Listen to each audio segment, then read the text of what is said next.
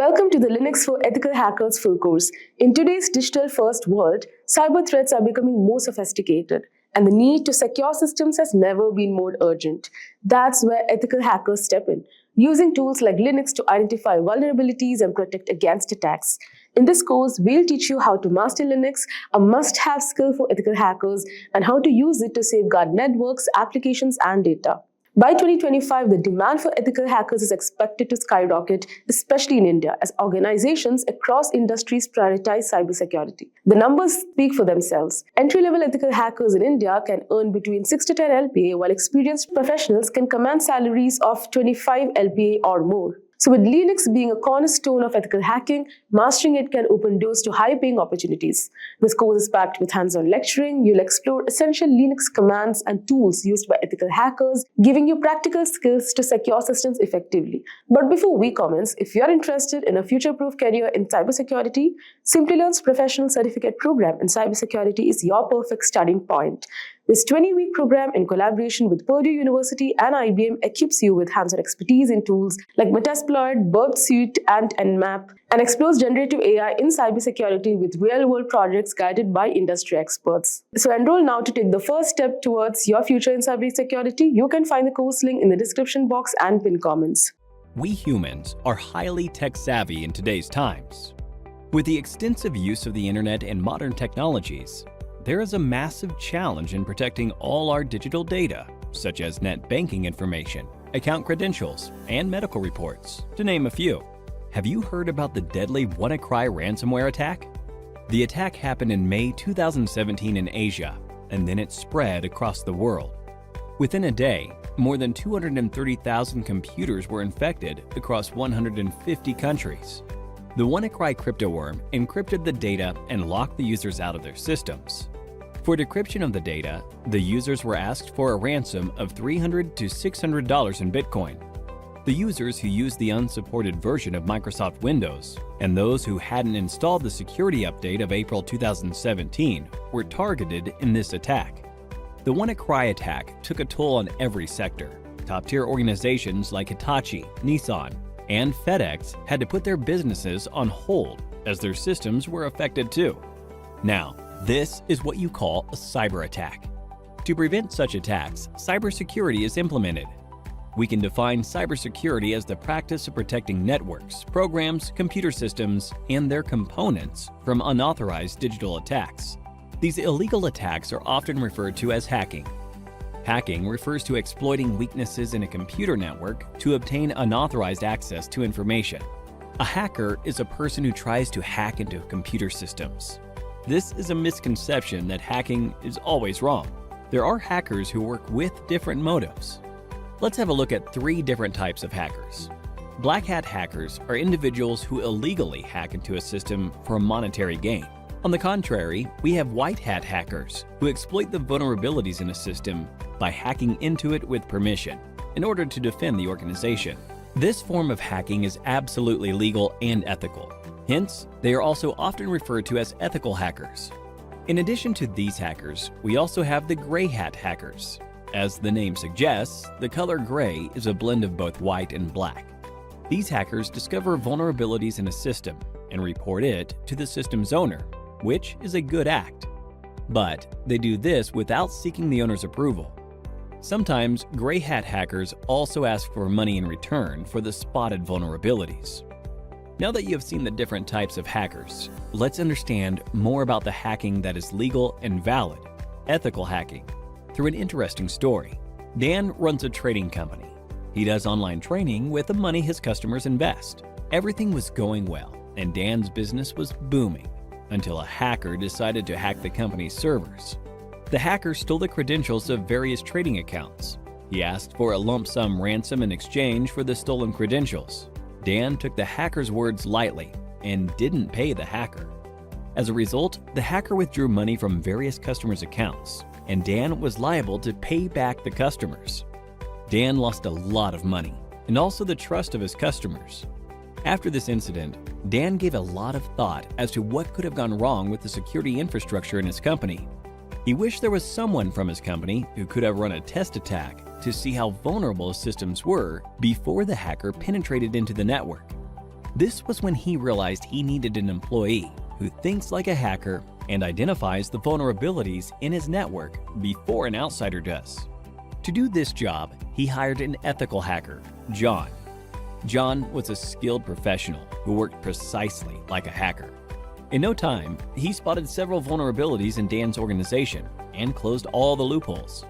Hiring an ethical hacker helped Dan protect his customers from further attacks in the future. This, in turn, increased the company's productivity and guarded the company's reputation. So, now you know hacking is not always bad. John, in this scenario, exposed the vulnerabilities in the existing network, and such hacking is known as ethical hacking. Ethical hacking is distributed into 6 different phases. Let us look at these phases step by step with respect to how John, our ethical hacker, will act. Before launching an attack, the first step John takes is to gather all the necessary information about the organization's system that he intends to attack. This step is called reconnaissance. He uses tools like Nmap and hping for this purpose. John then tries to spot the vulnerabilities, if any, in the target system using tools like Nmap and Nexpose. This is the scanning phase. Now that he has located the vulnerabilities, he then tries to exploit them. This step is known as gaining access. After John makes his way through the organization's networks, he tries to maintain his access for future attacks by installing backdoors in the target system.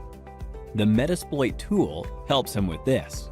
This phase is called maintaining access. John is a brilliant hacker. Hence, he tries his best not to leave any evidence of his attack. This is the 5th phase, clearing tracks. We now have the last phase, that is reporting. In this phase, John documents a summary of his entire attack, the vulnerabilities he spotted, the tools he used, and the success rate of the attack. Looking into the report, Dan is now able to take a call and see how to protect his organization from any external cyber attacks. Don't you all think John is an asset to any organization? If you want to become an ethical hacker like John, then there are a few skills that you need to acquire. First and foremost, you need to have a good knowledge of operating environments such as Windows, Linux, Unix, and Macintosh. You must have reasonably good knowledge of programming languages such as HTML, PHP, Python, SQL, and JavaScript. Networking is the base of ethical hacking, hence, you should be good at it. Ethical hackers should be well aware of security laws so that they don't misuse their skills.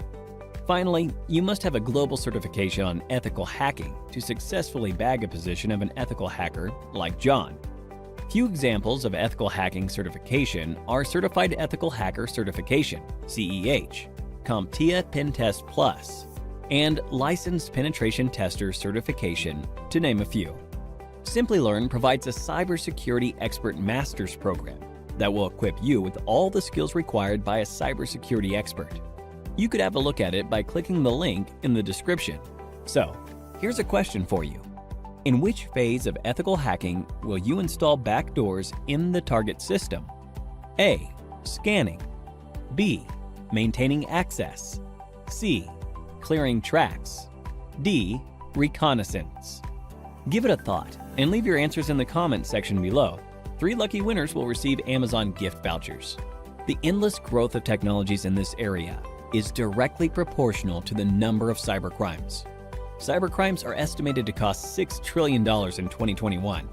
Hence, to tackle these cybercrimes, organizations are continuously on the lookout for cybersecurity professionals. The average annual salary of a certified ethical hacker is $91,000 in the US and approximately rupees 7 lakhs in India. So, what are you waiting for?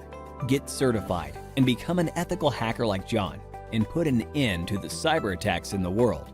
Meet Anne. She often shops from www.shoppingcart.com. She has her information like email ID, address, and credit card details saved on the website to enable a faster and hassle-free shopping experience. The required information is stored in a server. One day, Anne received an email which stated her eligibility for a special discount voucher from shoppingcart.com. In order to receive the coupon code, she was asked to fill in her shoppingcart.com account credentials. This didn't seem fishy to her at the time, as she thought it was just an account verification step. Little did she realize the danger she would be facing. She was knocked off her feet when a substantial amount of money was wiped off her account. How do you think this happened? Well, yes, the email she received was fake. Anne's shoppingcart.com account witnessed unauthorized access from a third party. This type of attack is known as a cyber attack, and the person who carries it out is called a hacker. Could Anne have prevented this attack? Indeed, she could have, with the help of cybersecurity. Cybersecurity involves techniques that help in securing various digital components, networks, data, and computer systems from unauthorized digital access. There are multiple ways to implement cybersecurity, depending on the kind of network you are connected to and the type of cyber attacks you are prone to. So, let's take a look at the various cyber attacks that Anne could have been exposed to. One of the most common types of cyber attacks is a malware attack like Trojan, adware, and spyware, to name a few. Had Anne downloaded any suspicious attachments online, her system could have gotten corrupted by certain malicious viruses embedded within the attachments. Next is a phishing attack, the type of cyber attack which Anne experienced. Here, the hacker usually sends fraudulent emails, which appear to be coming from a legitimate source. This is done to install malware or to steal sensitive data like credit card information and login credentials. Another type of attack is the man-in-the-middle attack. Here, the hacker gains access to the information path between Anne's device and the website's server. The hacker's computer takes over Anne's IP address. By doing so, the communication line between Anne and the website is secretly intercepted. This commonly happens with unsecured Wi-Fi networks and also through malware. Password attack is one of the easiest ways to hack a system. Here, Anne's password could have been cracked by using either common passwords or trying all possible alphabetical combinations. To prevent future cyber attacks, Anne sought to implement a few cybersecurity practices. First, she installed a firewall. As the name suggests, it is a virtual wall between Anne's computer and the internet. Firewalls filter the incoming and outgoing traffic from your device to safeguard your network, and they can either be software applications or hardware reinforcements. Secondly, Anne implemented honeypots. Just like how flowers attract bees, dummy computer systems, called honeypots, are used to attract attackers. These systems are made to look vulnerable in order to deceive attackers, and this, in turn, defends the real system. In addition to these, she also decided to use unique alphanumeric passwords, antivirus software, and started avoiding mails from unknown senders. That was Anne's story. Cyber attacks are not just confined to individuals, but also to public and private organizations. The cyber attacks carried out in such places are more deadly, and they result in colossal losses. Motives of such attacks are many, starting from tampering with crucial data to monetary gains. Let's have a look at a few of the cyber attacks that companies are subjected to. Various public sector organizations and large corporations face the Advanced Persistent Threat, APT. In this form of attack, hackers gain access to networks for a prolonged period in order to continuously gain confidential information. Companies also witness the denial of service attack, where networks are flooded with traffic, which in turn leaves legitimate service requests unattended. A variant of this is the distributed denial of service, DDoS attack, when multiple systems are used to launch the attack. When a hacker manipulates a standard SQL query in a database-driven website, it is known as a SQL injection attack. By doing so, hackers can view, edit, and delete tables from databases. Amidst a plethora of cyber attacks, it is indeed a challenge for organizations with several networks and servers to ensure complete security. This is not an easy task, and to help with this, cybersecurity professionals are hired to work on identifying cyber threats and securing a company's network. There are multiple job roles in the field of cybersecurity. If hacking fascinates you, then the role of an ethical hacker is something to be explored. Such professionals try to exploit a network's vulnerabilities, just like how a hacker would do, but only to identify those vulnerabilities and resolve them for protection against an actual cyber attack. But if you are looking to design robust security structures, then the role of a security architect is more apt. A Chief Information Security Officer, CISO, plays a crucial role in enterprise security and is entrusted with the overall safety of the information in an organization. So, here's a question for you. Identify the type of cyber attack where the hacker's system takes over the client's IP address. A. DDoS attack. B. Man-in-the-middle attack. C. Phishing attack. D. Password attack. Give it a thought and leave your answers in the comments section below. 3 lucky winners will receive Amazon gift vouchers. With the increase in the production of global digital data, it is anticipated that cyber attacks will quadruple in the near future. Organizations are going to need cybersecurity professionals who can prevent these attacks. A career in the field of cybersecurity is lucrative and a very smart decision for professionals now. We humans are highly tech-savvy in today's times. With the extensive use of the internet and modern technologies, there is a massive challenge in protecting all our digital data, such as net banking information, account credentials, and medical reports, to name a few. Have you heard about the deadly WannaCry ransomware attack? The attack happened in May 2017 in Asia, and then it spread across the world. Within a day, more than 230,000 computers were infected across 150 countries. The WannaCry cryptoworm encrypted the data and locked the users out of their systems. For decryption of the data, the users were asked for a ransom of $300 to $600 in Bitcoin. The users who used the unsupported version of Microsoft Windows and those who hadn't installed the security update of April 2017 were targeted in this attack. The WannaCry attack took a toll on every sector. Top-tier organizations like Hitachi, Nissan, and FedEx had to put their businesses on hold as their systems were affected too. Now, this is what you call a cyber attack. To prevent such attacks, cybersecurity is implemented. We can define cybersecurity as the practice of protecting networks, programs, computer systems, and their components from unauthorized digital attacks. These illegal attacks are often referred to as hacking. Hacking refers to exploiting weaknesses in a computer network to obtain unauthorized access to information. A hacker is a person who tries to hack into computer systems. This is a misconception that hacking is always wrong. There are hackers who work with different motives. Let's have a look at 3 different types of hackers. Black hat hackers are individuals who illegally hack into a system for monetary gain. On the contrary, we have white hat hackers who exploit the vulnerabilities in a system by hacking into it with permission in order to defend the organization. This form of hacking is absolutely legal and ethical. Hence, they are also often referred to as ethical hackers. In addition to these hackers, we also have the gray hat hackers. As the name suggests, the color gray is a blend of both white and black.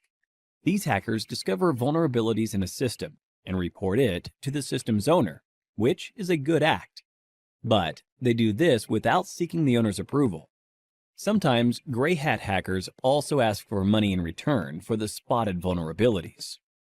Now that you have seen the different types of hackers, let's understand more about the hacking that is legal and valid, ethical hacking, through an interesting story. Dan runs a trading company. He does online training with the money his customers invest. Everything was going well, and Dan's business was booming, until a hacker decided to hack the company's servers.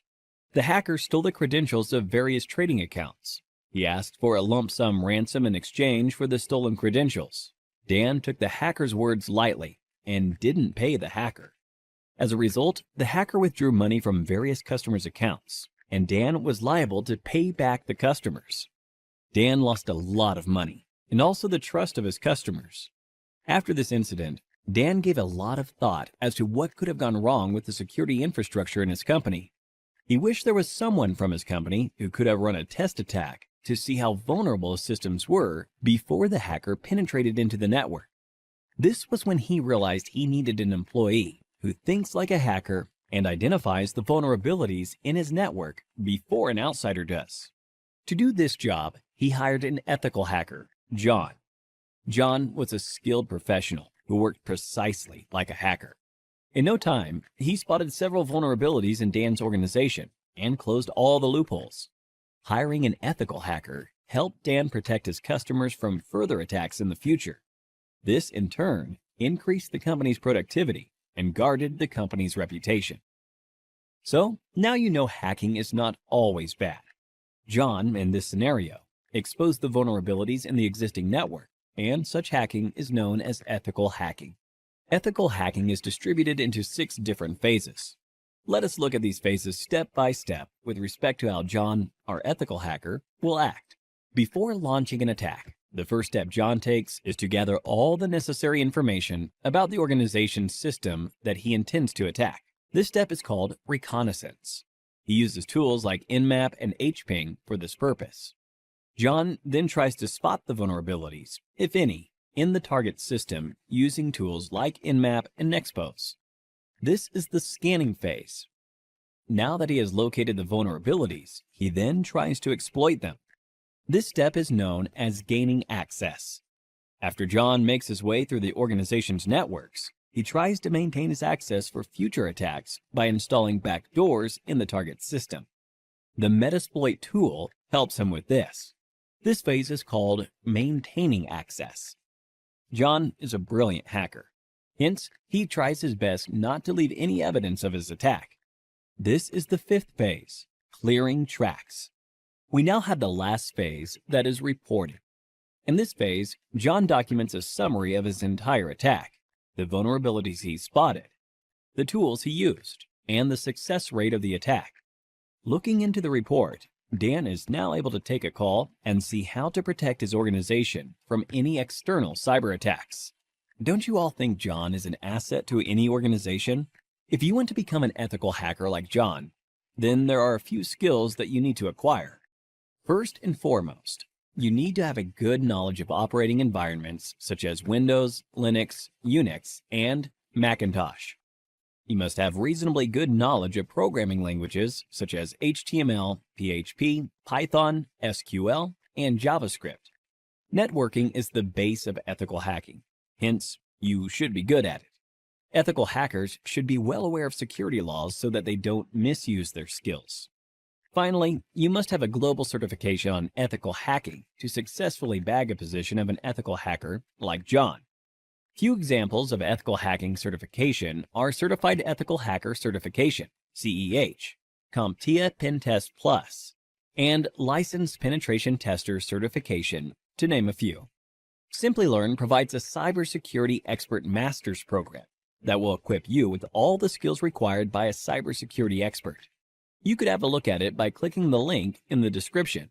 So, here's a question for you. In which phase of ethical hacking will you install backdoors in the target system? A. Scanning. B. Maintaining access. C. Clearing tracks. D. Reconnaissance. Give it a thought and leave your answers in the comments section below. 3 lucky winners will receive Amazon gift vouchers. The endless growth of technologies in this area is directly proportional to the number of cybercrimes. Cybercrimes are estimated to cost $6 trillion in 2021. Hence, to tackle these cybercrimes, organizations are continuously on the lookout for cybersecurity professionals. The average annual salary of a certified ethical hacker is $91,000 in the US and approximately rupees 7 lakhs in India. So, what are you waiting for? Get certified and become an ethical hacker like John and put an end to the cyber attacks in the world. Once you dive into the world of cybersecurity, it becomes clear that there are many certifications to choose from. Some of these are relatively easy to obtain, while others are known to be extremely challenging. The difficulty of these exams basically depends on few things, like how much you know, how much time you put into studying, and the hands-on experience you have in the field. Some people breeze through the toughest certification without breaking the sweat, while others might struggle with them. But here's the thing, it's really hard to rank how difficult a certification is because testing organizations don't always share the pass rates for their exams. Despite this, there is plenty of talk in the industry about which certification is the hardest one. So based on the discussions and insight from cybersecurity experts, we have put together a list of 8 most challenging cybersecurity certification. So guys, without further ado, let's get started. So guys, the first certification in our list is, in the decreasing order that we have, is AWS Certified Security Specialty. Our list basically begins with the AWS Certified Security. This specialty certification is a must-have for cloud security professionals. This certification focuses on especially security in the Amazon Web Services cloud environment. In this certification, you will learn about AWS security concepts like the shared responsibility model, data protection, and secure internet protocols. You will also cover topics like identity and access management, incident response, and infrastructure security. The exam itself lasts for 170 minutes and consists of 65 multiple choice and multi-response questions. While there are no official prerequisites for this certification, it's recommended that you have at least 5 years of experience in designing and implementing IT security solutions and 2 years of hands-on experience with AWS. Most candidates who attempt these exams usually have the other AWS certification under their belt, such as the AWS Certified Solutions Architect. AWS Associate also works, and also the AWS Certified Solution Architect Professional. These certifications basically provide a strong foundation in the AWS concepts, making the AWS Certified Security specialty kind of easier to tackle. But still, it's a tough exam, and passing it will make you a valuable asset to any organization that uses AWS. Now, let us move to the next one. The next one we have is CompTIA Advanced Security Professional Practitioner Certification, or CASP+. So guys, this is one which is aimed at cybersecurity professionals who work at more advanced level.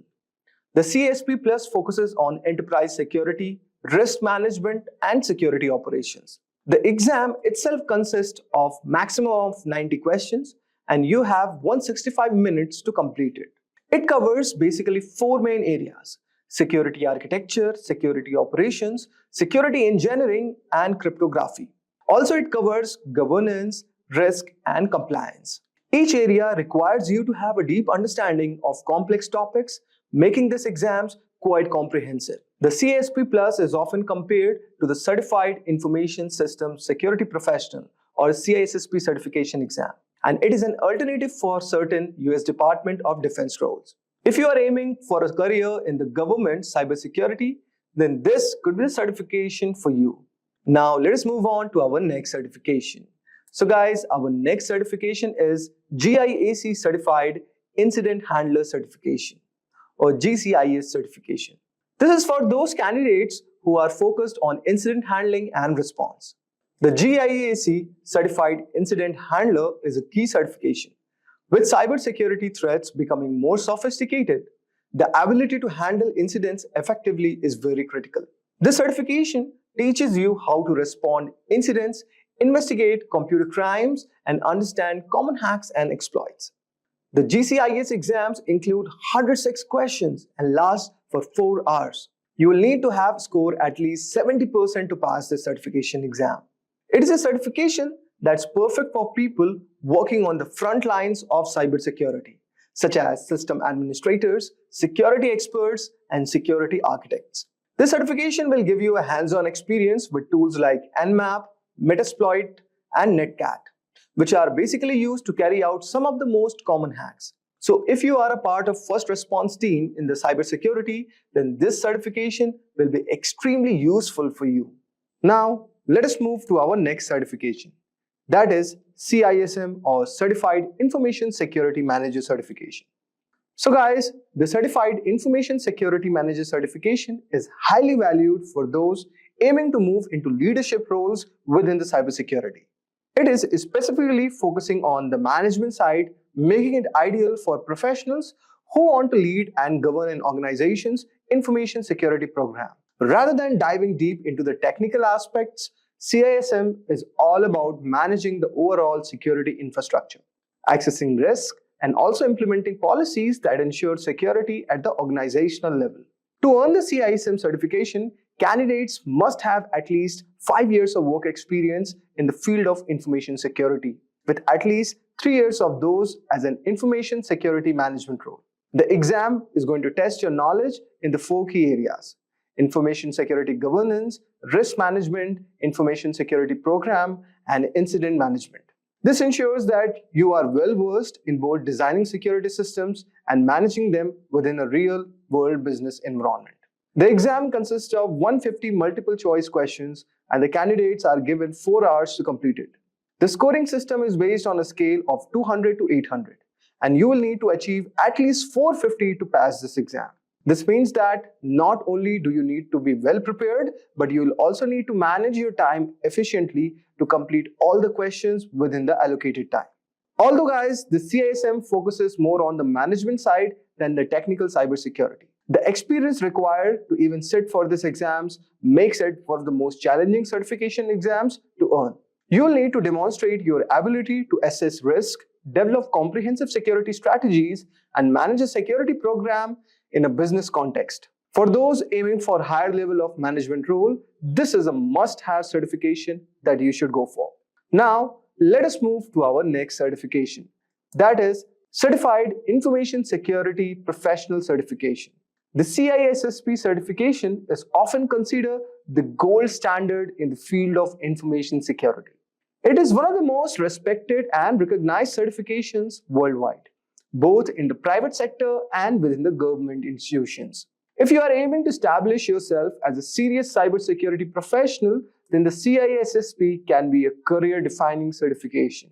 The CISSP is designed for experienced professionals who create and manage security policies and procedures. It's not an entry-level certification, but it also requires a high degree of expertise and experience. To even qualify for the exam, you need to have at least 5 years of relevant work experience in the field of information security.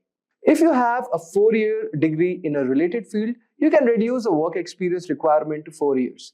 But this still leaves a substantial barrier to entry. The exam itself is not easy feat. Okay, so it uses basically computerized adaptive testing format and can range from 100 to 150 questions, which you must complete in 3 hours. The questions are drawn from 8 different domains, covering a wide range of topics from security and risk management to security operations. To pass this exam, you need to score at least 700 out of 1000 points. So guys, passing the exam is just the first step. After earning your CISSP, you need to maintain it by completing 120 hours of continuing professional education in CPE every 3 years and paying an annual fee of $135. This commitment to ongoing education ensures that the CISSP holders stay current in a rapidly evolving field. The difficulty of this certification lies not only in the challenging exam itself, but also in the preparation. Many candidates spend up a year studying for this exam, and those who don't meet the experience requirements can still take the exam. But they will be classified as an ISC2 associate until they gain the requisite experience. Once you have earned the CISSP, you will be well positioned for advanced role in cybersecurity. So whether you are aiming to be a security manager, auditor, or consultant. Now let us move to our next security certification. So our next certification is CCIE Security or Cisco Certified Inter-Network Expert Security Certification. This is known for its incredibly challenging process. It's widely recognized as one of the most prestigious certifications in the field for the network security professionals, and the number of individuals who hold this certification globally is quite small, around 4,000 as of now. The certification commands respect because of the depth of the knowledge required and the difficulty of the exam. The CCIE Security Certification requires candidate to pass 2 exams. First, a written qualification exam implementing operating Cisco Security Core Technologies or SCOR 35701. And the second is an 8-hour lab exam. The lab portion of the exam is where many candidates struggle, and it's designed to test your ability to secure real-world networks in a hands-on environment. You will need to configure and troubleshoot a series of complex networks using Cisco Core Security Technologies. The lab exam is grueling, lasting an entire workday and testing not only your technical knowledge, but also your ability to work under pressure. It's designed to simulate the real-life scenarios where quick thinking and problem solving are very essential. So guys, passing this exam is a massive achievement, and the CCIE Security Certification is highly sought after by employers. Due to the difficulty of both written and lab exams, the CCIE Security Certification is generally aimed at high experienced professionals who have extensive knowledge of Cisco technologies. So guys, for those who are looking to specialize in network security and are prepared for rigorous challenge, the CCIE Security Certification career can be a very defining achievement for your next role. Now, let us move to our next certification, which is Offensive Security Certified Professional Certification, or OSCP. For those interested in penetration testing, Offensive Security Certified Professional Certification is one of the most respected and challenging certifications available. The OSCP is unique because it focuses on practical, hands-on skill rather than just theory. During the exam, candidates must hack into a series of virtual machines to demonstrate their ability to exploit vulnerabilities and securing systems. The exam itself lasts 23 hours and 45 minutes with an additional 15 minutes of proctoring. Candidates are given access to a virtual environment where they must identify vulnerabilities, exploit them, and then provide detailed reports on how they did it. To pass this, you need to score at least 70 points out of 100. So guys, before taking this exam, candidate must complete the Penetration Testing Kali Linux or PEN 200 course, which teaches them the necessary skills for the OSCP exam. This course is intensive, covering topics such as buffer overflows, web application attacks, and privilege escalations. It is designed to prepare candidates for real-world penetration testing scenarios, which makes the OSCP one of the most hands-on certifications available. So guys, let us move to our next certification, which is GIAC Security Expert Certification. At the top of our list is the GIAC Security Expert Certification, which is often described as most difficult certification to earn in cybersecurity. As early of the 2024, fewer than 300 professionals worldwide held the GCAC certification, which speaks to the difficulty and the prestige. The GSC certification requires candidates to pass a challenging multiple-choice exam, submit a research paper, and complete 2-day hands-on lab exam.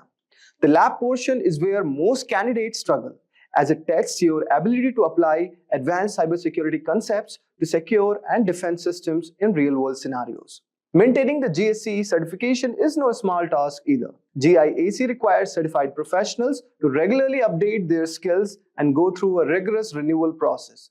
This makes the GSC not only tough to earn but also tough to keep. However, for those who do, it's a symbol of expertise and dedication to cybersecurity.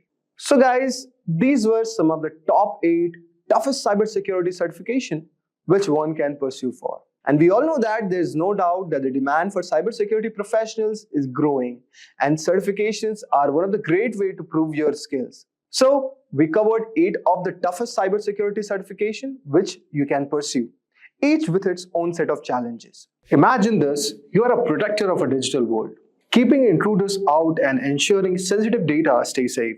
That is what the core of cybersecurity. And at the heart lies Kali Linux, the ultimate operating system trusted by ethical hackers and security experts. In this beginner-friendly tutorial, we are going to understand what Kali Linux is and why it is important. We are going to discover the most essential tool it offers. We are going to dive into the hands-on activities to practice the real-world scenario. So let us start first understanding what is Kali Linux. My dear friends, Kali Linux is a powerful open-source Linux distribution specifically designed for cybersecurity professionals like ethical hackers, penetration testers. So these guys can use this tool. Actually, this tool is built on Debian.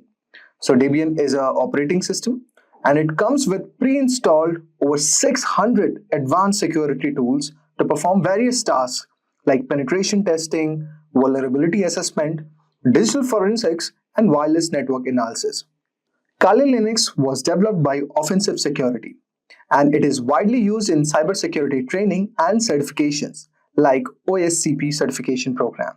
If I talk about Kali Linux is a versatile, offering various options for installation on virtual machines, USB drives, or even as live operating system. Additionally, it supports Windows subsystem for Linux for seamless integration into Windows environments with clean interface and customizable setup.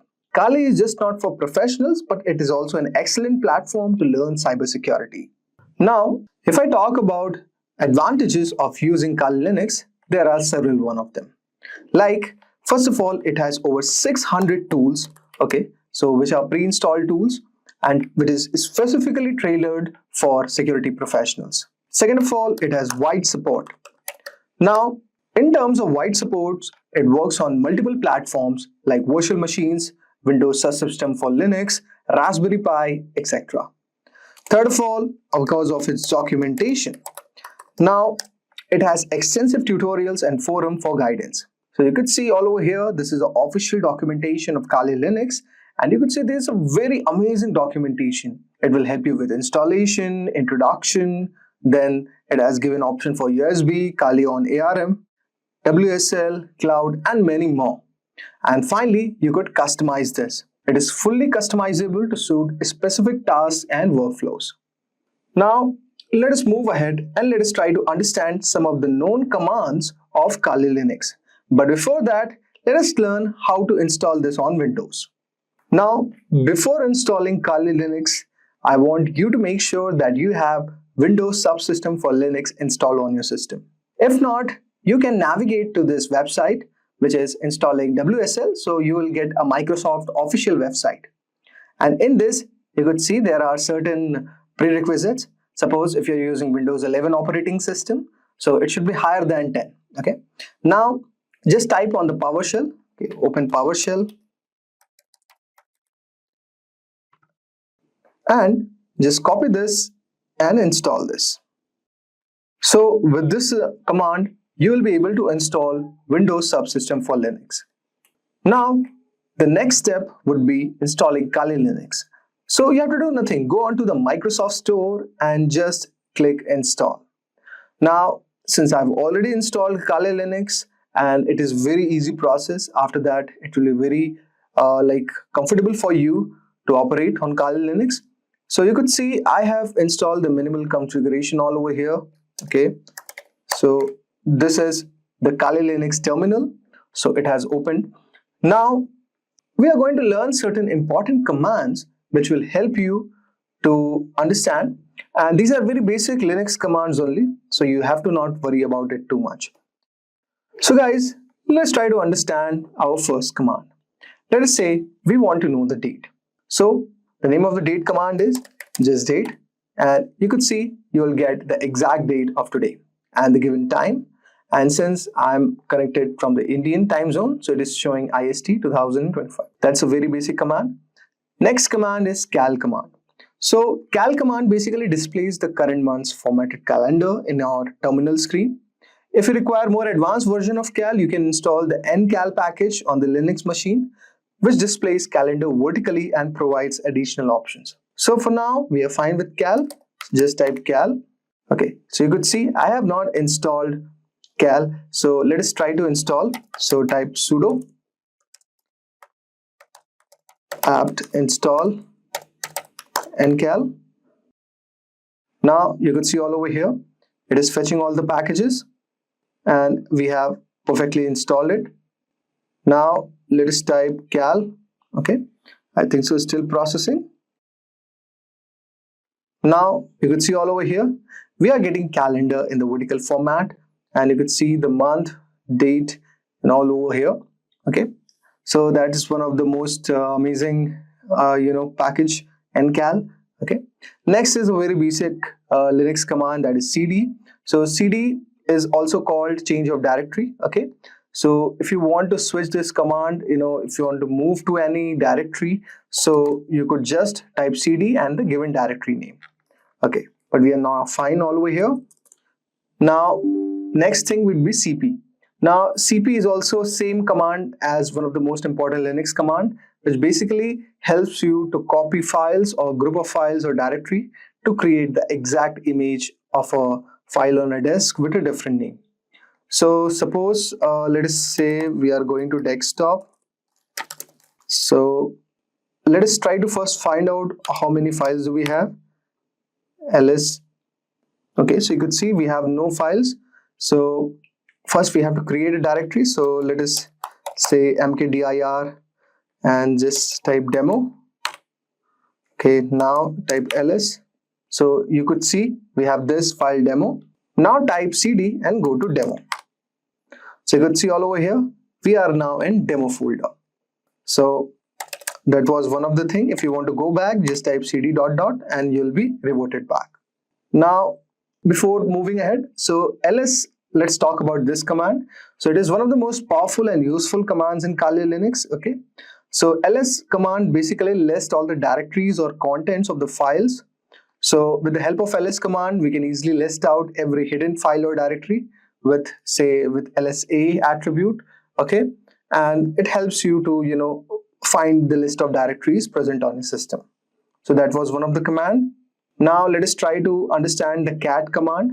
So basically the cat command is one of the Linux, one of the most commonly used commands, permitting us to create single or many files and concatenate files, redirect, view, and contain of any output in a terminal file.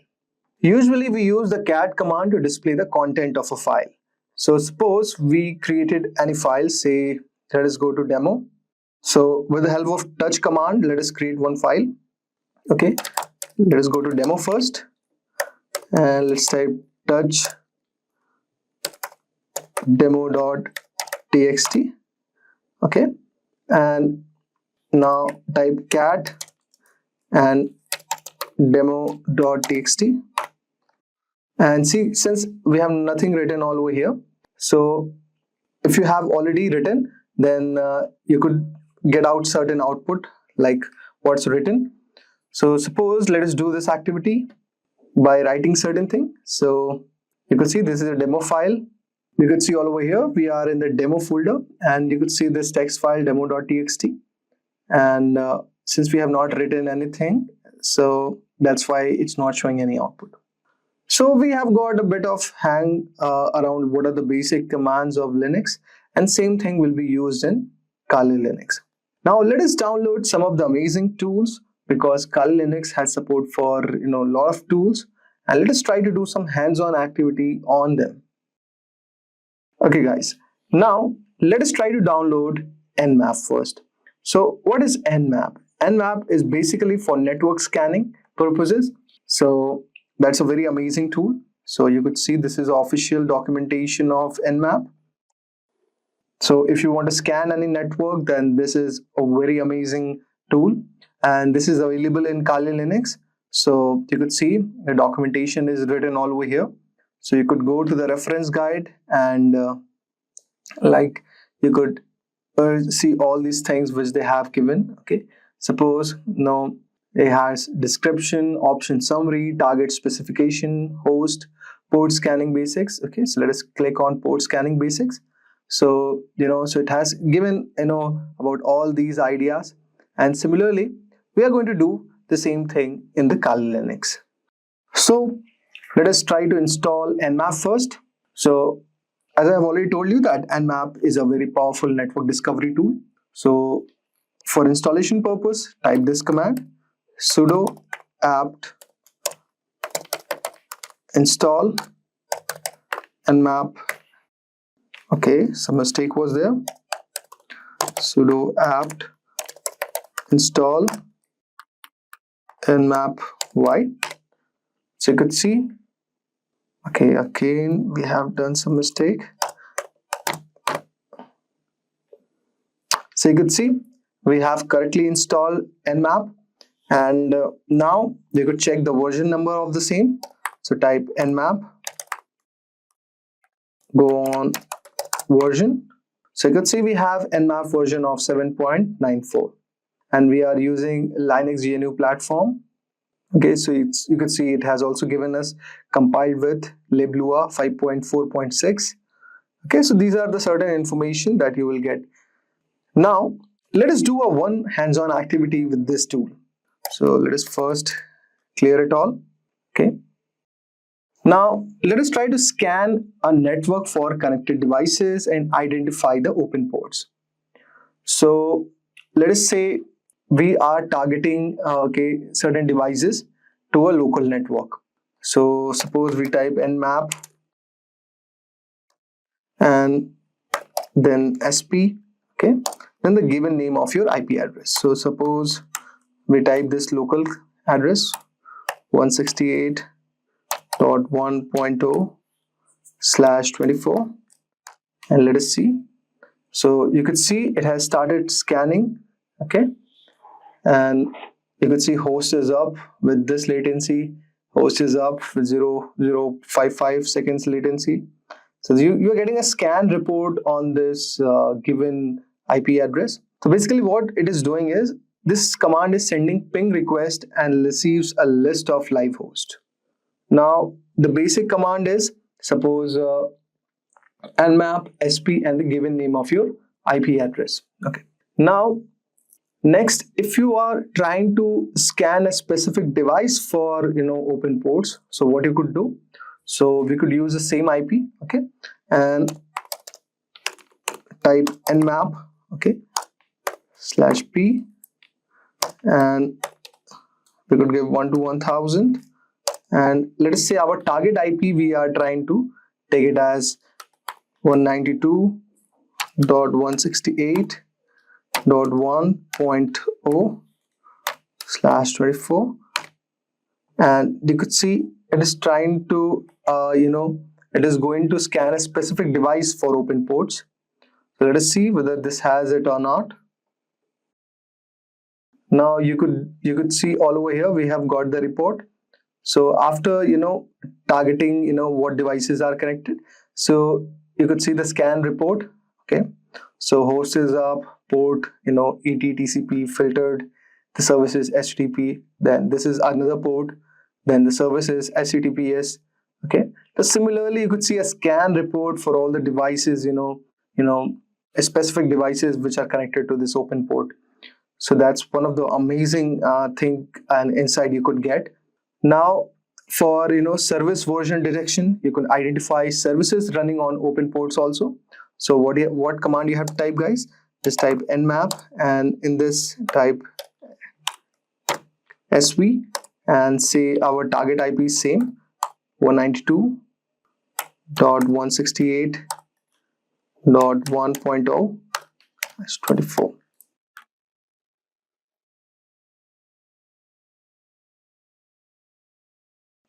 So guys, as you can see all over here, the service scan is done. So you could see the scan report is given and it is saying service detection performed.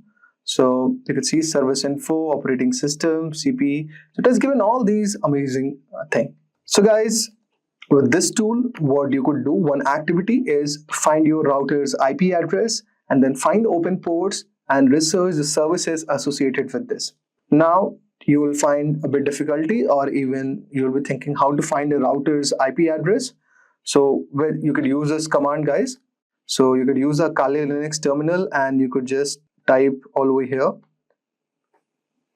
IP route grep default. So you could see we are getting certain thing, default IP 172.28.8.1. So it is going to look something like this. So this is going to be your router's IP address. Now use the nmap command, perform the basic scan, put that IP, okay.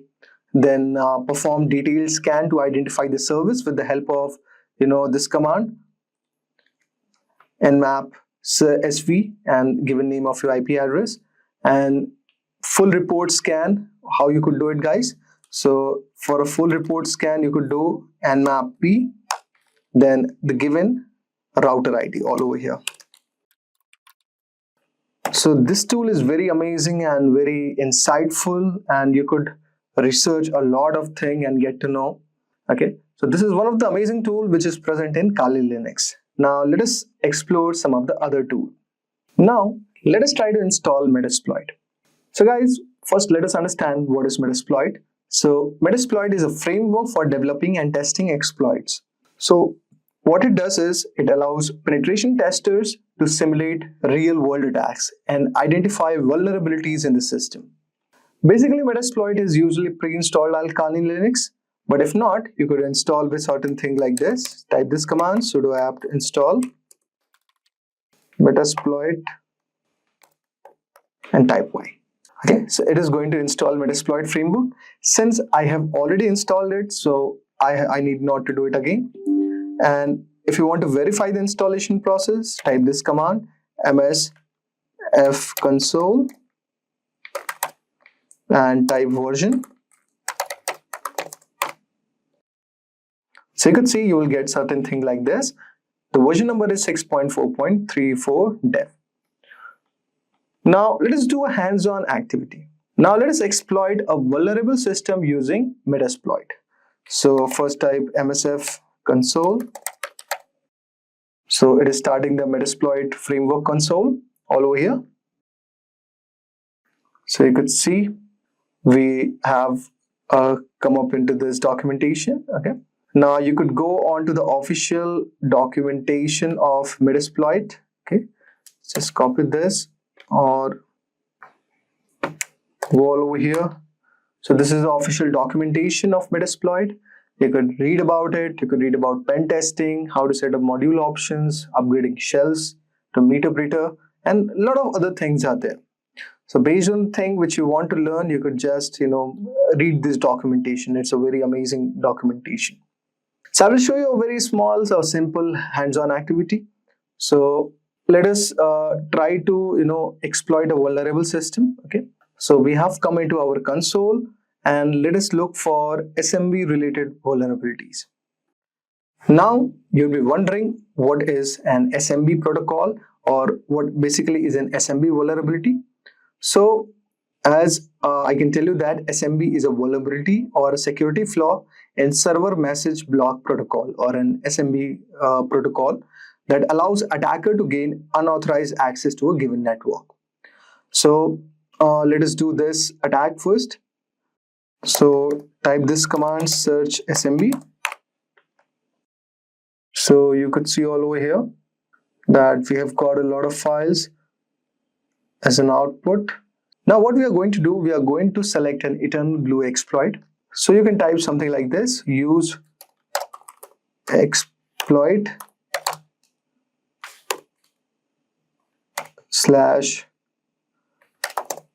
/Windows /SMB /MS17010 and eternal blue.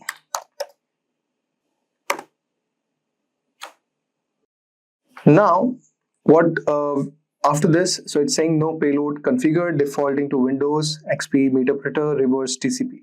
Okay, so this is MS-F6 exploit. So let us say you could just after do certain thing like this, set RH host first and give your target IP all over here, and you could execute the exploit after this. So say we have the same target IP, say 192.168, say 1.1, and after this just type exploit. So you could see we have started the exploit all over here. So it says that the target is not vulnerable at all. Okay. So similarly, you could perform exploit for the given target IP. I deliberately chose this. Okay. So guys, you could use this tool to deliberately target a system and simulate exploit. Now I'm going to show you one more amazing tool. Its name is Nikto. Okay. So Nikto is basically a web server vulnerability scanner that identifies potential issues like outdated software, misconfigurations, and exposed files.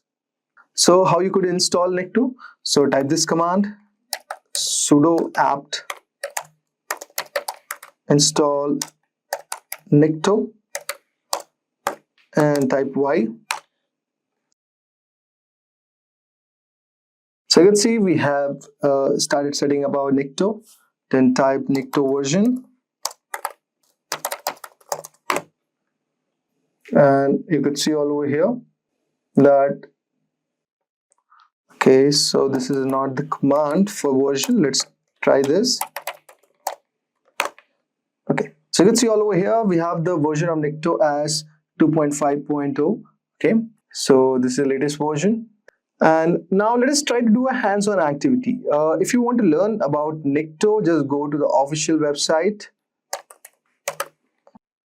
So you could see it is Nikto 2.5, and you could read about Nikto. So you could go, read the docs, like overview, description, and all those things. So let's do one small activity. So we are going to scan a web server for vulnerabilities. So let us say we target this website. Okay.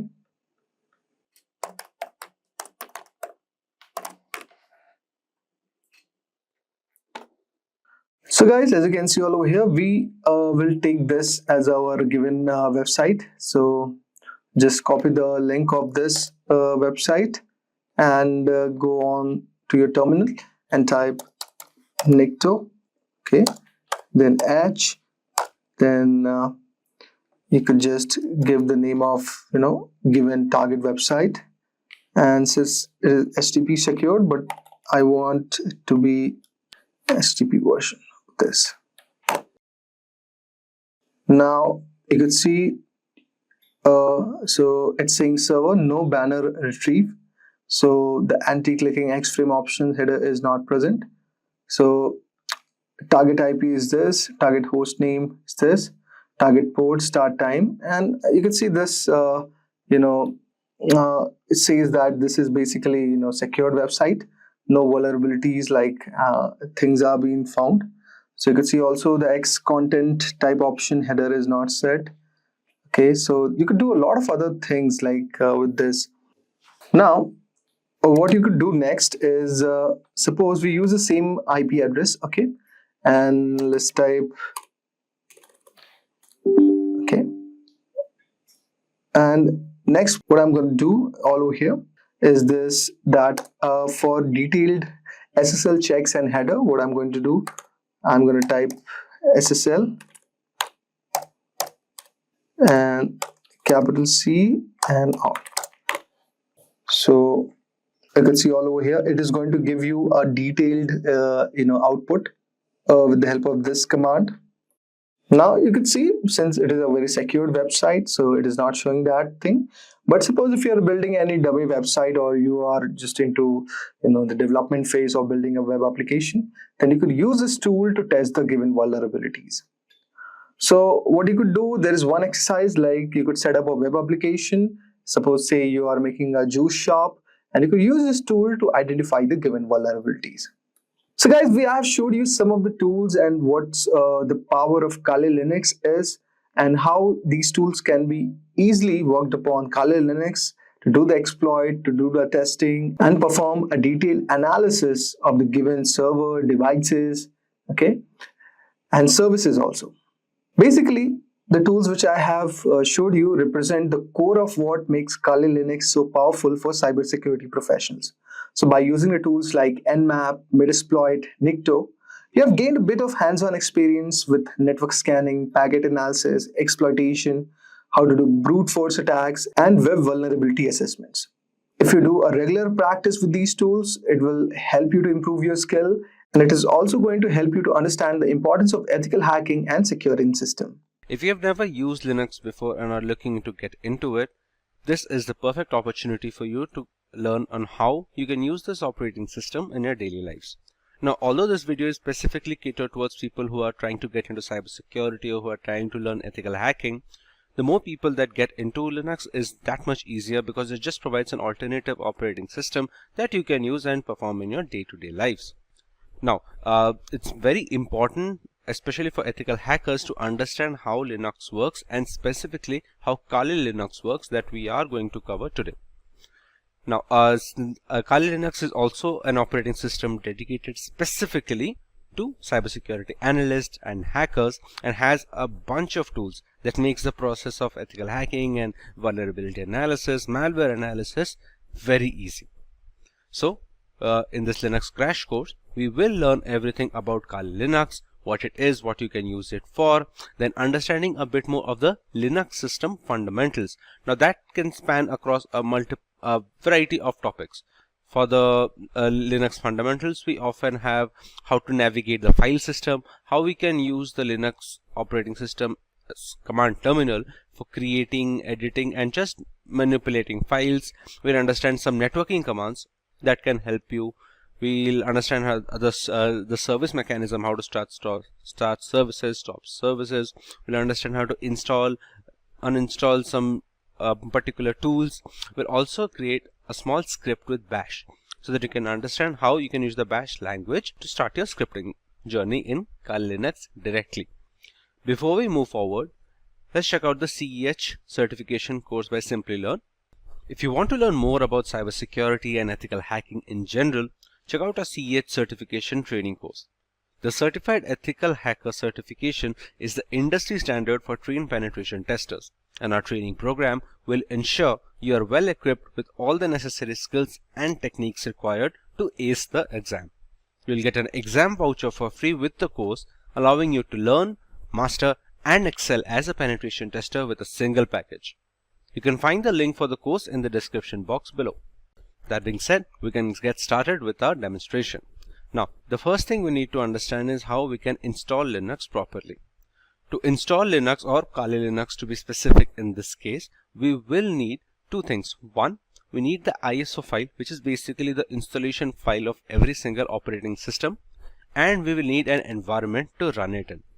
Now, many people use Linux or any other operating system as a dual boot in the system, so that when you start up your computer or a laptop, it will ask you where do you want to boot into. Do you want to boot into Windows or Kali Linux or Ubuntu, something like that. But for easier access, what many people prefer and many people will recommend is using a virtualization software. So what that will happen is you will keep using your normal Windows operating system, but you can use virtualization software like VirtualBox or VMware to run Linux operating systems in Windows directly. It will run in a sandboxed environment, which makes it easier to learn, and you don't have to dedicate another bootloader access, and it just gets a whole lot complicated. Dual booting is a lot more complicated, and it is recommended for beginners to just stick with virtualization software. Now, for virtualization software, you will get two options here, which will be VirtualBox by Oracle or VMware.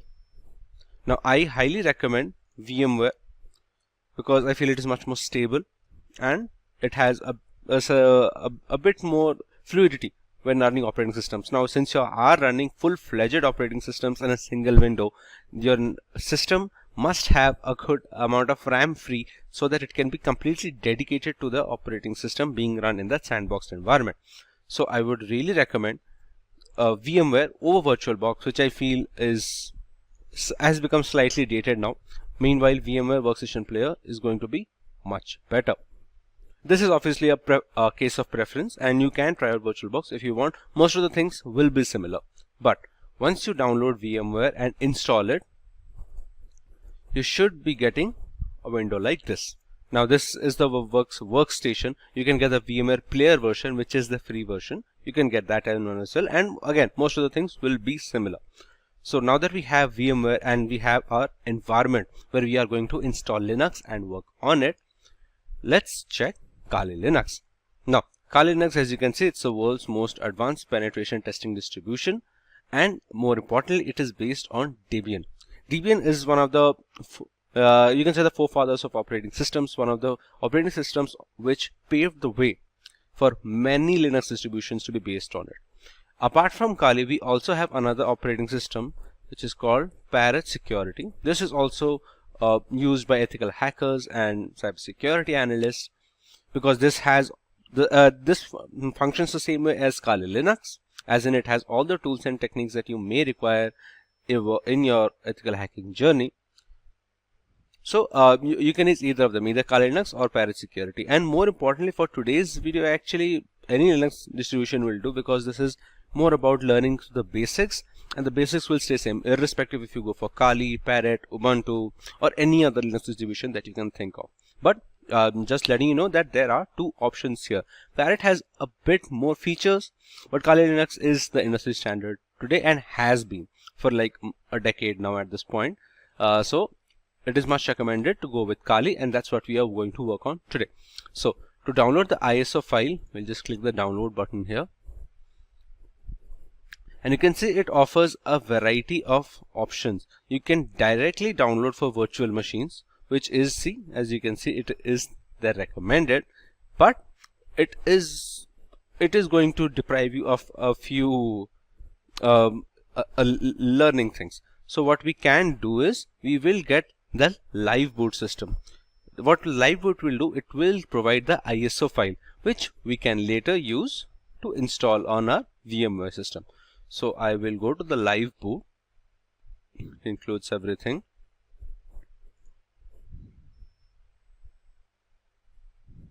As you can see, I got a torrent file.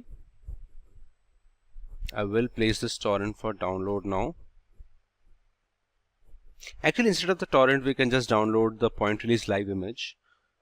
This version had every tool possible, but this January edition, you can see Kali 2023.1, the January live version point release live image. You can just download this one directly. Just click the download button here, which is written at 3.8 gigs, the ISO file size. Just click on download and your download will start. Then remember, once again, you can do this process with Parrot Security directly as well. I think if we go to download button here, yes, we have to choose the security edition. Now, they also have multiple versions for, let's say the home edition is for daily use, just casual browsing or just multimedia process, all those things. Hack the Box is completely separate service that functions easy to hack boxes. That will be a completely separate edition, similar to Cloud, Architect and Raspberry Pi. But if you are going to use Parrot Security, get the security edition directly. Just download it from here and you'll be good to go. But for now, we are just going to install Kali Linux, since that is what the majority of the industry uses, and we'll move forward with it again.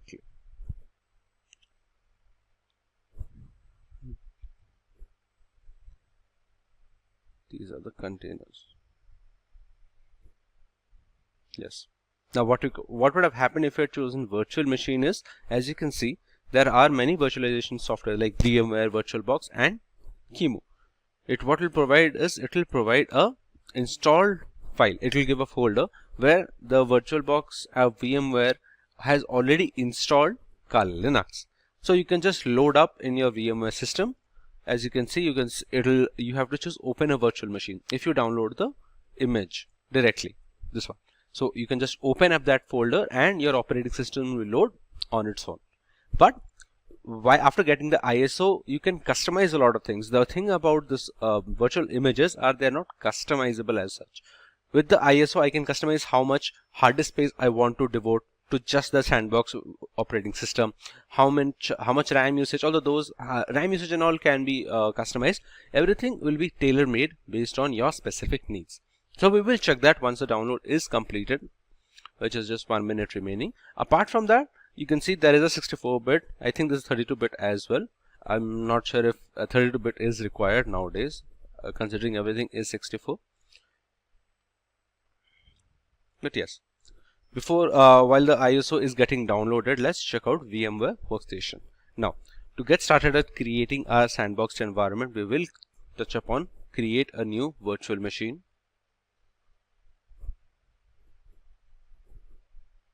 Yes.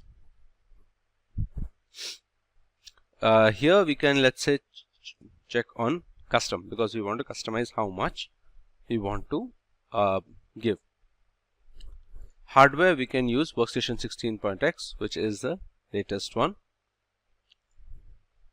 Now, here I am going to choose, I will install the operating system later. If I give the ISO file here directly, it will install the operating system on its own, which kind of defeats the purpose. If that was the case, we would have downloaded the live image anyway. I will click on I will install the operating system later. We will choose in the guest operating system, we will choose Linux, and make sure you choose Debian 10.x 64-bit. As we read in the website, it is based on Debian. It's Debian based Linux distribution. Now, this can obviously change. There are other operating systems on which this can be based, like Fedora and Arch, but this one is Debian. So we are going to choose Debian over here, Debian 10x 64-bit, which is the latest version. Click on next. We will name it as Kali Linux and click on next. The number of processors, I am going to give 2 processors here. Total processor cores is 4. This you can determine based on how powerful your system is and how much you can give as it is, because a major part of how a virtual machine runs is not just how much RAM you give to it, is how much RAM is available outside of a sandbox environment. Because if, let's say, your system is has 8 gigabytes of RAM, you devote 4 gigabytes to the virtual machine. Windows itself takes up around 4 GB, at least 3.5 GB when it's sitting idle. So you have to account for all that when dedicating processors, and more importantly RAM as well. So we're going to click on next for now, and here what I'm going to do is I'm going to give 2.5 gigabits of RAM, which should be enough for at least the things that we are doing today. This can be customized later on as well. Let's say you started working and then you realize the amount of RAM that you have given is just not enough and you need a bit more, then you can customize that later. For now I'm going to give 2.5 gigabits of RAM. You can see the recommended is 2 gigabit anyway. I'll just go a step further. Click on next. Use network address translation is the network connection, as in what kind of networking it should have, the virtual sandbox should have. Considering it is being run inside an operating system, your Windows, whatever internet connection is given to your Windows will go to Kali Linux directly. But you can customize that. Let's say you don't want networking, you want host only networking, that you connect the guest operating system to a VPN later on. It's a completely customizable process, but for easiest access, we are going to use network address translation. IO controller types LSI is always going to be the most recommended. So just go ahead with it. Choose SCAI for the virtual disk type. Now, these are different virtual disk types that can be used, and they have different purposes. Like some make it easier to transition between multiple installations of VMware or VirtualBox based on what you've chosen. But SCSI is always considered the best. Disk would be, we will create a new virtual disk. Now, this is the maximum disk size, other disk capacity. How much hard disk storage we are going to devote for the operating system installation and all the files, whatever you work in the system, that will be stored somewhere, right? So we're going to devote basically the ROM size to make it easier to understand. So I will give 30 gigabits of memory size. Now, here you have another option. You can actually allocate all disk space now, as it is written. Allocating the full capacity can enhance performance, but requires all of the physical disk space to be available right now. So the good thing about VMware is, I think that's in VirtualBox as well, if I do not click this, even though I have written 30 gigabits, it does not take up all of the 30 gigabits in your hard disks. It takes how much ever is required. Let's say after installation and everything, it takes up 10 gigabits of space. That is all that will be taken up. It won't take up all the 30 gigabits. The more you keep working and slowly the data increases, the size increases of the virtual machine folder, it will go up to 30 gigabits. That's it. So if you allocate all of it now, it will take up the 30 gigabits directly, and it will be slightly more performance because it will remove that read functionality when the virtual machine is being run. So I will click it, and between these two options, between single files and multiple files, single files is faster, but multiple files will make it easier if you want to move your virtual machine system from, let's say, one laptop to another, or you have to switch between personal and official systems. But for now, I can choose a single file. 130 disk file will be created. You can just put whatever name, and I think everything else is settled. Now what we will do is we will click on finish. It will take some time to create the disk. I think the ISO download would have been completed. Yes, the ISO download is completed by now. It will just take a while to create the disk. There is also Kali Net Hunter, which is a mobile penetration testing platform. It is available only on Android. You can use it to perform small tasks. Obviously, you can't perform everything that you can on Kali Linux desktop environment, but a lot of the things can be performed, like basic network scanning and some amount of sniffing and brute forcing tools. All those things can be performed on Net Hunter directly, but that is a video for another day. So we'll just wait till the disk is created, and then we'll move forward with the process.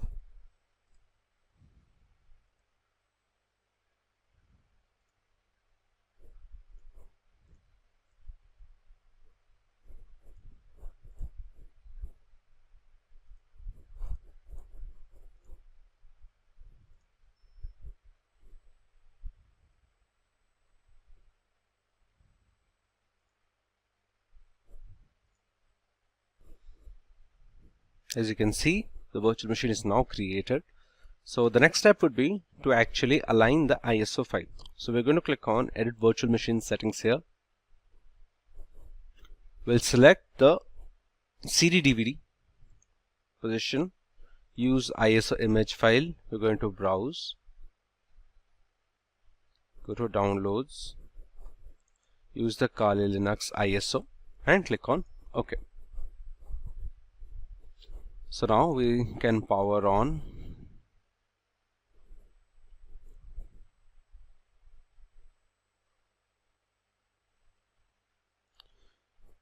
Select Live System AMD 64 at all times.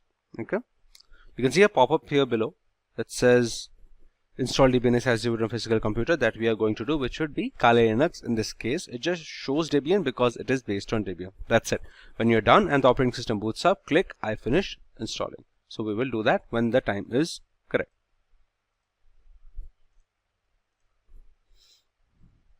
So you can see the live boot running up.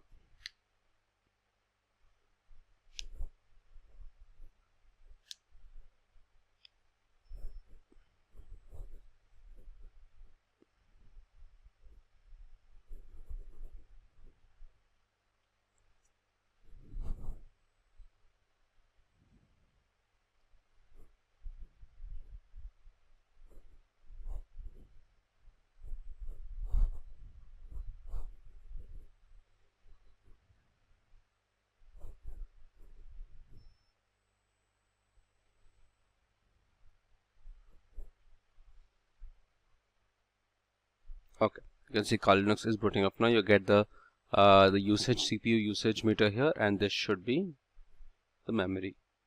Yes. Okay, so we have entered booted into the desktop. These are the multiple workspaces, but once again, this is not installed. What we're going to have to do is install this operating system.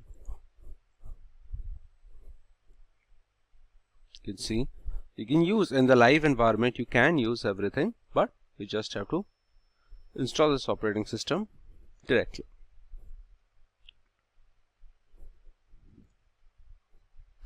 The networking system is working. Okay. So once you familiarize yourself with the Kali Linux operating system, and more importantly, in the live environment, you are able to check if the amount of RAM that you have given and your processor in general is able to sustain everything or not. What we'll do is we will just power off the virtual machine. We'll again power on, and this time we'll not choose the live system. What we will choose is we'll go down, we'll choose the advanced installation options, we'll click graphical install and install. That's it. Now what this will do is we'll launch the graphical installer instead of the live system. Some operating systems like Parrot Security, for example, will allow you to install directly from the live environment, but that's it. It's not really a very big difference if you run it from here or there. Now the installer is launched. I'm sorry. We'll click the English language. Yes. It will ask for your location so that it will set your time zone. I will choose India. Configure the keyboard. You can choose American English, considering that is the standard keyboard layouts that is available on the market.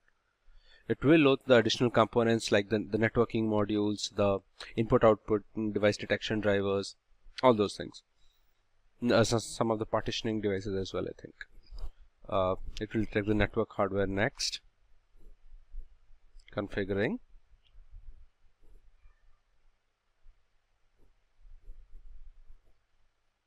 Configuring the network with DHCP. Yes. Now that we have to select the host name. The host name, I will just keep it as Kali. That's not a very big deal. This is more important if you're a lot into networking and you want to have particular home network as a kind of like acting as a server for all the devices in your home Wi-Fi. Otherwise, it's not an issue.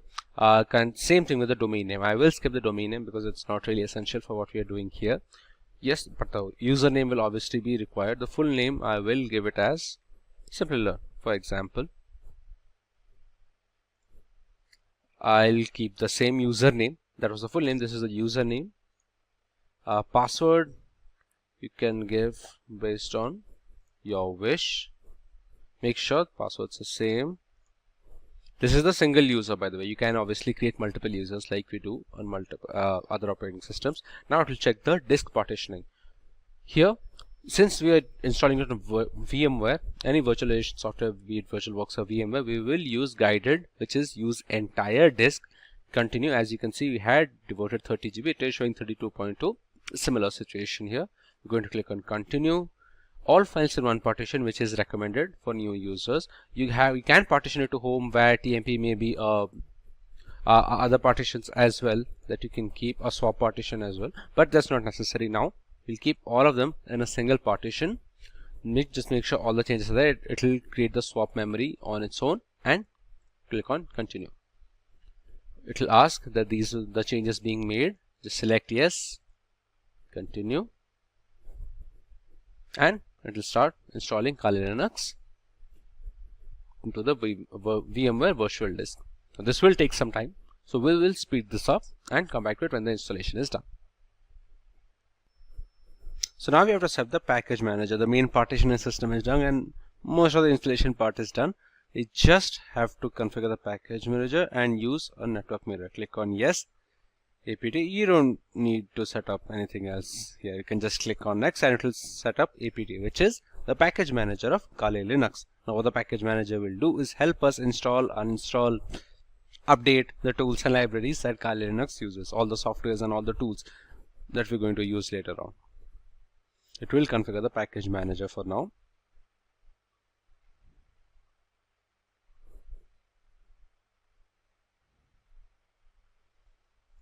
It's almost done.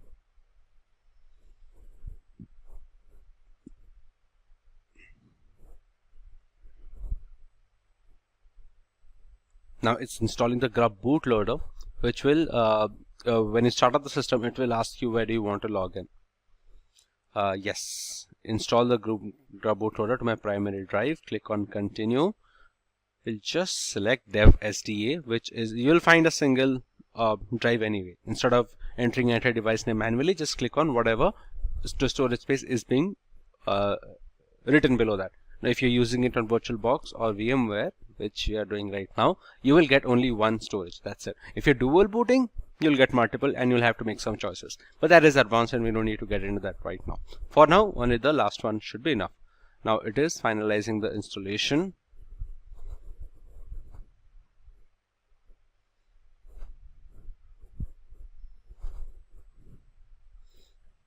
Just running a few post-installation clicks, that's all.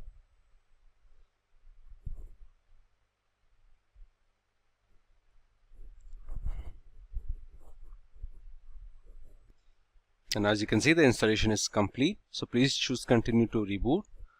We'll just press continue.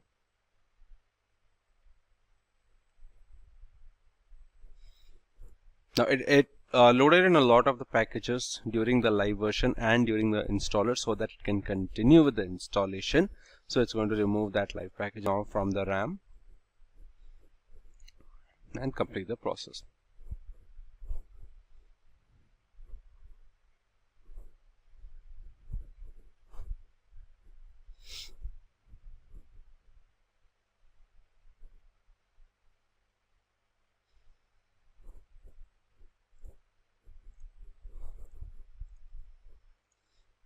As you can see, Kali Linux has rebooted and is going to the installed operating system now.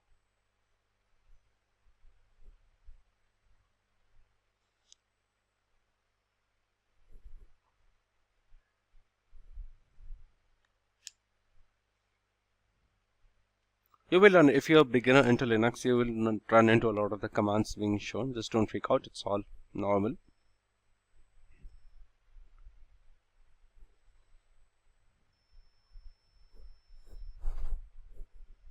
It does take some time to start up depending on how much memory you have given it, how much RAM you have devoted to it, even how much hard disk you have given it also depends on that. And obviously it also relies on how much memory your Windows operating system is using, so that how much extra RAM is available and how well Windows can push VMware Workstation. So you have the login screen. We are going to use whatever username and password we had set during installation to log in. Now this will be the root user. You'll understand more about that just now. Let's just allow it to boot completely.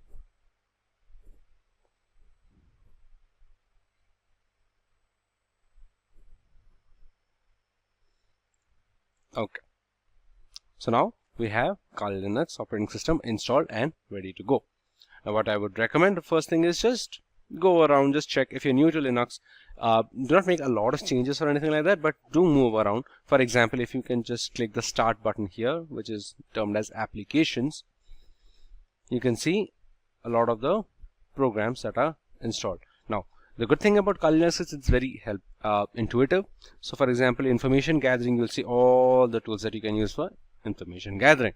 Now same for vulnerability analysis, web app analysis, password attacks, all the brute forcing tools that you can use, the wireless attacks like aircrack, Reaver example, sniffing networks like Wireshark, etc. So just go around the operating system, see, check the file manager, how it works, and basically get a feel for the operating system directly.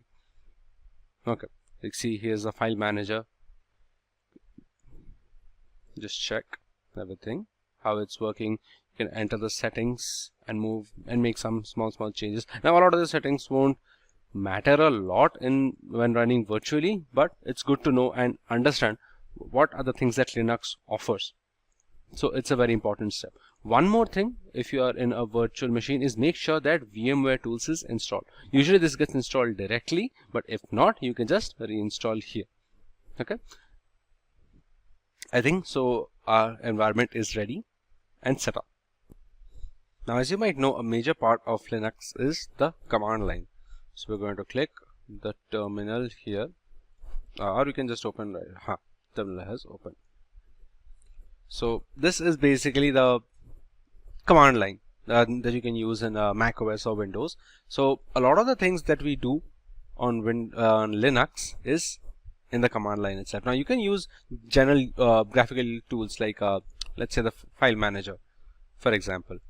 You can use graphical tools, you can use other networking tools as well, but it's always better to use the terminal, because one, you can reach things faster compared to a graphical tools, considering you just have to write a single command and that's it for most of the tools, other than having to navigate through a lot of menus and sections and other compartments that you have to do on a graphical interface. So we would have to focus more on this command line terminal. And the first thing that we have to learn in a command line terminal is the sudo user or the root user. We had discussed when creating the user, where I told that will be the root user, considering we're only adding just one user for now. Okay, so let's break that apart actually. Sudo is the keyword that we are looking for. Okay, now the super user or the root user, administrator of the system, is going to be someone who has the, all of the access to access everything, all the sensitive files, all the sensitive settings, all those things. Now if you can just see, let's say if I want to open a file, I'm going to put cat etc shadow. It's a permission denied. Cat is the way to open up text files, by the way. Now this file does exist, but I cannot open it because the permission is denied. I'm not the root user right now. I'm just Simplilearn @Kali.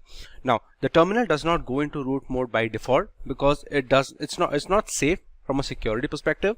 So we have to check on what are the things that can be done securely. That's why what we will do is we will write down now sudo, let's say sudo is the command for invoking the root user. We will write the same command, which is sudo cat etc shadow. It will ask you for your root password that we set before.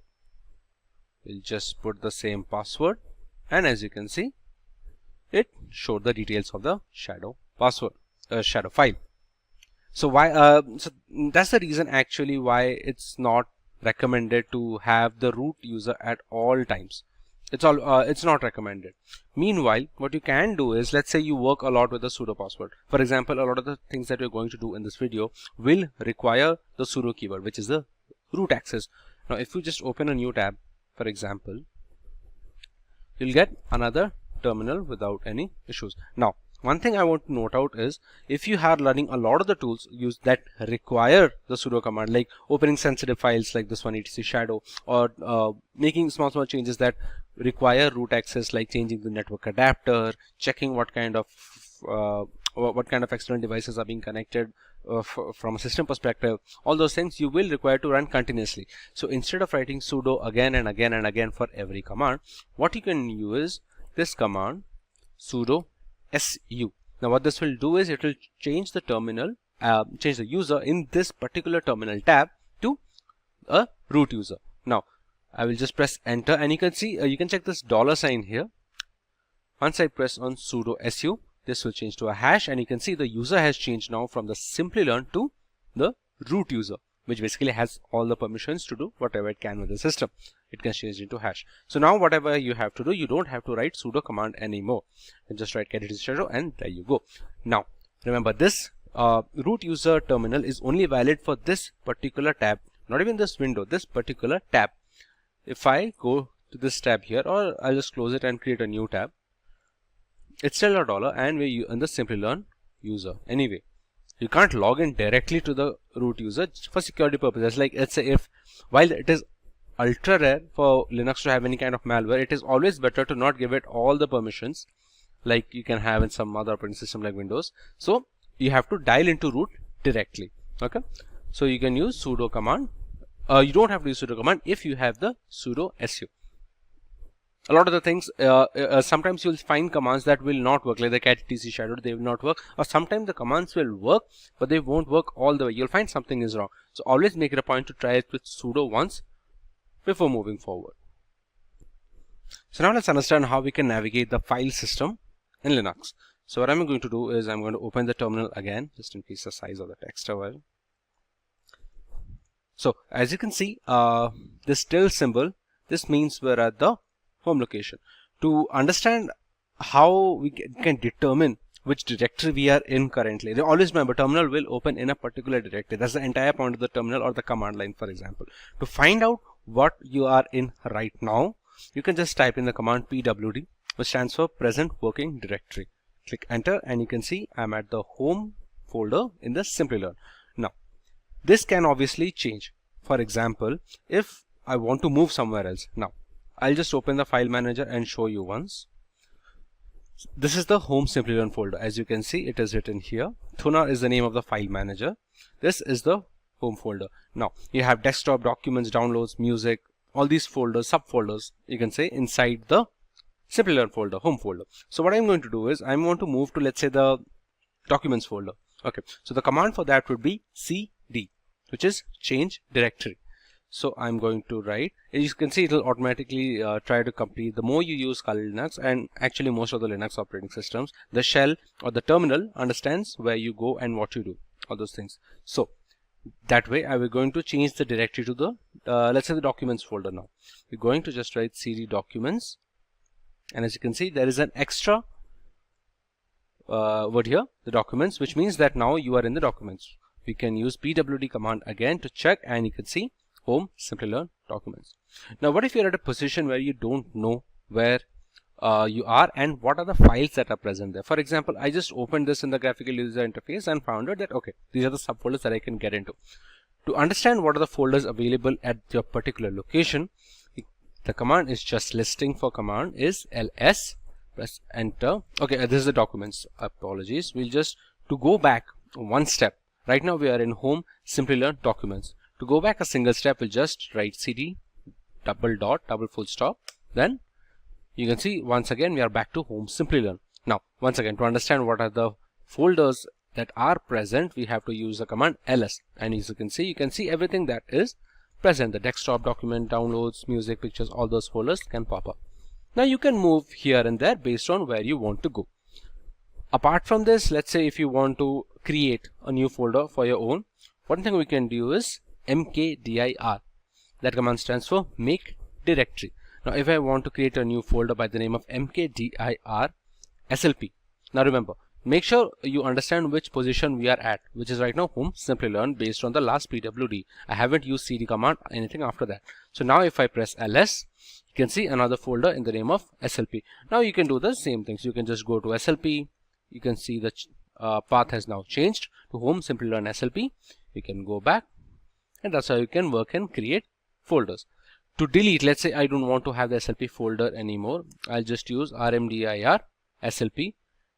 Now if I check ls, we don't have that folder anymore. So that's how you work in between folders. Now, one more thing that you can do is just clear, and it will clear up the terminal for you. Now just to check where we are again, home Simplilearn. Now remember seeing the cat folder, right? The cat command using the etc folder and the shadow file. Now let's say if I want to see what is inside the etc file. For example, if I just put down ls, it will only show me what the folders present in my present working directory. What I can do is I can just write ls etc, and these are the folders that are present in the etc folder. So you can check other files listings here as well, and directly giving the full path. So that will ignore the current working directory, the present working directory, and show the folders present in the path that you mentioned. Okay. Apart from that, one more thing that we need to know when it comes to listing out details is the LA command. Now, all of these commands, this ls, pwd, at least 90% of the commands that you're going to use in the Linux terminal, I just clear this for now.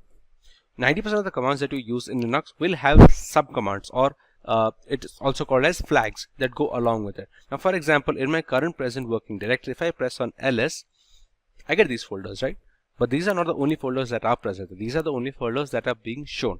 Now, to see the other files and folders that are present in the home folder, I can write the normal command ls. I'm going to add a subcommand, or a flag if you say, -la. And you can see there are much more than the desktop documents downloads. That's something that we were already seeing here. But apart from that, you can see other files and folders here. The .cache, .config, .bash logout, everything you can see. Now, everything that has a dot or full stop before it is considered a hidden file. It's not going to show up directly using ls. You have to write the la command, which will show all the files. Now, it's very important to understand these subcommands and what are the flags that can be used in different purposes. This is basically the shell. So the more research you do and understand what kind of flags that you can use, it's going to be easier. What can help here is the man command. The man basically stands for manual. You can find it in every Linux actually. Let's say you want to learn what are the flags that you can use with the ls command, for example, or you just want to know what that command is. So you can just type in man ls, and you see it basically says ls stands for list directory contents. This is a description. Here you can see all the subcommands, the flags -b, -d. There's a good explanation for every single subcommand that you can use in order to navigate to the file system, or just listing. This is just for ls command. You can do this with almost any command that you want. It says once you've read what you needed to know, just press q to quit, and there you have it. So that's all about how to list commands, list folders, and navigate through file systems using cd, mkdir, and rmdir. Now, about the commands that you saw and all the folders that you were able to see, let's say if I just press lsla, you can see there is a folder called .cache, right? So to enter the file, you also need to just use the cd command. You can see the present working directory has changed. You can just press ls here and see if anything else. Yes, you can see there are other folders here as well. So the entire process remains the same, but just understand that if there are some files and folders that you're not able to see, which is going to happen a lot, considering a lot of the things that are hidden in Linux by default. You can access all of those things, but you need to know the right commands and the right way to access them. So if you are missing out on some files and folders, just make sure you're using the ls command and sometimes even the la command to get the details of everything that you are missing. Now, this folder currently doesn't have as such any a lot of missing files and folders like the home folder had. So right now it's not very indicative, but you get the full idea of it. Another thing that you can use apart from the, let's say, the man command is the help command. Help -help. This is small. This is not as detailed as man, and this doesn't work for all commands, but You can do a lot of the commands. If you need a quick answer to something, you can definitely check this out, which is the --help. So while we're clear about folders, like how to manipulate folders, let's take a look about how we're going to work with files, for example. Now, let's say we use the echo command. Echo command is the equivalent of trying to put something on screen. So let's say if I just press echo with the codes, it just print out hello. If I want to put it inside a file, I'll just say, just press Ctrl+0. I'll just spray echo hello. To autocomplete, just press the right arrow on your keyboard. It will autocomplete. After that, echo hello. I want to put this into a file. Let's say my file .txt. Yes. We'll do one thing. This is currently in the cache folder, right? We'll just go back. Yes, this is the home folder. So we're going to do the same thing here. Now, to go back to our history of commands, I want to do the same thing. I want to echo hello into a new file. So I'll just press the up arrow and it will go cycle through my recent commands. So I'll just press enter. And if I just press ls now, you can see in the home folder, there's a new file of myfile.txt. Okay. If I want to, let's say, move this file to one of these folders, let's say I want to move this to the video folders. So the command for that is cp, which is copy. I will copy the myfile.txt to the videos folder. So I'll just enter. I don't need to actually enter videos to see the files like we had discussed. So what we're going to do is I'm going to just type in ls videos, and you can see it has the myfile.txt folder. Now, since I copied it, obviously the home folder will also have the myfile text. In order to remove the myfile text, I have to use the rm command. Remember, to remove directories, we used rmdir.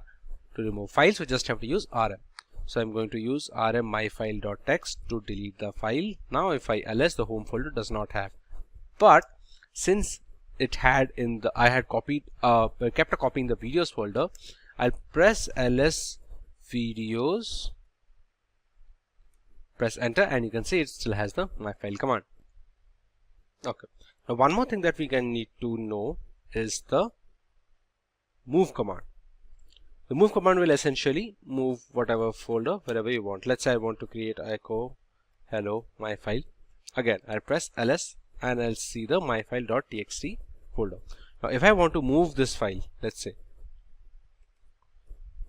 if I use the mv command instead of the cp command, which is just for a, I want to use the myfile.txt to, let's say, the downloads folder. It's saying permission denied. So what I will do is I will click on sudo. Like we discussed, a lot of the things will not work directly. We will use the same command. We'll use the downloads folder. It will now work. It's time to take a look at users and privileges. Now if you remember our ls command, let's just check my present working directory. It's the home folder. Now if you remember the -la, you see a lot of the characters here, which is dr, w, xr, all those things. Now this is basically to understand what permissions a user has. If you check here, there are folders and files. You can see the folders in the dark blue color and the files in the white color. You can see light blue for links, but it's a completely separate thing. So another thing, the permissions part. If you see, there are three groups here. This is the first group, this is the second group, this is the third group. The first group is the owner of the file. Now what permissions does the owner have? Now for example, right now the owner of, let's say, this one, this file, for example, is root. Most of the time it will be the user, but this time it is root. It has read, write, execute, R for read, W for write, and X for execute. Obviously the owner will be able to do all those things. Now the second group is basically for anyone who is part of the domain group in the users. Like if you remember, while installing, there was a option called create a domain. While we did not create it because we don't have a lot of users right now, but when you create a domain, what are the people in the group who are going to do? So they have the read function, which is the Rx for execute, but they do not have the write function. They cannot write directly in this file. Similarly, for the third group, which is anyone outside of the group, so any other user, if they are not in a particular group of the file, then they also have the read function and the execute function, but they will not be able to write into the file directly. So that's how you can check all of the files that are able to that a user can access or not access. That's basically the entire purpose of the privilege section, because we don't want to give undue permission to people who do not require it. The entire point of security in Linux is a level of abstraction that is providing users with exactly what they are needed. So if you have a user that does not require executable functions to, let's say, the downloads folder, we can cut it off from our end as a root user anyway. So that's about providing privileges and providing access to certain files. Now, like we had discussed, the etc shadow file that we had used when checking the cat file. Now, one more thing that we can do again is understanding what the shadow file does. If you just press cat etc shadow, obviously it will not work. It will just say permission denied. We're going to say sudo cat shadow. This basically has the password hashes for all the users that are in a system right now. You can see the root does not have a hash because it's not safe to have a particular hash for a user, just from security perspective. The user that we have created, which is Simplilearn, you can see the password hash being mentioned here. Now, depends on how many users you get. If you create 3, 4, 5 users, you can see all the password hashes here. Now, you can why this is password protected by security and we need to use the sudo user command is because if someone has this hash, let's say if someone is a cryptographer and is able to brute force through hashes, then it's going to be very easy to try and figure out the passwords to particular users' passwords. That's why even the hash is not shown with full confidence unless and until they get the sudo user command. So that's about privileges and how you can use the sudo command to bypass the normal user limits. So now let's take a look at some of the networking commands. We're going to clear this one for now. To check the adapters that we have in use right now, you can just write ifconfig or actually IPA, IPA. Similar information, IPA is a newer variant. It basically shows what are the adapters and the networking conditions right now. For example, you can see Ethernet. Now, even though I am using Wi-Fi on my local system, in network address translation, which is the NAT that we set the network package manager when setting up the virtual machine on this VMware, it will link up as Ethernet. So you can see Ethernet, you can check our local address, you can check the 24 subnet. This is our broadcast address and this is our MAC address for the system. This is the IPv6 address as well. Now, similarly, this can be checked on whichever system you are being connected to. The IPA ifconfig is the same. It's just an older variant. Apart from this, there is another command actually, iwconfig. Now this is particularly for wireless. That was a wrong spelling. iwconfig. Now, right now it will not show any wireless extensions. If you are looking into wireless sniffing, network packet detection, or even wireless hacking, for example, we will publish a video on wireless hacking soon, so stay tuned for that. Apart from wireless hacking, if you are using any wireless extensions, let's say we have small adapters that people can use as portables or wireless cards for Wi-Fi. From some systems that do not have Wi-Fi enabled NICs in their motherboards, the people use modifiable custom portable adapters. So if you have one of those plugged in, you will see it in iwconfig. From ifconfig, you will only maybe able to find out the IP address, and that's it. iwconfig will give you all the information and you can check later. Coming to different IP addresses, a command that you should be knowing is ARP. Now, if you're not familiar with ARP, that is going to be address resolution protocol. I think IPN will also show the same information. So what both of these do is it basically states which IP address relates to what MAC address. It will also show which one is reachable, which one is stable, all those extra stuff. Now, remember, whatever is being done in these kind of IP addresses and MAC addresses, all of them need to be put in a routing table if you want to connect with each other.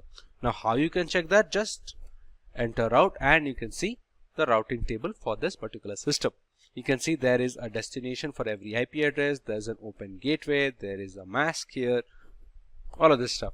Whatever data they needs to travel in between hosts. Now the second host, let's say from this virtual machine, I want to travel, I want to communicate with a system that is in my in the same Wi-Fi network. Then there must be a routing table connection between them. This can, the example that I gave, the same Wi-Fi network thing, that will mostly be handled by a modem or the router basically. But what if it's not? What if there's just two systems and they're not having any other connection, and you just happen to have a LAN cable connected between them? You have to set these routing tables manually so that you are able to communicate. This is going to be expressly useful if you're setting up in domain group authorities and all those things. But apart from that, it's just a good thing to know how networking works. Now, all of these commands, these MAC addresses, these IP addresses, these are something that are of utmost importance. So learning networking when learning Linux is very essential. I highly suggest learn networking so that you can be able to grasp these things better. Now, based on how you can communicate with particular host addresses, there is a command if you want to check if you can reach a particular host or not. That is using the ping command. Now we'll take a common example for this because I don't have any other system in the vicinity network right now. So let's say if I want to I want to see if I have connection to google.com. Now you can use directly an IP address as well. I'm just going to check ping google.com, and you can see it will start pinging requests directly from the google.com server, whichever is the nearest server that Google has set. You can see it just says that it sent 64 bytes from this particular IP address it received. An ICMP request was sent. The time it took for each request is also mentioned at the end here, 15 ms, 16 ms, 17, 18, all those ms. Now, since we are getting a particular request back, ICMP basically needs a response. If we are getting a response, then that host is reachable. If I did not have internet right now, this would not be possible. I'll just show. I'll press Ctrl C. Whatever command is being run, if you want to stop it on the next terminal, it is best to it is Ctrl C. Okay, just press Ctrl C. It will give a small report here as well. It says 51 packets transmitted, 50 received. How much packet loss was there if some of the requests did not go through or did not receive a response? How much time it was taken? All those things. I'm going to clear. Now what I'm going to do, I'm going to disconnect. Yes, the network connection has been disconnected. Now if I put ping.google.com temporary failure in name resolution, as simple as that. So once I connect again, that started. Pretty straightforward. Apart from using domain names, you can also use IP addresses like we mentioned. Now another IP address that we can ping for sure, since we have internet connection, is Cloudflare's DNS resolution address. Now that would be ping 1.1.1.1. Now to have to understand DNS, it basically acts as an address book for all the websites that you see, in whichever way it may be. For example, if let's say we're reaching google.com, when we ping google.com, we saw this IP address responding a request. We didn't saw google.com particularly responding to requests, right? These IP address will depend based on what DNS services Google has and how many servers they have in particular locations. That's why hitting IP address directly also work. That's why DNS is essential. So we're going to ping 1.1.1.1, and you can see we're getting response times for those as well. Now these will be generally faster compared to normal websites. As you can see, the time is much less compared to pinging google.com. Okay, obviously if you can't target something, let's say 1.1.2.5 for example, I'm not sure if that is even a host. 100% packet loss. It just nothing worked.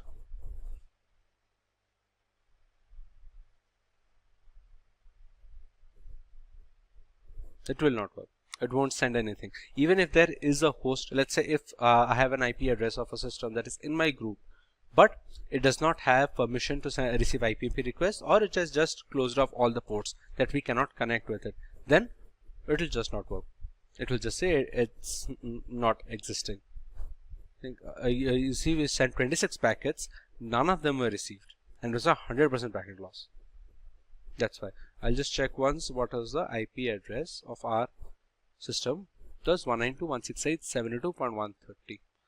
If I 192.168.72, instead of 130, I'll just pay 154 or something.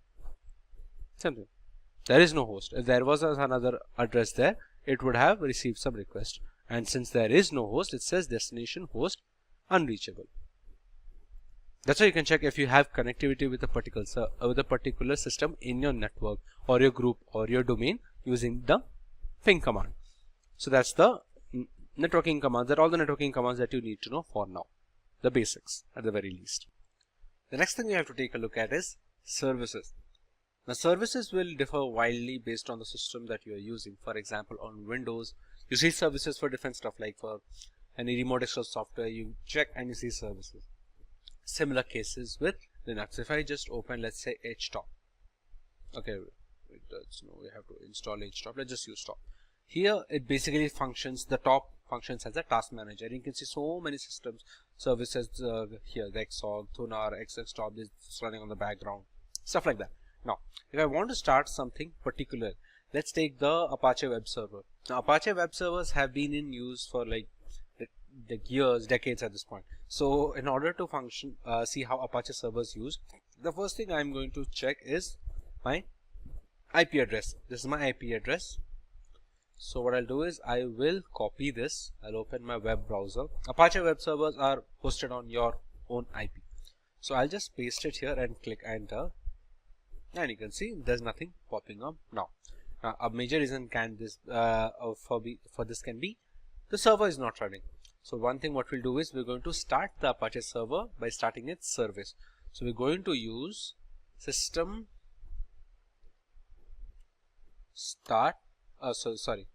system Apache to start. Now if I click enter, it'll say it just not work. What I will do is the correct term was service, not system. And even if I click on service Apache to start, it will say it needs authentication. Now this could be bypassed by directly giving sudo and putting in the root password in the command line itself, but all in all it's the same result. So I'll just use my password here, and now I'll just remove the HTTP here because Apache is a local server. Now you can see the Apache web server has loaded based on Apache Debian default page. Now, as you can see, the server is working correctly. If I just open the terminal again, now to stop it, I can once again just go sudo service Apache to stop. This will stop the service. I'll just press enter.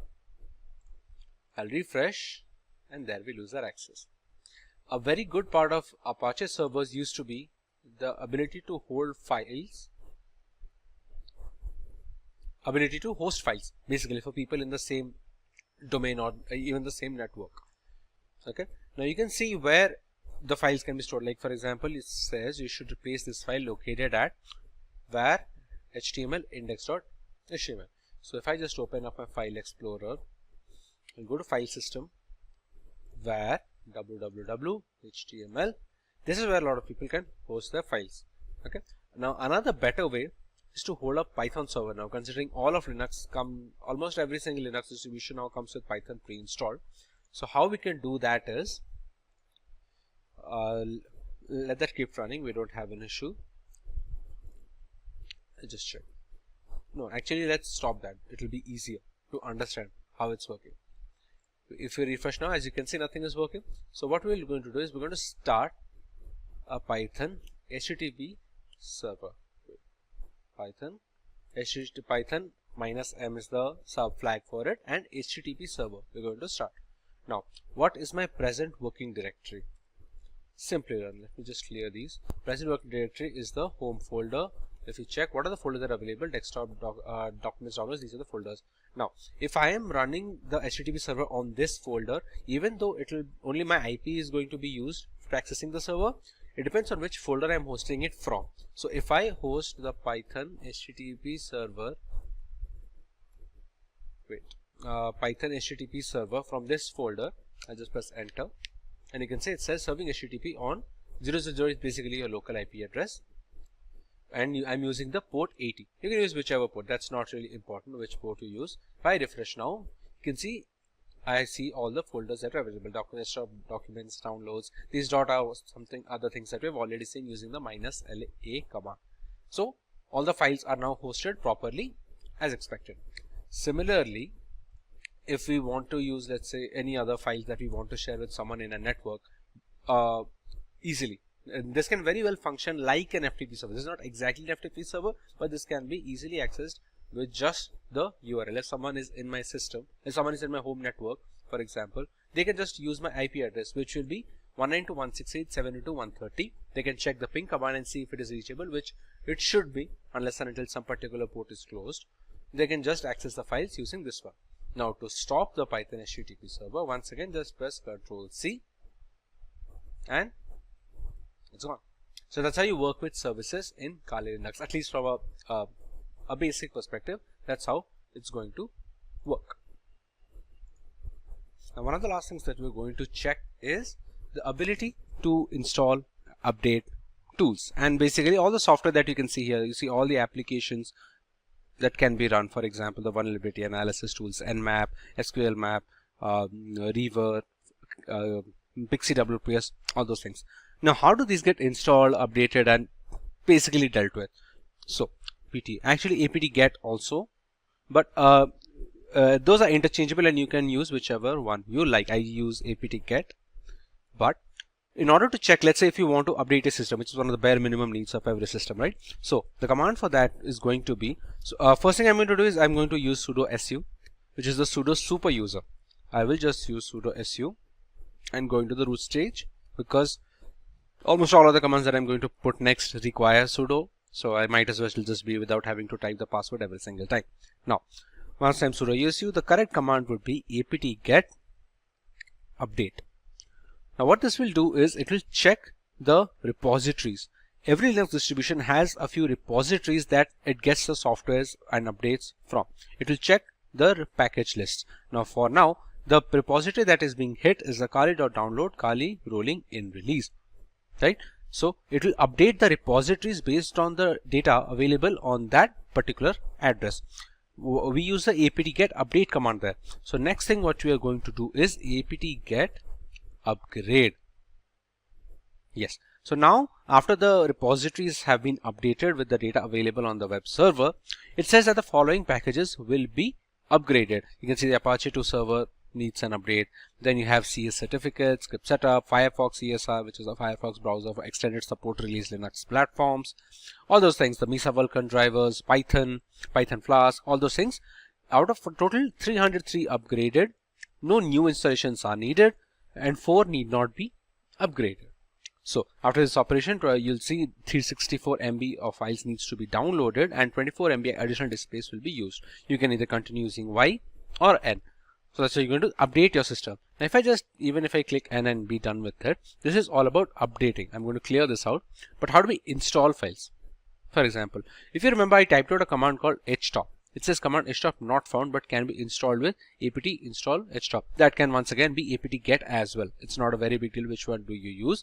I'll just cancel this and I will write out the command myself. I will use, let's use apt for this one instead of apt get. Apt install htop. Now I am able to do this very easily because htop is already in the repository. I have that in the Kali enrolling release repository. That's why, as you can see, the installation has been started. This is the fetched 152 KB, which is the size of htop. It's a very small thing, and the installation is now complete. Now if I just sit on htop, you can see a newer version of the task manager or the system monitor, essentially to see what kind of, where the memory is being used, the CPU percentage, all those things. So that's how you can install. If I press Ctrl+C again, I'll go back to my command line interface. So that's how you can install. To remove, you can just use apt remove HTTP. It says 1 to remove and 387 kilobyte disk will be freed. If I just press enter, you don't have htop anymore. So that's how you install and remove tools from Kali Linux using the apt and apt-get. Now these apt and apt-get are package managers specifically for Debian and Debian based operating systems. That's why these commands will be consistent across all Debian based distribution systems unless and until they have their own package manager, which is not really the case if they are based on Debian. So similarly, Fedora has DNF, Arch has Pacman, all those things. So those will differ. But if in a particular base distribution, these package managers will be the same. So that's how you can use apt and apt-get to understand how you can install and remove tools. So I think we've covered everything that we've set the agenda for in this Kali Linux tutorial and basically a Linux crash course. With cybercrime getting more and more complex by the day, corporations are in the need of trained personnel in the field of cybersecurity. Ethical hacking and penetration testing had always been necessary for organizations and the general public to protect the system against malicious attackers. However, with the exponential growth in cyber attacks, the necessity of being trained in ethical hacking is at an all-time high. Many such professionals tend to use Linux distributions for their penetration testing activities. There are specific operating systems which are catered to ethical hackers. These operating systems come pre-installed with the necessary tools and scripts required for ethical hacking. Probably the most famous operating system in this bracket is Kali Linux. For today's video, we will learn about this distribution made by and for hackers. We take you through the intricacies of its hardware and software specifications. Let's take a look at the agenda for today. We start by learning about Kali Linux and a basic explanation of its purpose. We take a look at the history of Kali Linux from the story of its origin to its current day exploits. Next, we learn a few distinct features of Kali Linux that make it an attractive choice for penetration testers worldwide. Moving on, we take a look at the multiple ways we can install Kali Linux to start our journey in the world of penetration testing. In the next few sections, we compare it to an industry rival operating system by the name of Parrot Security Operating System. We take a look at the OS on a grassroots level. Next, we learn about the standout features of Kali Linux and Parrot Security with their unique offerings. We make a direct comparison between Kali and Parrot Security OS as far as their hardware specifications and all-around usability is concerned. We make a conclusion as to which operating system caters to which category of user. In the next topic, we take a detailed look at how we can install Kali Linux on a Windows 10 system using the VMware virtualization software. Moving on, we go through some of the reasons why people should choose Kali Linux as their primary operating system when it comes to ethical hacking and penetration testing. In the next section, we cover the 5 different phases of penetration testing, where each stage is a crucial segment in the entire cycle of our ethical hacking campaign. We also take a look at the most popular tools installed in Kali Linux that are used regularly by ethical hackers as a part of their professional work. Coming to a few live demonstrations, we start by learning some Linux terminal basic commands, set up proxy chains to maintain our privacy on the internet, run a few Nmap scans to find information about our victims, use Wireshark to detect insecure browser traffic traveling through HTTP web pages, learn about Metasploit and its components, and finally use Metasploit to hack into a Windows 10 machine and grant ourselves root access or the admin access, which basically gives us the key to the entire machine. It's no secret that the majority of our internet usage is at the risk of being hacked, be it via unsafe messaging applications or misconfigured operating systems. To counteract this void of digital security, penetration testing has become the norm when it comes to vulnerability assessment. Kali Linux is an operating system that has become a well-known weapon in this fight against hackers. A Linux distribution that is made specifically for penetration testers, Kali Linux has layers of features that we will be covering in today's lesson. Let's take a look at the topics to be covered in this video. We start by learning about Kali Linux and a basic explanation of its purpose. We take a look at the history of Kali Linux from the story of its origin to its current day exploits. Next, we learn a few distinct features of Kali that make it an attractive choice for penetration testers worldwide. Finally, we take a look at the multiple ways we can install Kali Linux to start our journey in the world of penetration testing. Let's start by learning about Kali Linux in general. Kali Linux, which is formerly known as Backtrack Linux, is an open source Linux distribution aimed at advanced penetration testing and security auditing.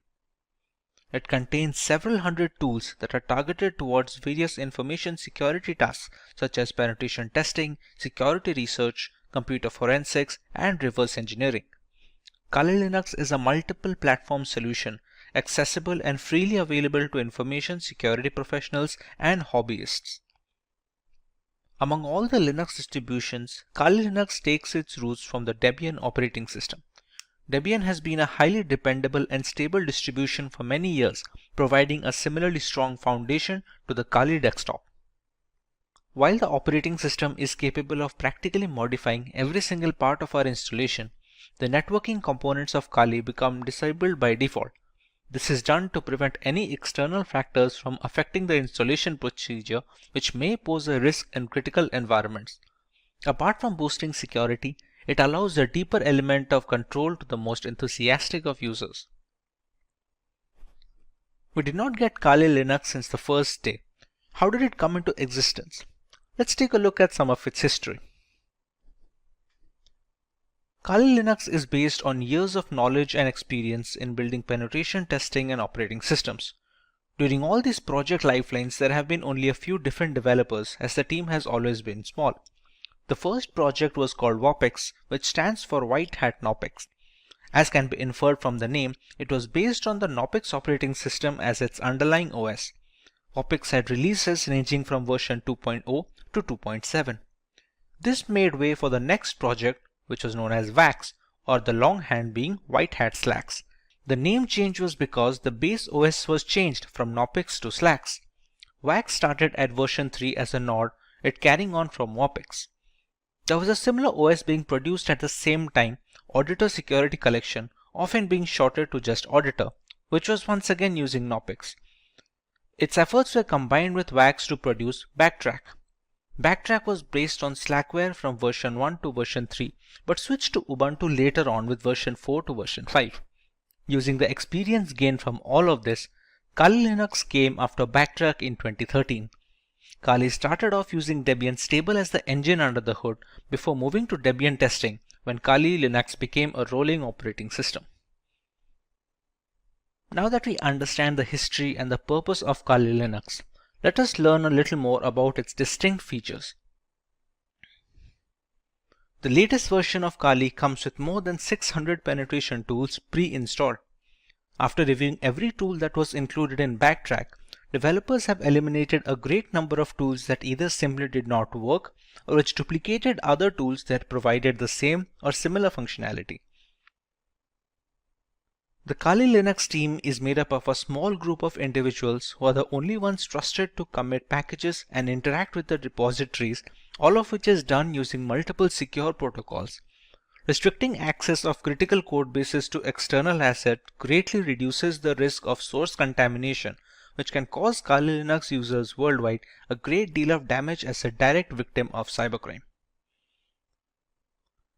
Although penetration tools tend to be written in English, the developers have ensured that Kali includes true multilingual support, allowing more users to operate in their native language and locate the tools they need for the job. The more comfortable a user feels with the intricacies of the operating system, the easier it is to maintain a stronghold over the configuration and the device in general.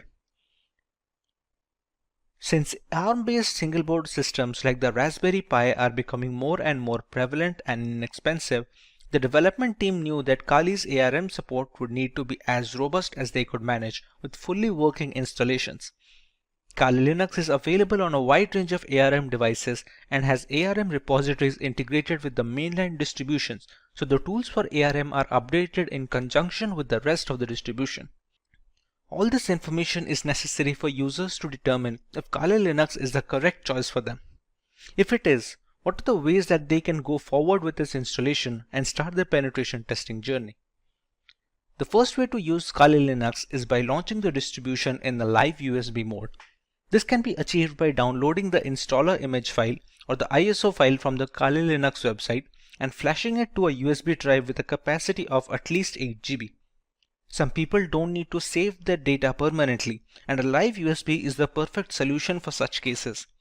After the ISO image is flashed, the thumb drive can be used to boot a fully working installation of the operating system, with the caveat that any changes made to the OS in this mode are not written permanently. Some cases allow persistent usage in live USBs, but those require further configuration than normal situations. But what if the user wants to store data permanently in the installed OS? The best and the most reliable way to ensure this is the full-fledged hard disk installation. This will ensure the complete usage of the system's hardware capabilities and will take into account the updates and the configurations being made to the OS. This method is supposed to override any pre-existing operating system installed on the computer, be it Windows or any other variant of Linux. The next alternative route for installing Kali Linux would be to use virtualization software such as VMware or VirtualBox. The software will be installed as a separate application on an already existing OS, and Kali Linux can be run as an operating system in the same computer as a window. The hardware requirements will be completely customizable, starting with the allotted RAM to the virtual hard disk capacity. The usage of both a host and guest operating system like Kali Linux allows users a safe environment to learn while not putting their systems at risk. If you want to learn more about how one can go forward with this method, we have a dedicated video where Kali Linux is being installed on VMware while running on a Windows 10 operating system. You can find the link in the description box to get started with your very own virtual machine. The final way to install Kali Linux is by using a dual boot system. To put it in simple words, the Kali Linux OS will not be overwriting any pre-installed operating system on a machine, but will be installed alongside it. When a computer boots up, the user will get a choice to boot into either of these operating systems. Many people prefer to keep both the Windows and Kali Linux installed, so the distribution of work and recreational activities is also allotted effectively. It gives users a safety valve should their custom Linux installation run into any bugs that cannot be fixed from within the operating system. Professionals in security testing, penetration testing, and ethical hacking utilize Linux as their preferred operating system. Provide several configurable distributions that you may configure based on your end use. Kali Linux and Parrot OS are two popular penetration testing distributions. While these operating systems each have unique offerings, the overall choice can differ between personnel thanks to their various tools and hardware specifications. Today we will look at both these distributions and settle on the perfect choice for each type of user. Let's go through the agenda for this video. We will learn about Kali Linux and Parrot Security OS from scratch, while understanding their primary selling points as a Linux distribution catered towards penetration testers. Next, we know about some features of these operating systems that stand out of their package. Finally, we directly compare Kali Linux and Parrot Security OS, thereby making a clear-cut conclusion on which OS is perfect on a per-requirement basis. So let's start by learning about Kali Linux from a ground level. Kali Linux, which is formerly known as Backtrack Linux, is an open source Linux distribution aimed at advanced penetration testing and security auditing. It contains several hundred tools targeted towards various information security tasks such as penetration testing, security research, computer forensics, and reverse engineering. Kali Linux is a multi-platform solution, accessible and freely available to information security professionals and hobbyists. Among all the Linux distributions, Kali Linux takes its roots from the Debian operating system. Debian has been a highly dependable and a stable distribution for many years, providing a similarly strong foundation to the Kali Linux desktop. While the operating system can practically modify every single part of our installation, the networking components of Kali Linux come disabled by default. This is done to prevent any external factors from affecting the installation procedure, which may pose a risk in critical environments. Apart from boosting security, it allows a more profound element of security control to the most enthusiastic of users. Now, let's take a look at Parrot Security Operating System.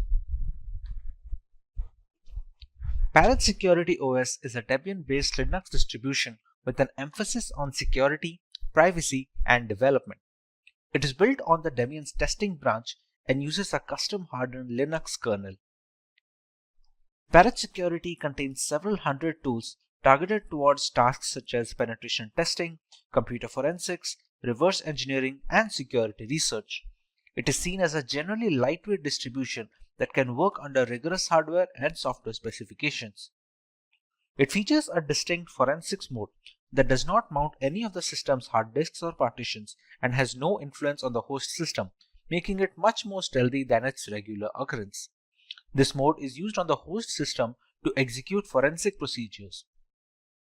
A rolling release is a paradigm in which software upgrades are rolled out constantly rather than in batches of versions in software development. This ensures that the software is constantly up to date. A rolling release distribution such as Parrot Security OS follows the same concept. It provides the most recent Linux kernel and software versions as soon as they become available. With the basic introduction to the operating systems out of the way, let us take a look at the unique features of both Kali Linux and Parrot Security OS.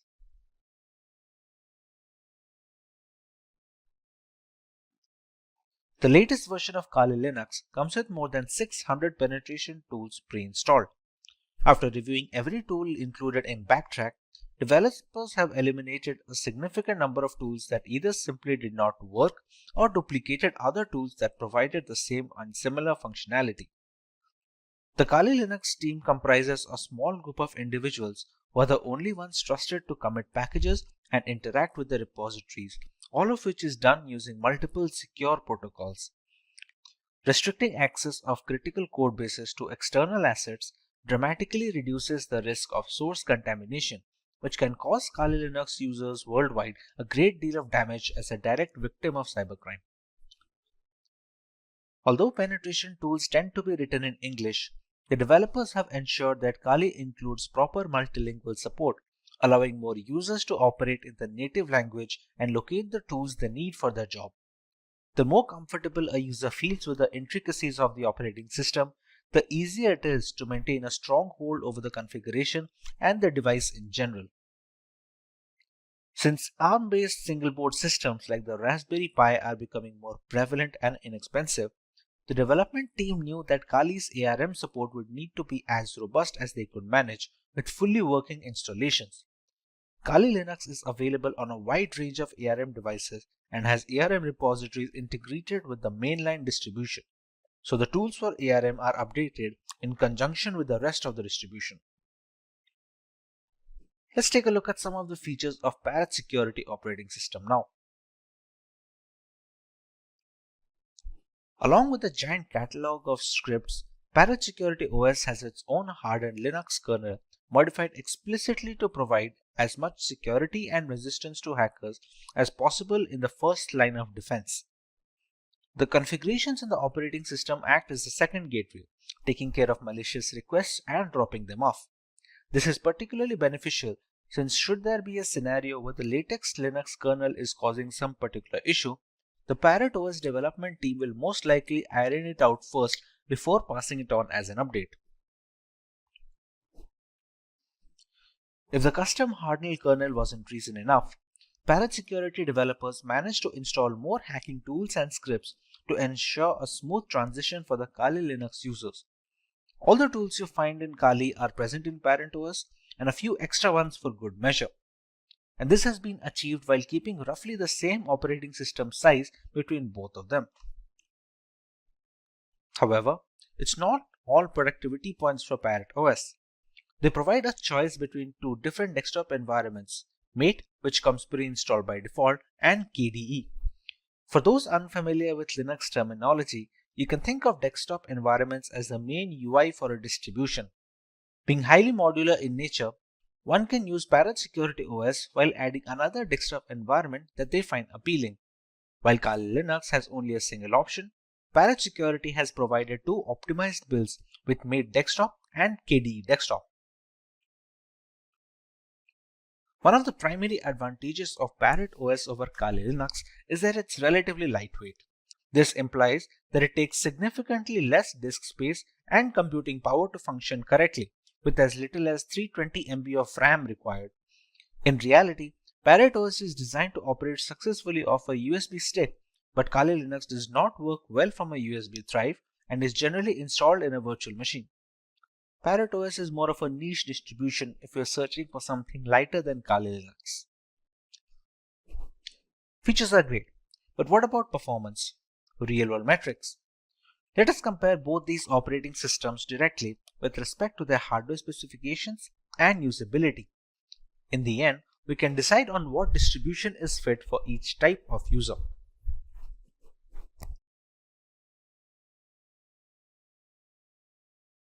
For our first point of comparison, let's take a look at the RAM required.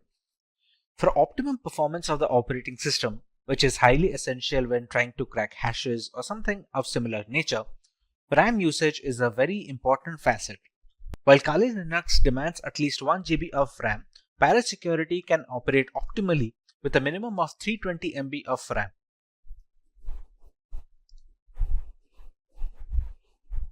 For correctly displaying graphical elements, Kali Linux requires GPU-based acceleration, while this is not the case with Parrot Security OS, which doesn't require any graphical acceleration needed from the user side.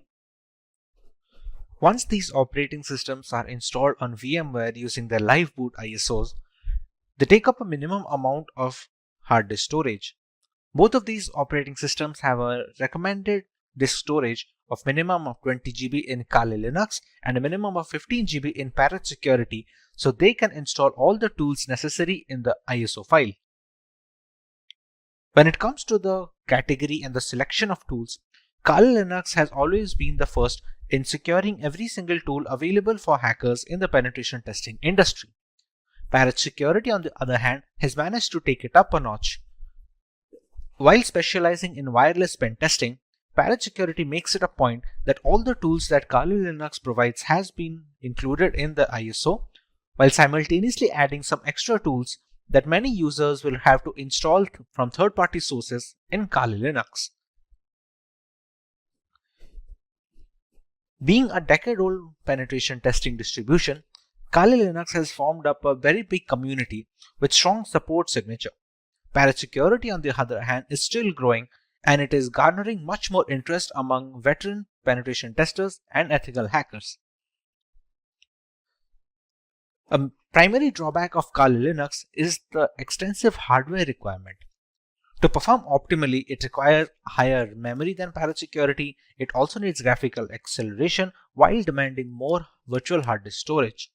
Parrot Security, on the other hand, was initially designed to run off a USB drive directly, thereby requiring very minimal requirements from a hardware perspective, like just 320 MB of RAM and no graphical acceleration needed.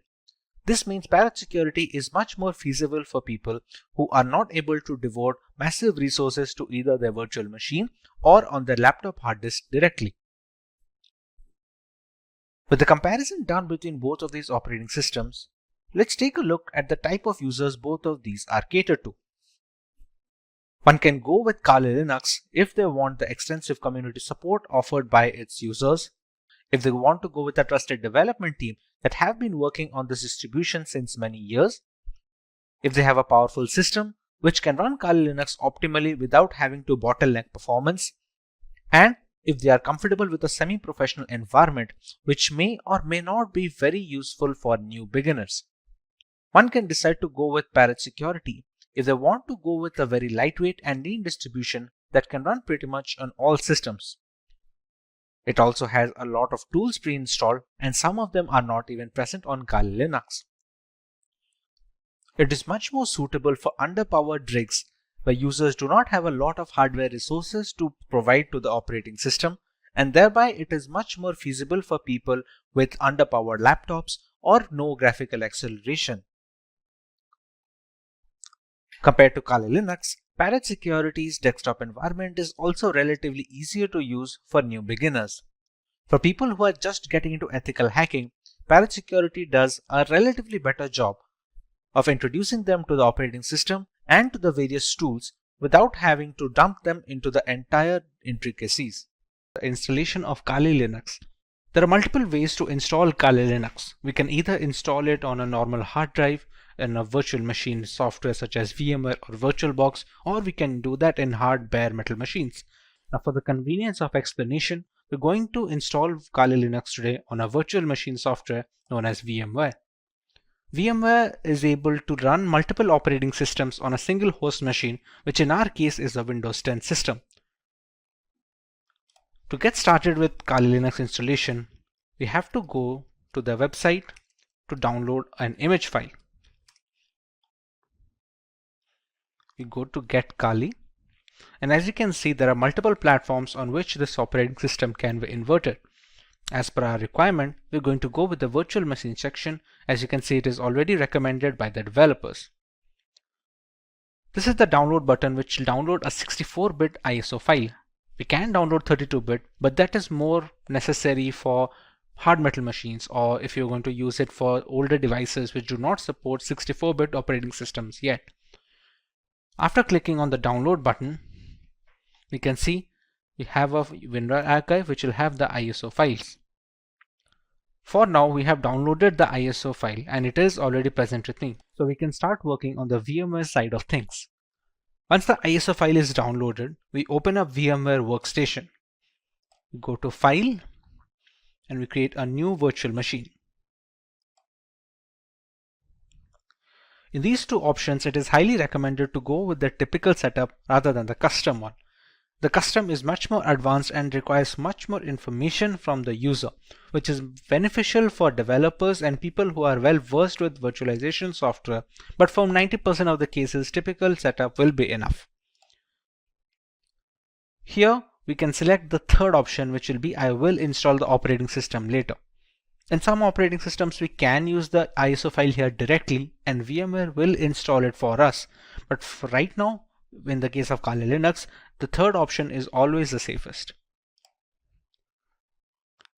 Kali Linux is a Linux distribution, so we can select Linux over here, and the version, as you can see here, have multiple versions such as the multiple kernels. Every distribution has a parent distribution. For example, Kali Linux has Debian, and there are other distributions which are based or forked from some parent distribution. Kali Linux is based off Debian, so we can go with the highest version of Debian, which is the Debian 10.x 64-bit. Go on next. We can write any such name. We can write Kali Linux so that it will be easier to recognize the virtual machine among this list of virtual machine instances. The location can be any location you decide to put. By default, it should be the documents folder, but anywhere you put, it will hold up all the information of the operating system. All the files you download, all the configurations you store, everything will be stored in this particular location that you provide. When we go next, we are asked about the disk capacity.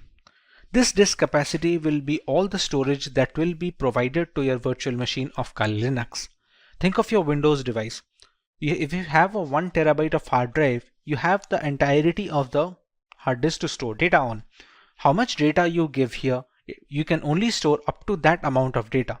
Not to mention, some amount of capacity will be taken up by the operating system itself to store its programs and applications. For now, we can give around, let's say, 15 GB of information.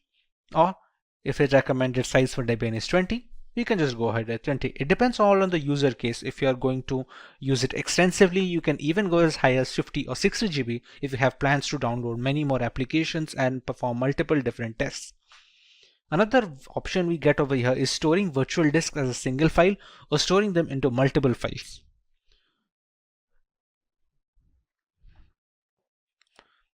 As we already know, this virtual machine runs entirely on VMware. Sometimes when transferring these virtual machine instances, let's say from a personal computer to a work computer, we're going to need to copy up the entire folder that we had mentioned before over here. Instead, all virtual machines have a portability feature. Now this portability feature is possible for all scenarios, except it is much easier if they split the virtual disk into multiple files. Now even if this makes porting virtual machines easier from either system to system or software to software, let's say if you want to switch from VMware to VirtualBox or vice versa, the performance takes a small hit.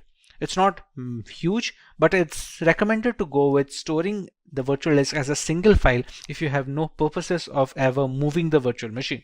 Even if you do, it's not a complete stop that it cannot be ported. It's just easier when using multiple files. But in order to get the best performance out of the virtual machine, we can store it as a single file over here. This is a summary of all the changes that we made and all the configurations that have been settled until now. Now at this point of time, we have not provided the .iso file yet, which is the installation file for the Kali Linux that we downloaded from this website. As of right now, we have only configured the settings of the virtual machine. So we can press on Finish. And we have Kali Linux in the list. Now, to make the changes further, we press on Edit Virtual Machine Settings. The memory is supposed to give the RAM of the virtual machine. So devices with RAM of 8 GB or below that, giving high amount of RAM will cause performance issues on the host system. If the memory has some amount of free storage left, let's say on idle storage, my Windows machine takes about 2 GB. So I have 6 GB of memory to provide. Although if you provide all of the 6 GB, it will be much more difficult for the host system to run everything properly. So for this instance, we can keep it as 2 GB of memory for the virtual machine instance. Similarly, we can use the number of processors and we can customize it according to our liking. Let's say if we want to use one processor, but we want to use 2 different cores, we can select them as well. Hard disk is pre-set up as the SCSI hard disk, and it does not need to be changed for the installation of this operating system at all. CD-ID DVD. This is where the installation file comes.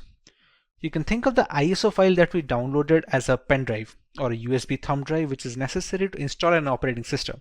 To provide this, we're going to select Use ISO image file. We're going to click on Browse. Go to Downloads and select the ISO file over here.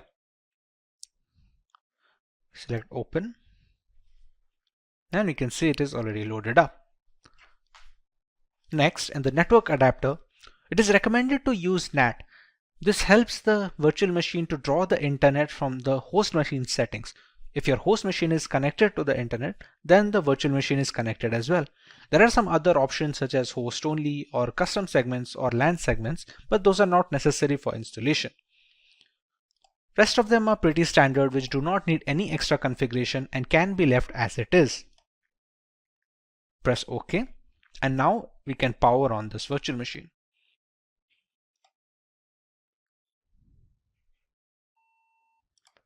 In this screen, we can choose how we want to proceed with the installation.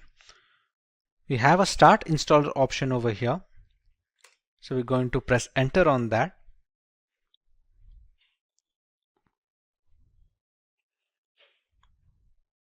We're going to wait for the things to load from the ISO file. The first step in the installation is choosing the language of the operating system. For this, we can go with English as standard.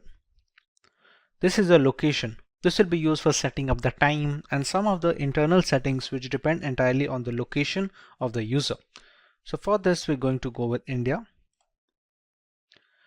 Configuring the keyboard, it's always recommended to go with the American English first. Many people make a mistake of going with the Indian keyboard if it is possible, and it provides a lot of issues later on. So it's always preferred to go with the American English, and if later we see some necessity of another keyboard dialect that is required, we can install it later. But for now, we should always stick with American English as a basic. At this point, it's going to load the installation components from the .iso file. It is a big file of 3.6 GB, so it has a lot of components that need to be put into the virtual machine, which can also be used to detect hardware.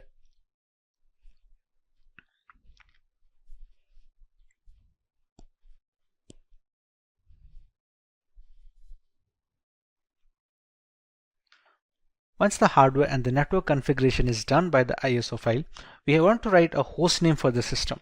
This host name can be anything which is used to recognize this device on a local network or a LAN cable. Let's say if we use the name Kali. Domain name, we can skip it for now. It's not necessary as such for the installation. This is the full name for the user. Let's say we can provide the name as Simplilearn as a full name. Next, we're going to set up a username. This username is going to be necessary to identify the user from its root accounts and the subsequent below accounts. For now, we can give it as something as simply123. Now we have to choose a password for the user. Now remember, since this is the first user that is being added onto this newly installed operating system, it needs to be a password for the administrator. We can use whichever password we like over here and use the same password below and press on continue. At this point, it's going to detect on the components on which the operating system can be installed.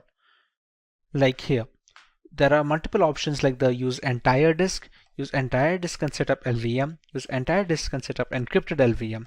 For newcomers, it is recommended to just use the first one, since LVM encryption is something that you can learn afterwards when you're much more hands-on with the Linux operating system. For now, we're going to use the use entire disk guided installation and press on continue. When we set up the virtual machine on VMware, we had set up a disk capacity. There we gave a purpose 20 GB. That is the hard disk which is being discovered here. Even though it is a virtual disk, on VMware it acts as a normal hard disk on which an operating system can be installed. So we select this one and press on continue. Here there is a multiple partition system.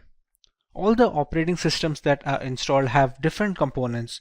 One is used for the keeping of the applications, one for the files, other for the RAM management and other things. For newcomers, it is always recommended to keep it in one partition. And we're going to select that and press on continue.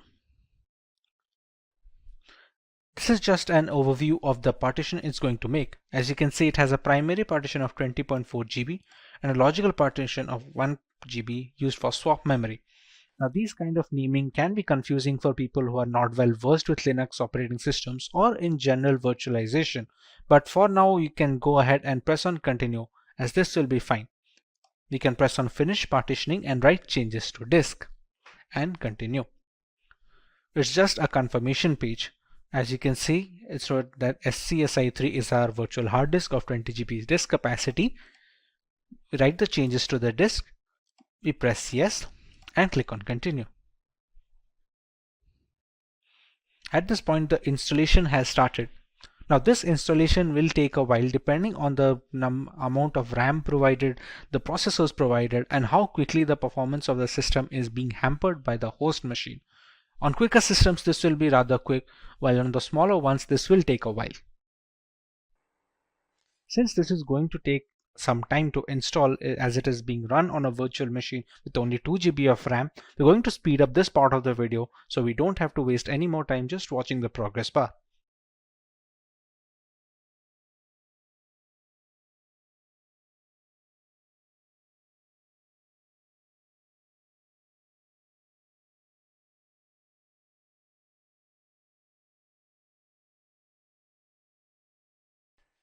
Now that our core installation is completed, it's asking us to configure a package manager. The work of a package manager on Linux operating systems is similar to the Google Play Store on Android mobile devices and on the App Store for the Apple devices. It's an interface to install external applications which are not installed by default. Let's say for Google Chrome or any other browser which can be used to browse the internet. At this point of time, it's asked us to select a network mirror. We're going to select as yes and move forward with this. Next, it's going to ask us for an HTTP proxy, which we can leave it as blank and press it as continue forward. At this point of time, it's looking for updates to the Kali Linux installation. This will fetch the new builds from the Kali server, so the installation is always updated to the latest version. Now that the package manager is configured, we have the grub bootloader. The grub is used for selecting the operating system while booting up. Its core functionality is to allow the operating system to be loaded correctly without any faults. So at this point of time, if it asks install the grub bootloader to your primary drive, we can select it as yes and press continue. Remember, the installation was conducted on dev SDA. So we're going to select installation of the grub loader on the same hard disk that we have configured. Press this one and press continue. So now the grub bootloader is being installed. The grub is highly essential because it shows the motherboard where to start the operating system from. Even if the operating system is installed correctly and all the files are in correct order, the absence of a bootloader will not be able to launch the OS properly. As you can see, the installation is finally complete. So now we can press on continue and it's going to finalize the changes.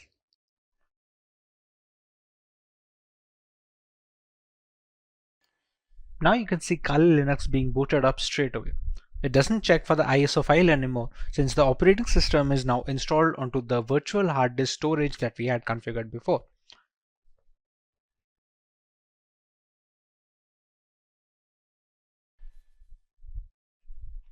Here we're going to enter our username and password that we had set up before.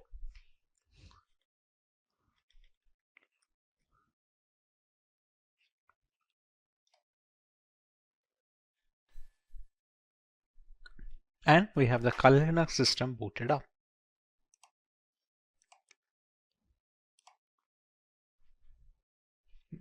And this is your homepage. We can see the installed applications over here, which are being used for penetration testing by multiple security analysts worldwide. All of these come pre-installed with Kali Linux, and others can be installed using the apt package manager that we had configured. We can see a full name over here. And with this, our installation of the Kali Linux is complete. It's no secret that the vast bulk of our internet usage is vulnerable to hacking, whether it's through hazardous messaging apps or faulty operating systems. Penetration testing has become the norm for vulnerability assessment in order to fill this vacuum in digital security. Kali Linux is a well-known operating system in this fight against hackers.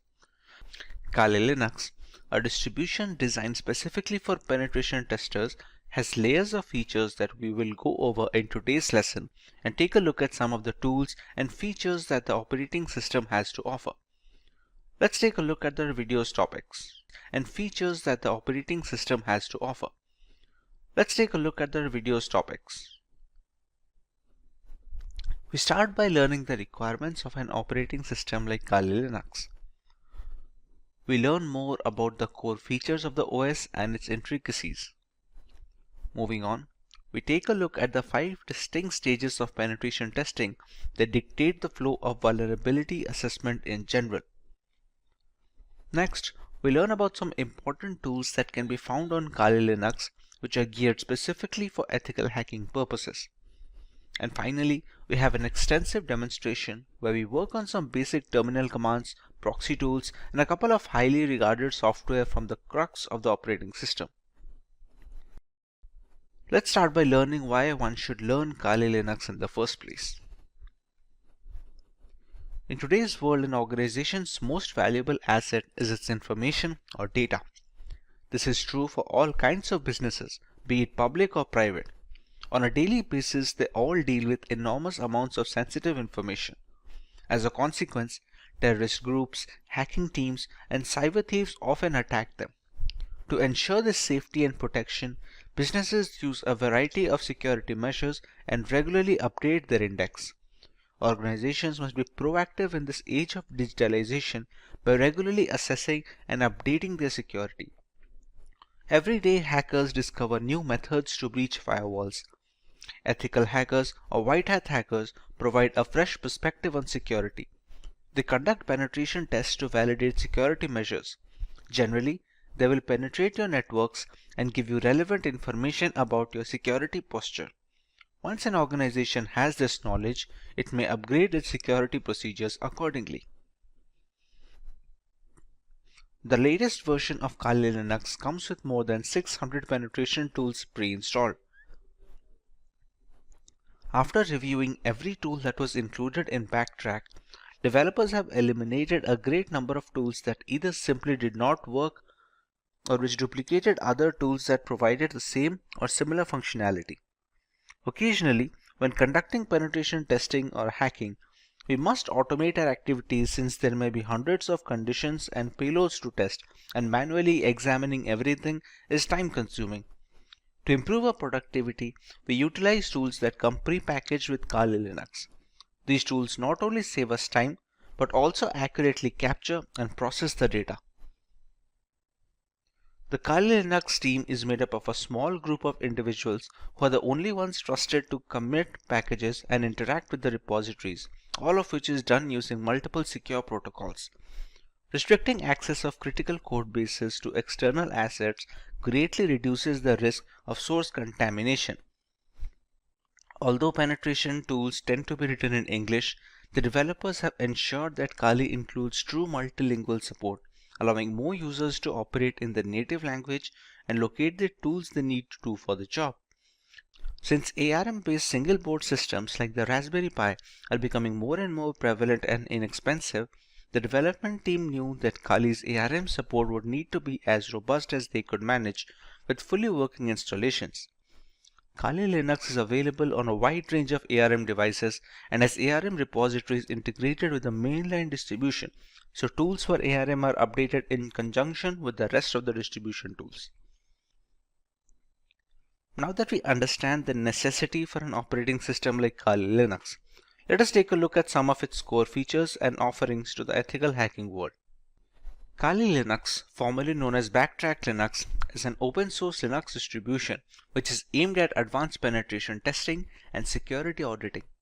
It contains several hundred tools targeted towards various information security tasks such as penetration testing, security research, computer forensics, and reverse engineering. Kali Linux is a multi-platform solution accessible and freely available to information security professionals and hobbyists. Among all the Linux distributions, Kali Linux takes its roots from the Debian operating system. Debian has been a highly dependable and stable distribution for many years, providing a similarly strong foundation to the Kali Linux desktop. While the operating system is capable of practically modifying every single part of our installation, the networking components of Kali Linux come disabled by default. This is done to prevent any external factors from affecting the installation procedure, which may pose a risk in critical environments. Apart from boosting security, it allows a deeper element of security and control to the most enthusiastic of users. Let us now take a look at the 5 stages or phases of penetration testing. This is the first stage of the penetration test, which is known as the reconnaissance phase. In this stage, the security researcher collects information about the target. It can be done actively, which means you are collecting information without contacting the target, or even both. It helps security firms gather information about the target system, network components, active machines, open ports and access points, operating system details, etc. This activity can be performed by using information available in the public domain and using different tools. The next phase is more tool-oriented rather than performed manually, and it is the scanning phase. The penetration tester runs one or more scanner tools to gather more information about the target. The penetration tester runs one or more scanner tools to gather information about the target. By using various scanners such as war dialers, port scanners, network mappers, and vulnerability scanners, the tester collects as many vulnerabilities which help to turn an attack in a more sophisticated way. The next stage is known as the gaining access phase. In this phase, the penetration tester tries to establish a connection with the target and exploit the vulnerabilities found in the previous stage. Exploitation may be buffer overflow attacks, denial of service or DOS attacks, session hijacking, and many more. Basically, penetration tester extracts information and sensitive data from servers by gaining access using different tools. In the maintaining access phase, the penetration tester tries to create a backdoor for himself. It helps him to identify hidden vulnerabilities in the system and can later act as a gateway to retrieve control of the system. In the final phase of covering tracks, The penetration tester tries to remove all logs and footprints which help the administrator identify his presence. This helps the tester to think like a hacker and perform corrective actions to mitigate those activities. Now that we understand the basics of penetration testing and how ethical hackers go about their way, let us take a look at some notable tools which can be used on Kali Linux.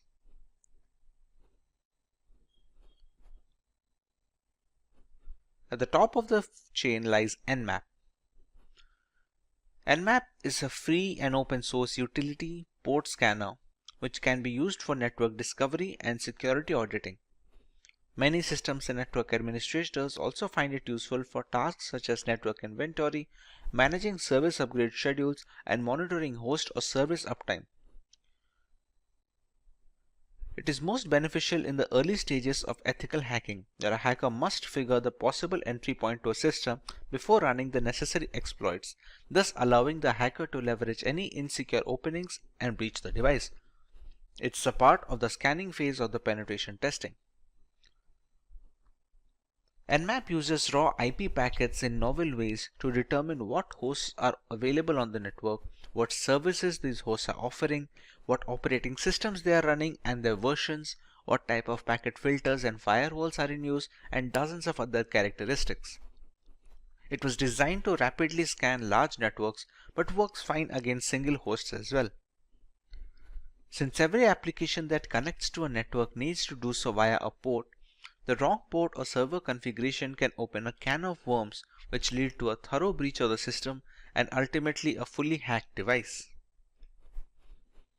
Next on the list we have Metasploit.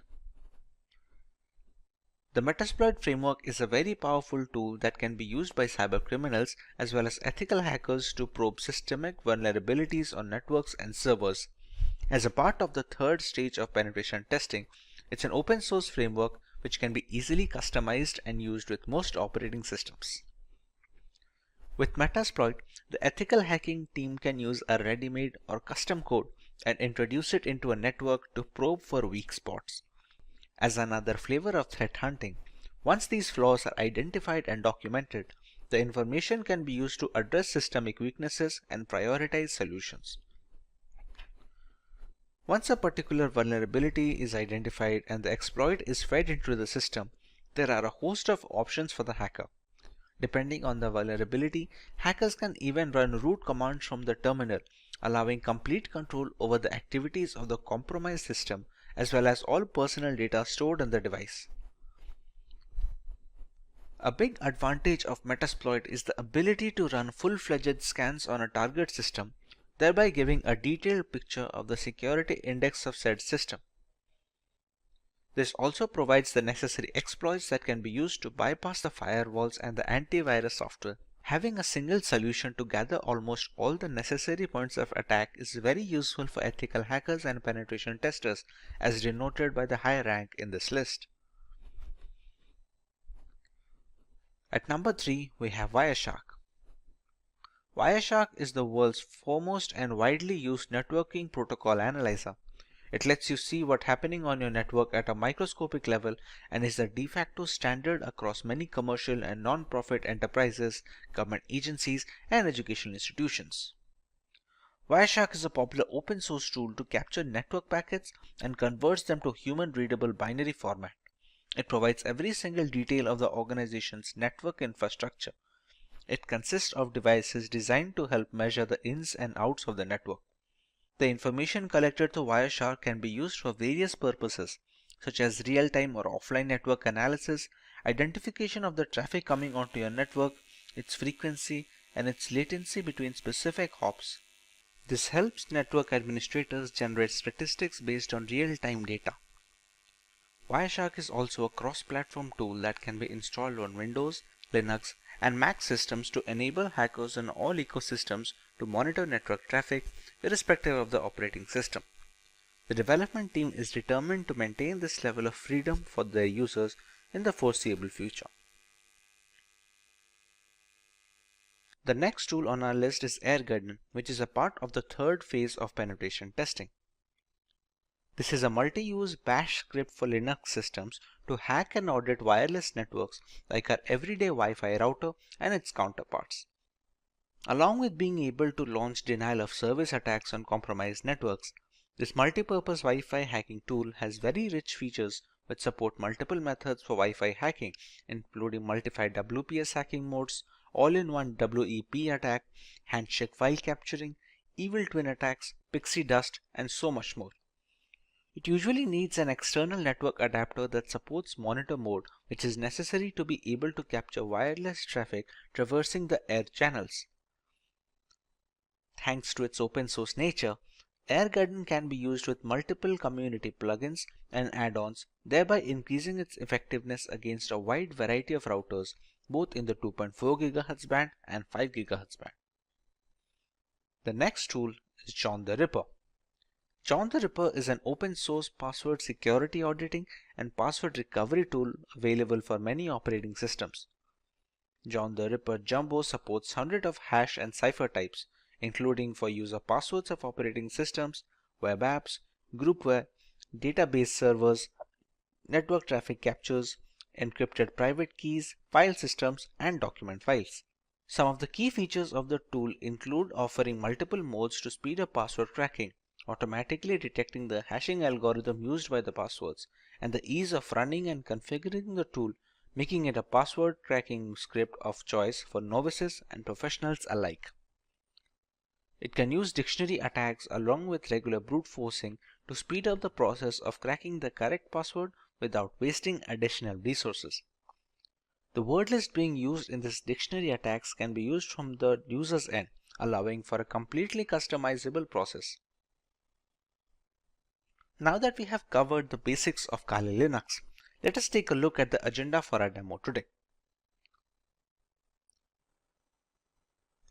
We start out with a few terminal commands that are a basic part of a Linux operating system. We configure our own proxy chains to maintain anonymity while running penetration testing attacks on our victims. Next, we run a few Nmap scans on a local Windows 10 machine to find out the type of information that can be gathered in such a scenario. Moving on, we use Wireshark to monitor internet traffic and understand the importance of encryption and security when browsing the World Wide Web. Next, we learn about Metasploit and its various applications in the line of vulnerability assessment of a device. And finally, we use Metasploit to take root access of a fully updated Windows 10 computer system. Let's begin with some terminal basics on Kali Linux. When most people hear the term Linux, they envision a complex operating system used only by programmers. However, the experience is not as frightening as it appears. Linux is an umbrella term for a collection of free and open source Unix operating systems. There are many variants like Ubuntu, Fedora, Debian. These are distributions, which will be a more precise term.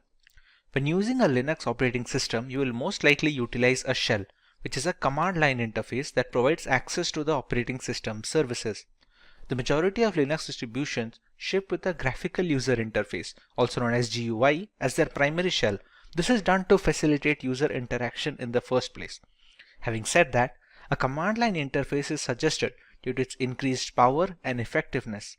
By entering the commands into the CLI, tasks that require a multi-step GUI procedure may be completed in a matter of seconds. You can start the terminal by clicking on the prompt icon here on top.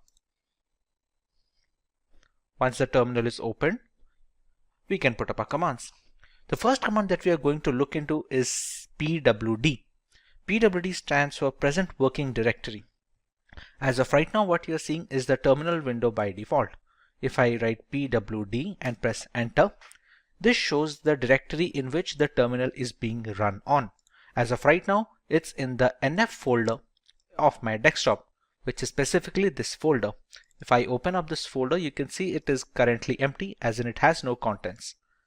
If I use another command known as mkdir, which is supposed to stand for make directory, and I write nf2, shortage for new folder 2. If I open up the nf, you can see the new folder is created. This is how the pwd command works. Another important command to change directories, it's called the cd command. Let's say right now if I am in NF, I want to create a new file in NF2 folder or something else in the NF2 folder. I have to shift to CD NF2. Now if I write pwd, it will show the present working directory of home, Simplilearn, desktop, NF, and inside that I am in NF2 right now. It is done to navigate through the Linux files and directories. It requires either the full path or just the name of the directory. If we have to move a completely different folder on a completely different file, then we can use the entire path like this. For now, cd works. Another few commands is we can write cd ... and it will come back one folder. Now the pwd will be just NF and not NF2. Let's say we are in this folder and we want to go a different file. Let's say if we just go for cd home, Simplilearn. That's it. Right now, these are the folders in our current present working directory. We have the desktop, the documents, downloads, etc. From here, we can again go to the desktop using the same cd command, cross-check the changing of directories, and check the files again. And yes, there we go, NF. How do we know this? What are the commands that are used to show the files and folders? That folder is known as the ls command. ls can be used to view the contents of a directory. By default, this command will display the contents of your current working directory. If we add some other parameters, we can find the contents of other directories as well. There are some hidden files as well in Linux which cannot be showed just with ls. For example, if we just go to cd etc, which is a configuration folder for Linux, if we write ls now, these are the files that can be seen. If we want to see the hidden files, we'll have to add one more parameter here like ls -a, and as you can see, the number of files have increased this time around. There are other things as well that we can see with Linux. ls -al will show the hidden files along with some of the parameters and some of the permissions that has been provided for each file. As you can see, many of these files have root access. Some of them can write, some of them can read. It differs file to file, and the ls -al command is used to check each of these files' permission and change them accordingly if needed. The next command that we can look for is the cat command or concatenate. It is one of the most frequently used commands, and it is used to list the contents of a file on the output. For example, let's say if I have a file at the desktop. In this NF2 folder, I will create a document, create an empty file, e5. I'll open up the document and I'll write it as hello Kali. I will save this up.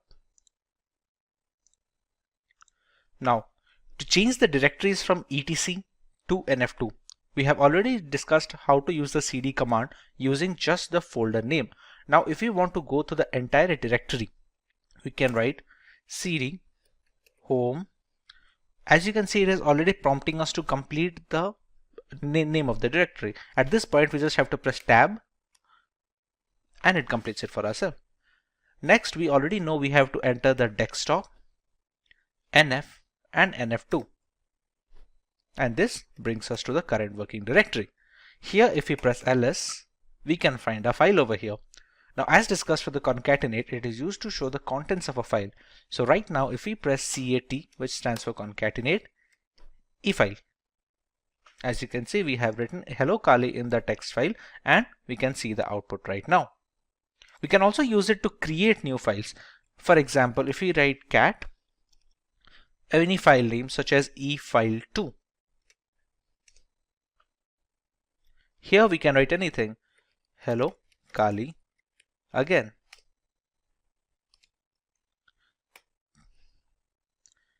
Once we press Ctrl C here, we can check e-file2 and we have hello Kali again printed over here. We can see the same using the concatenate command as well. If I press ls, you can see we have two files here, and I can go with cat e-file2 and I have hello Kali again. This is how the concatenate command works. Apart from this, it can be used to copy. There is a different command called cp, which is used to copy the files from one place to another.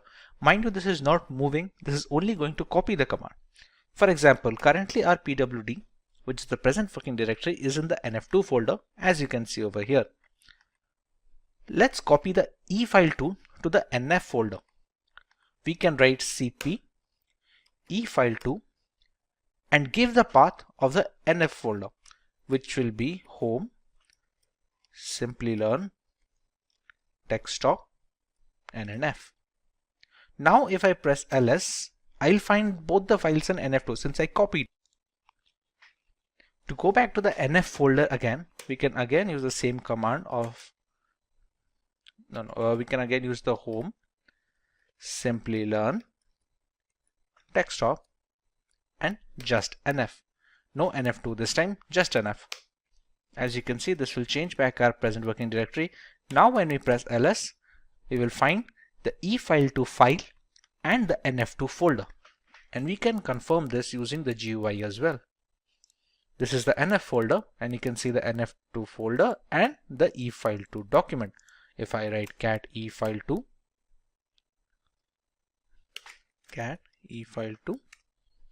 we can see the contents of the file. Now this can be done using moving as well. For example, if I go to cd nf2, which is the inside folder, it has both the document files like efile and efile2. Let's say I want to move the efile completely from nf2 to nf1.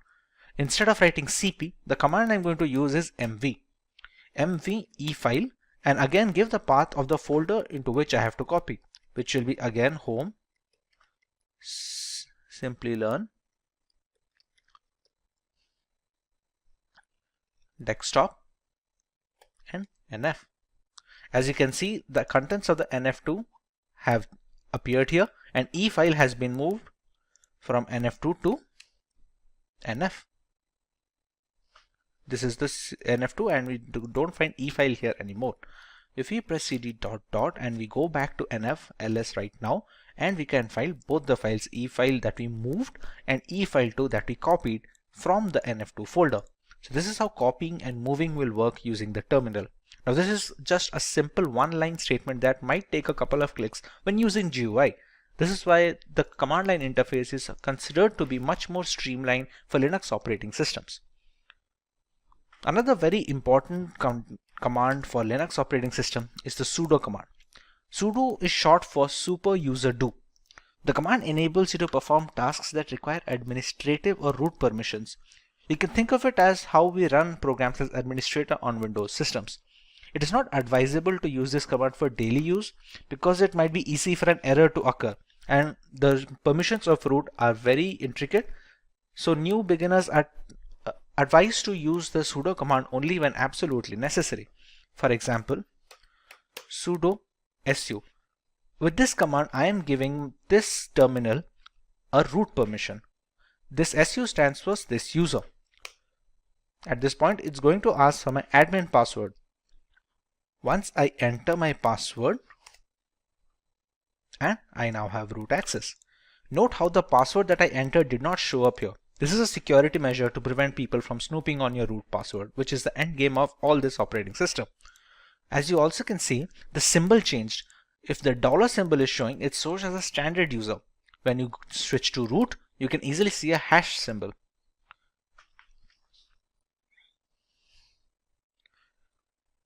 This opens up a separate shell inside this terminal command. For example, we can exit out of the root user to the standard user using the command exit. And once again, we have the dollar sign and the root has vanished over here. There are some commands that will only work with administrative access. For example, when updating the Kali Linux system, we have to use apt update. As you can see, it says problem unlinking the file because permission denied. Now, let's try this using sudo apt update. As you can see, it is updating the package repositories which work as the software installed on the system. This can be done using either writing the sudo command every time we want to perform a root access, or we can just write sudo su once and write apt update alone. The fetching is complete over here. For the second example, let's say I just write sudo su, and this time it's not going to ask me the password because at this current terminal process I've already provided the root password once and it is in memory right now.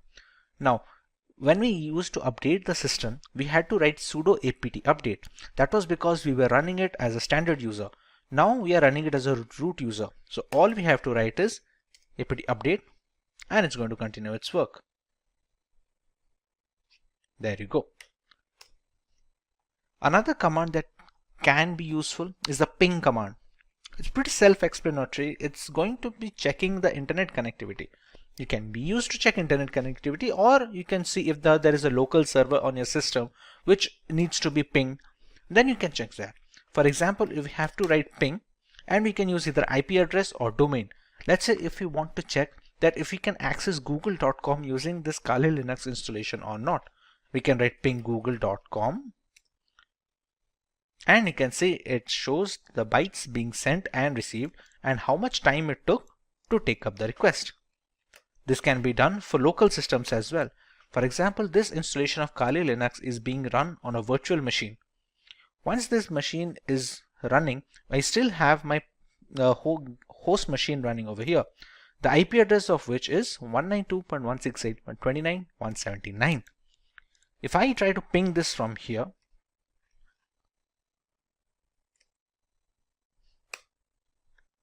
as you can see, the time to complete the request is drastically low compared to a website on the internet, considering this is on the local network. This is how the ping command is worked, and it can show you what kind of packages are transmitted, how many are received, if there was any kind of packet loss between the connection window, and other details. A very important command when working with the terminal for a long duration is the history command. Pretty self-explanatory. There are so many commands that are being run. Sometimes people forget what was the change they did or what was the directory name they put. A history command helps to recover some of the commands that you have written. It doesn't go all the way back, but it takes up many commands that were inputted in the last few processes. This is how the history command works. These are some of the most commonly used terminal commands. If you want to learn more about this terminal and every other feature of this, please let us know in the comment section and we'll try to make an in-depth tutorial, especially if you could repeat. If you want to learn more about the terminal, please let us know in the comment section and we will try to make an in-depth tutorial specifically for terminal commands on Linux. Moving on, we learn how to configure proxy chains on our system. Proxying refers to the technique of bouncing your internet traffic through multiple machines to hide the identity of the original machine. It is a good tool that hackers use to accomplish this goal is proxy chains. Essentially, you can use proxy chains to run any program to a proxy server. This will allow you to access internet from behind a restrictive firewall which hides your IP address. Proxy chains even allows you to use multiple proxies at once by chaining them together. One of the most important reasons that proxy chains is used in a security context is that it's easy to evade detection. Attackers often use proxies to hide their true identities while executing an attack. And when multiple proxies are chained together, it becomes harder and harder for a forensic professional to trace the traffic back to the original machine. When these proxies are located across countries, investigators would have to obtain warranties in the local jurisdictions where every proxy is located. To see how proxy chain works, let's open Firefox first and check our current IP address. Write Firefox, and there we go.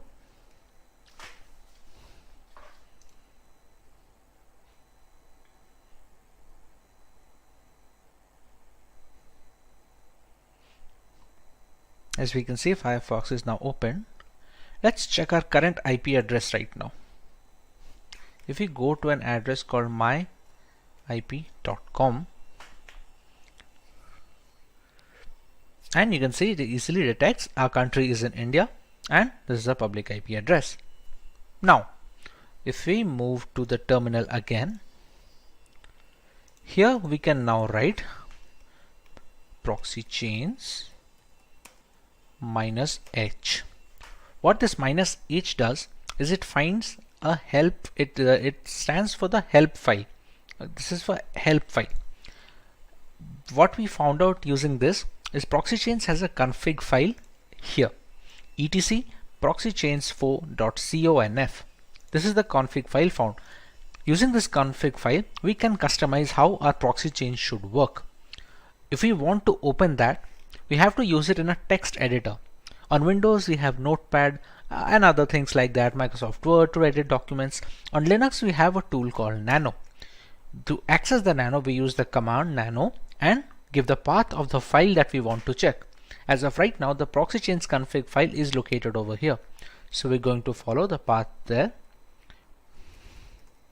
chains4.conf. And here we go. We see the config file.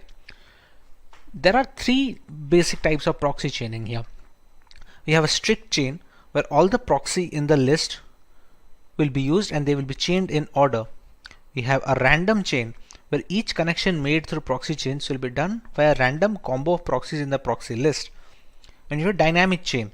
It's the same as strict chain, but dead proxies are excluded from the chain.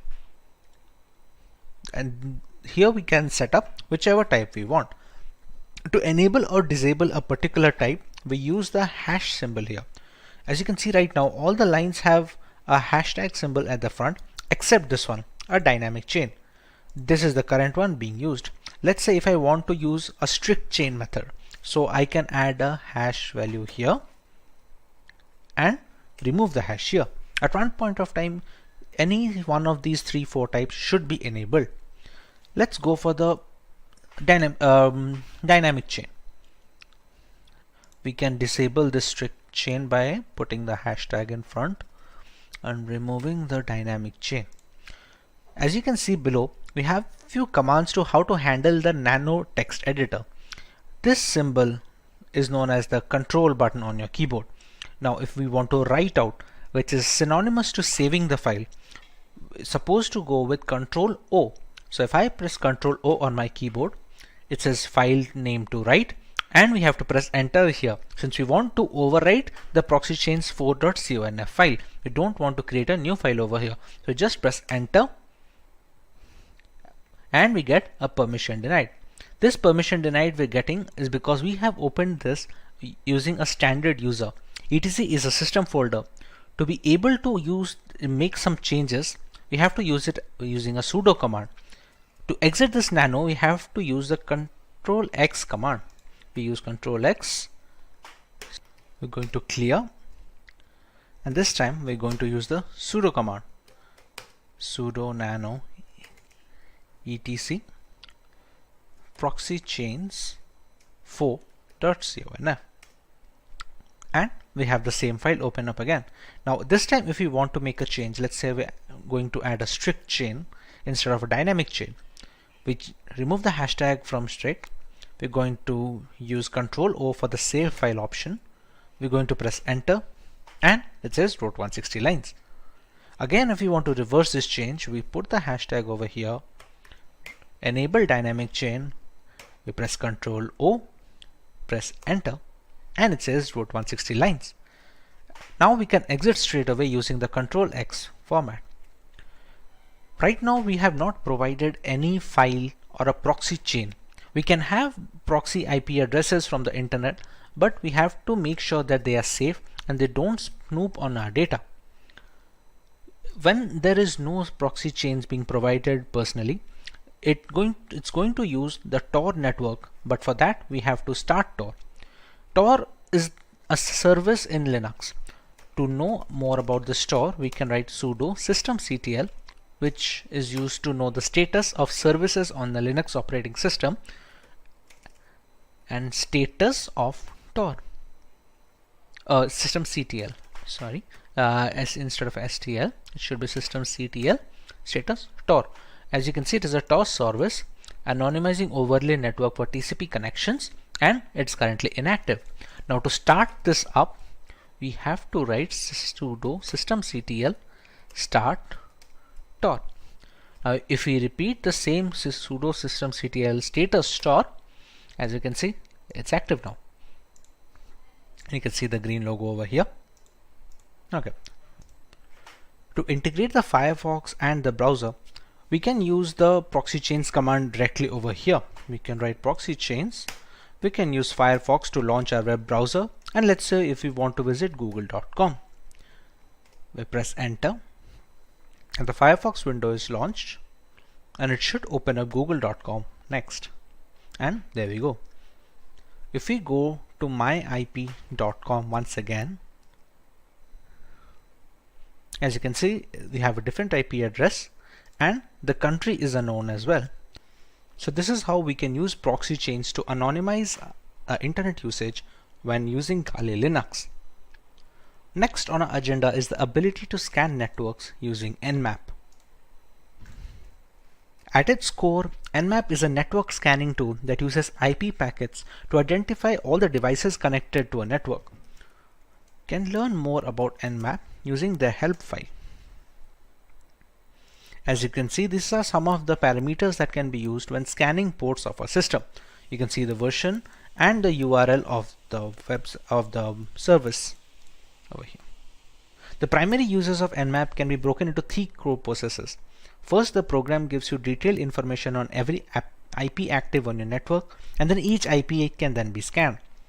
Secondly, it can also be used to providing a lot of live hosts and open ports, as well as identifying the OS of every connected device. Thirdly, Nmap has also become a valuable tool for users looking to protect personal and business websites. Using Nmap to scan your own web server, particularly if you're hosting your website from home, is essentially simulating the process that a hacker would use to attack your site. Attacking your own site in this way is a powerful way of identifying security vulnerabilities. As we already discussed, the host Windows 10 machine on this system has an IP address of 192.168.29.179. If you want to test the OS scan of this system, we're going to first get the root permission over here. We use the sudo command, and now we are a root user. We're going to launch the command nmap -o, which is supposed to be an OS detection scan. The IP address we can use of the host system 192.168.29.179. In a legitimate penetration testing scenario, we can use the IP address of the vulnerable device over here. We are going to let it scan for a while, and it's going to give us some guesses on what can the OS be.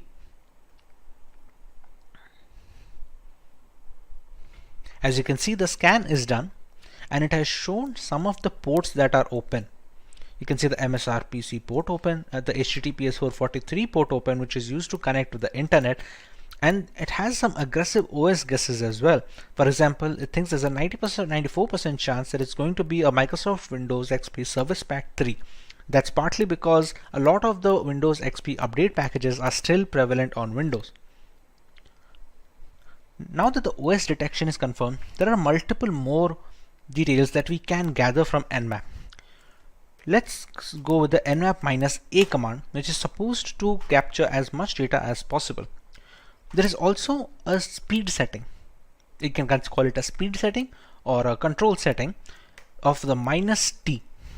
-t ranges from T0 to T1 to T2 all the way up to T5. This basically determines how aggressively the victim is being scanned. If you scan slowly, it will take more time to provide the results, but it will also give a less chance for the intrusion detection system on the vulnerable machine firewall to detect that someone is trying to penetrate the network. For now, if we want to go with somewhat of a high speed, we can go with the T4 and provide the same IP address of the local machine I am trying to attack. It's going to take a little bit of time since it's trying to capture a lot of information.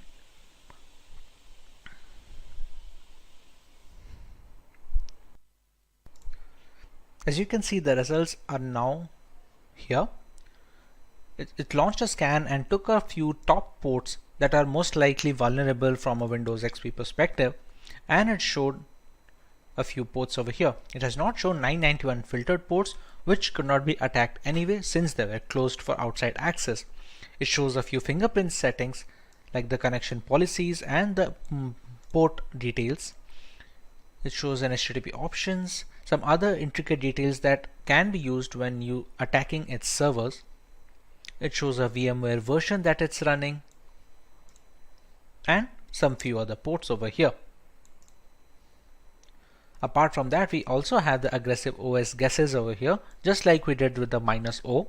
And you can see this time it is showing Windows 7 as 98%. No exact OS matches, since if there was any exact OS matches, we could have seen 100% chances over here. This is a trace route. A trace route will be the time and the path a connection request takes from the source to the destination. For example, this request went from 192.168.72.2 to a destination address. Since this is a local machine, it took only a single step. On multiple occasions, if you're trying to access a remote system, it's going to be a number of trace routes when it jumps from firewall to firewall and router to router. This is how we can use Nmap to find information about a system and find some vulnerable ports we can access. Moving on, we have a tutorial on how to use Wireshark to sniff network traffic. To start using Wireshark, we're going to have to open the application first. Now, during installation of Wireshark, there is an option to enable if non-root users can be able to capture traffic or not. In my installation, I have disabled that, so I will be launching Wireshark when using the root user itself. Also, to capture data, we need an external Wi-Fi adapter. You can see it over here in the VM tab, removable devices, RE-Link 802.1 and WLAN. This is an external Wi-Fi adapter which is inserted into my USB system. You can see it over here. If I write iwconfig, this is the one, WLAN 0. This is absolutely necessary because we need to have a monitor mode required. We won't need it for sniffing data on Wireshark right now, but it's going to be necessary later on in this tutorial as well, as we will see. For now, we can just start up Wireshark by writing its name on the command line, and it should start the program. Here we go. Here it's going to check which of the adapters we want to use. For example, right now the ETH0, which is supposed to stand for Ethernet 0 port, you can see data is being transmitted up and down. We're going to select ETH0.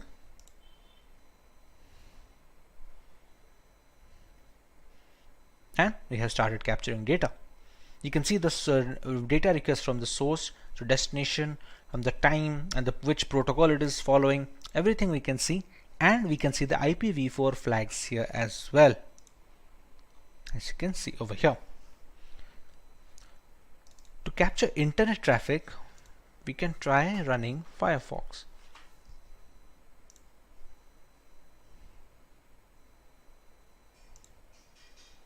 If we just write wikipedia.com,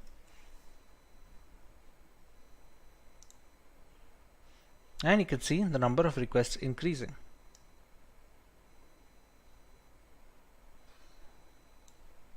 Okay, this is a spelling mistake. Wikipedia. Here, you can see the application data of all these requests going up, and they're connected to a destination server of 102.166.224. Now, even if we check the transmission control protocol flags over here and so many more things, we cannot find anything beneficial. As you can see, the information over here is gibberish, which is supposed to be, since it's supposed to be encrypted. Now, this is possible due to this being an HTTPS website. Hence, you can see the lock symbol over here, and connection is supposed to be secure. Now, what about HTTP ports? We have seen many people recommend to not visit HTTP ports. Repeat. We have seen many people recommend to not visit HTTP websites, and even if we have to visit, to not provide any critical information. For example, let's go to a random HTTP page over here.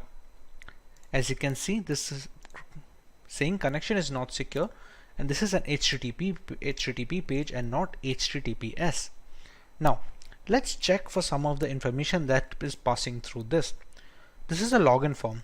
Let's say I have a legitimate account over here. If I write my account name, and my password is supposed to be password 1234. I press login, and the password does not match because I do not have an account over here. But let's say I did and I was logged in as expected. We can go to Wireshark. We can use filters over here. Now all the requests that I am sending, it's a TCP request.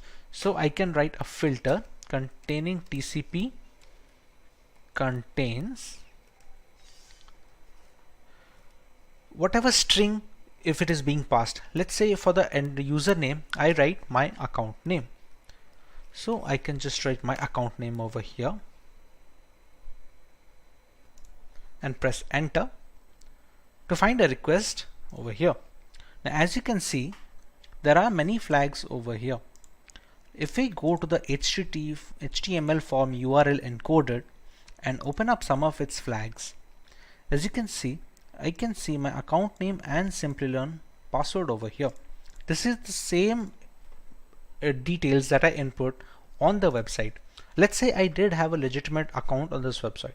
I would have logged in with no problems, but anyone who would be using Wireshark to sniff on the data can easily get my credentials from here. This is why it's recommended to not provide any information on HTTP pages. The security is not up to the mark, and always look for the lock symbol when visiting any website or making any internet transactions or providing any information. This is how we can use Wireshark to detect transmission and sniff packet data that is being transferred to the network adapter. Next, we have to learn about what is Metasploit.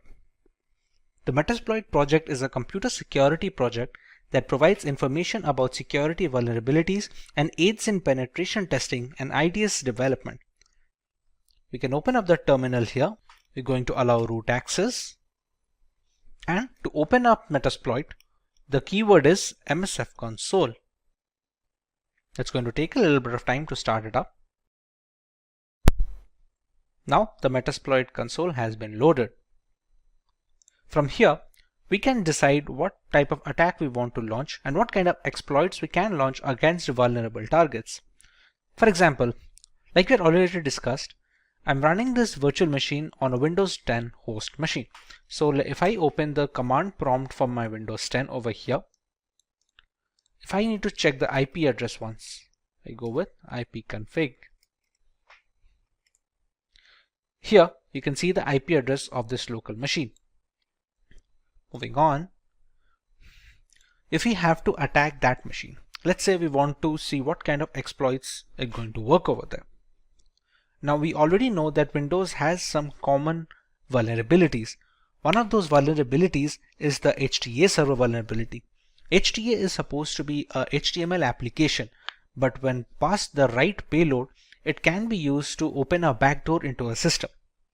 To start off with the Metasploit and accessing such applications, we're going to use the command use exploit, and the name of the reverse HTA server is this: Windows MISC for miscellaneous HTA server. As you can see, it already found this one. Alright, now there are some options that we need to set for this exploit to go through. For example, you can see some of the options over here. There is a payload. The payload is supposed to be the malicious file that we are going to send on the HTML application, which allows us to give the backdoor. For example, right now the payload, which is the malicious file, is a Windows Meterpreter reverse TCP. Completely understandable. Now let's set the L host. L host and R host and SRV host should be the one where we are going to launch the attack from. For example, if we launched another tab of this console and we just press ifconfig, the IP address is 192.168.72.130. So we're going to set the L host as 192.168.72.130, and we're going to do the same thing with SRV host.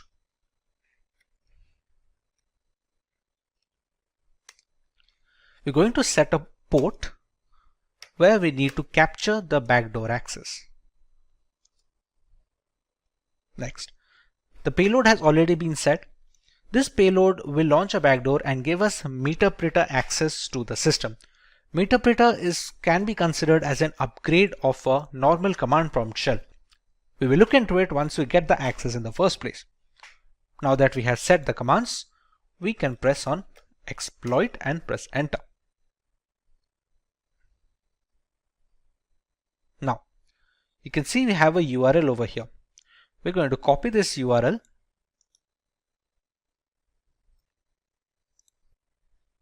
Once the URL is copied, we take it into the browser and paste it. This will ask us to download this file. Now, as per browser security settings, this file should be blocked by default. We can decide to keep it, and with the correct formulation of this malicious package, even the website browser antivirus softwares will not be able to detect good payloads. We're going to save this file and we're going to open it.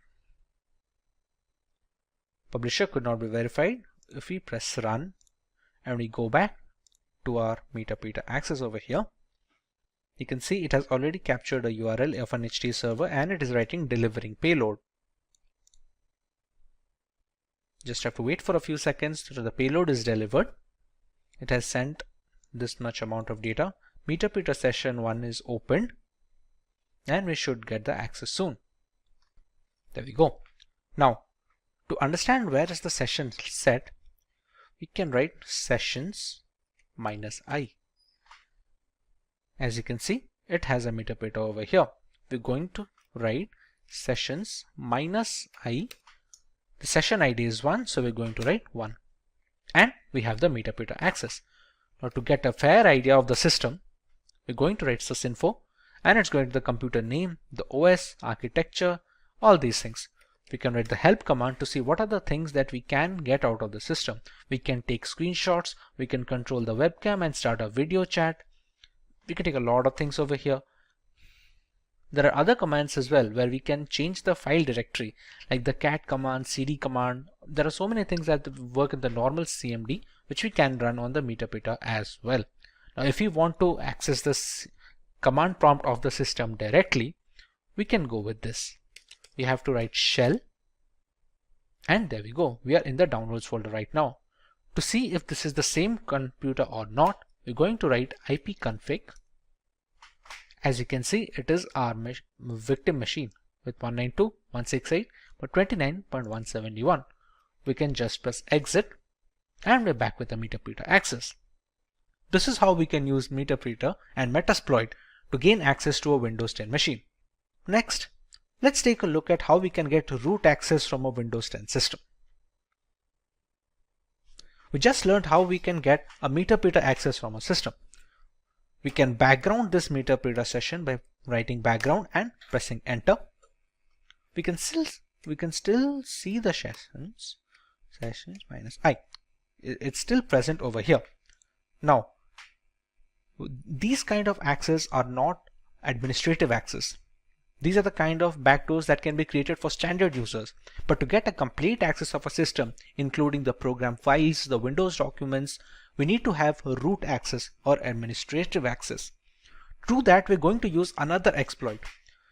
Reminder that the meterpreter session of the standard access is already present and we're not messing with it right now. We're going to set up another session, albeit with the same machine. That exploit name is use exploit Windows local bypass UAC event viewer. And there we go. Now, if we check the options that we can put in the system, we have to choose an exploit target. We need to put a session as well. Let's say we're going to use the session 1. This is the session that has the meterpreter access with the standard user. It doesn't have the system user. we're going to write set session 1 and we're going to run exploit. Run a few commands and it opened a second meter session. As you can see, it is the session 2. If I write sysinfo, you can still see I'm not the system user right now. I'm still just a normal user. How can we check that? If you go to shell, I can still see C user Shinobi downloads, all these things. If I press exit, go back to the meter, there is a command on meter, get system. It attempts to elevate your privilege to that of the local system, which basically means you get promoted into root access. So if we write get system, and due to pipe impersonation, we now have the system root access. As you can see, now it has become x64 and we are the admin users. Now if I go to shell, I can easily go back, Windows, and I can easily access these things. This kind of control over the Windows folders and the program files folders, these kind of things are not possible if you are not an admin access or the command prompt has not been run with admin permissions. This is how we can use privilege escalation to get into an admin access system. We use the second exploit, which was the bypass UAC event viewer exploit, and essentially used it with the first session. As you can read here, Windows escalation UAC protection bypass. It was first disclosed on 2016, but it still works on some systems. This is how we can get root access on a Windows 10 installation. Hope you learned something new today. Professionals in security testing, penetration testing, and ethical hacking utilize Linux as their preferred operating system. It provides several configurable distributions that you may configure based on your end use. Kali Linux and Parrot OS are two popular penetration testing distributions. While these operating systems each have unique offerings, the overall choice can differ between personnel thanks to their various tools and hardware specifications. Today we will look at both these distributions and settle on the perfect choice for each type of user. Let's go through the agenda for this video. We will learn about Kali Linux and Parrot Security OS from scratch, while understanding their primary selling points as a Linux distribution catered towards penetration testers. Next, we know about some features of these operating systems that stand out of their package. Finally, we directly compare Kali Linux and Parrot Security OS, thereby making a clear-cut conclusion on which OS is perfect on a per requirement basis. So let's start by learning about Kali Linux from a ground level.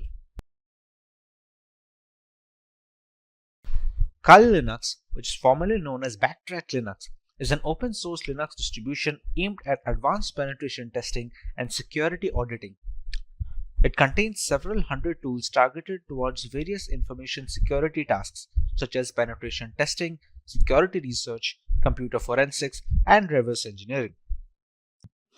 Kali Linux is a multi-platform solution, accessible and freely available to information security professionals and hobbyists. Among all the Linux distributions, Kali Linux takes its roots from the Debian operating system. Debian has been a highly dependable and a stable distribution for many years, providing a similarly strong foundation to the Kali Linux desktop.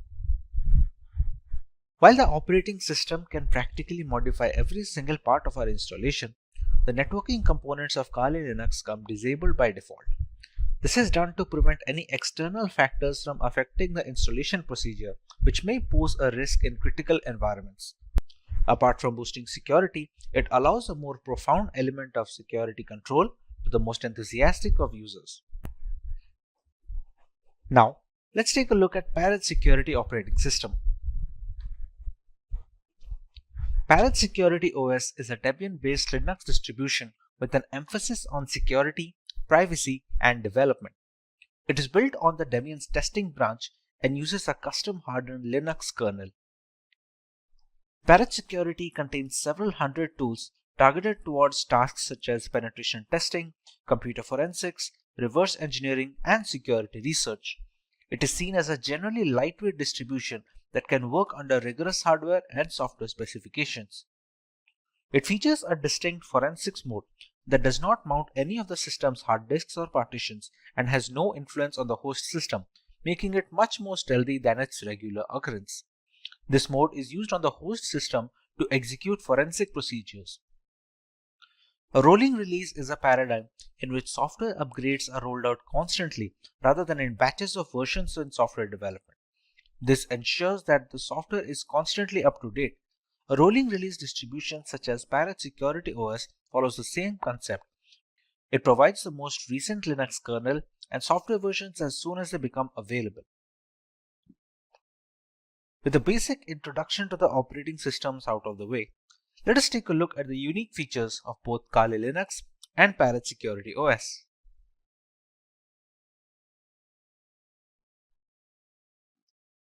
The latest version of Kali Linux comes with more than 600 penetration tools pre-installed.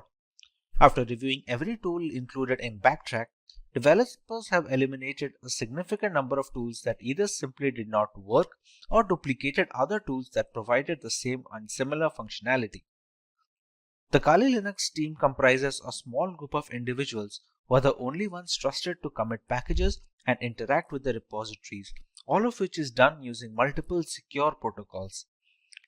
Restricting access of critical code bases to external assets dramatically reduces the risk of source contamination, which can cause Kali Linux users worldwide a great deal of damage as a direct victim of cybercrime. Although penetration tools tend to be written in English, the developers have ensured that Kali includes proper multilingual support, allowing more users to operate in the native language and locate the tools they need for their job. The more comfortable a user feels with the intricacies of the operating system, the easier it is to maintain a strong hold over the configuration and the device in general. Since ARM-based single-board systems like the Raspberry Pi are becoming more prevalent and inexpensive, the development team knew that Kali's ARM support would need to be as robust as they could manage with fully working installations.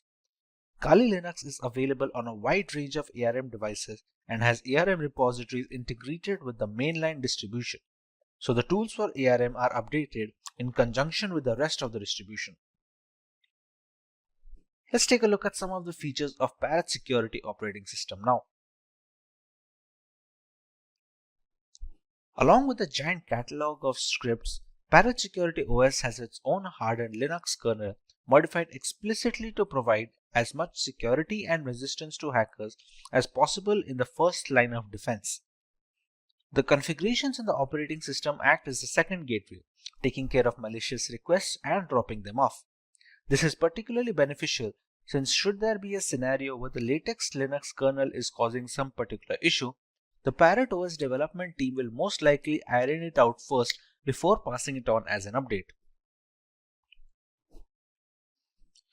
If the custom hardened kernel wasn't reason enough, Parrot Security developers managed to install more hacking tools and scripts to ensure a smooth transition for the Kali Linux users.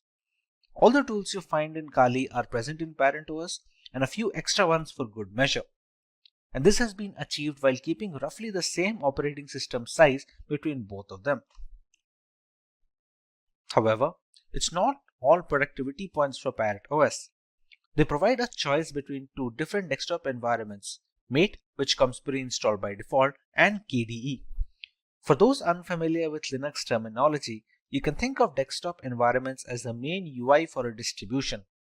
Being highly modular in nature, one can use Parrot Security OS while adding another desktop environment that they find appealing. While Kali Linux has only a single option, Parrot Security has provided two optimized builds with Mate Desktop and KDE Desktop. One of the primary advantages of Parrot OS over Kali Linux is that it's relatively lightweight. This implies that it takes significantly less disk space and computing power to function correctly, with as little as 320 MB of RAM required. In reality, Parrot OS is designed to operate successfully off a USB stick, but Kali Linux does not work well from a USB drive and is generally installed in a virtual machine. Parrot OS is more of a niche distribution if you're searching for something lighter than Kali Linux. Features are great. But what about performance? Real-world metrics. Let us compare both these operating systems directly with respect to their hardware specifications and usability. In the end, we can decide on what distribution is fit for each type of user.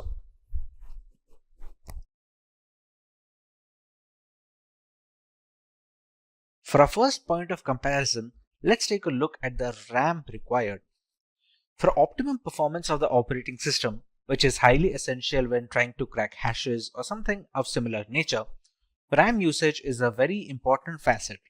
While Kali Linux demands at least 1 GB of RAM, Parrot Security can operate optimally with a minimum of 320 MB of RAM.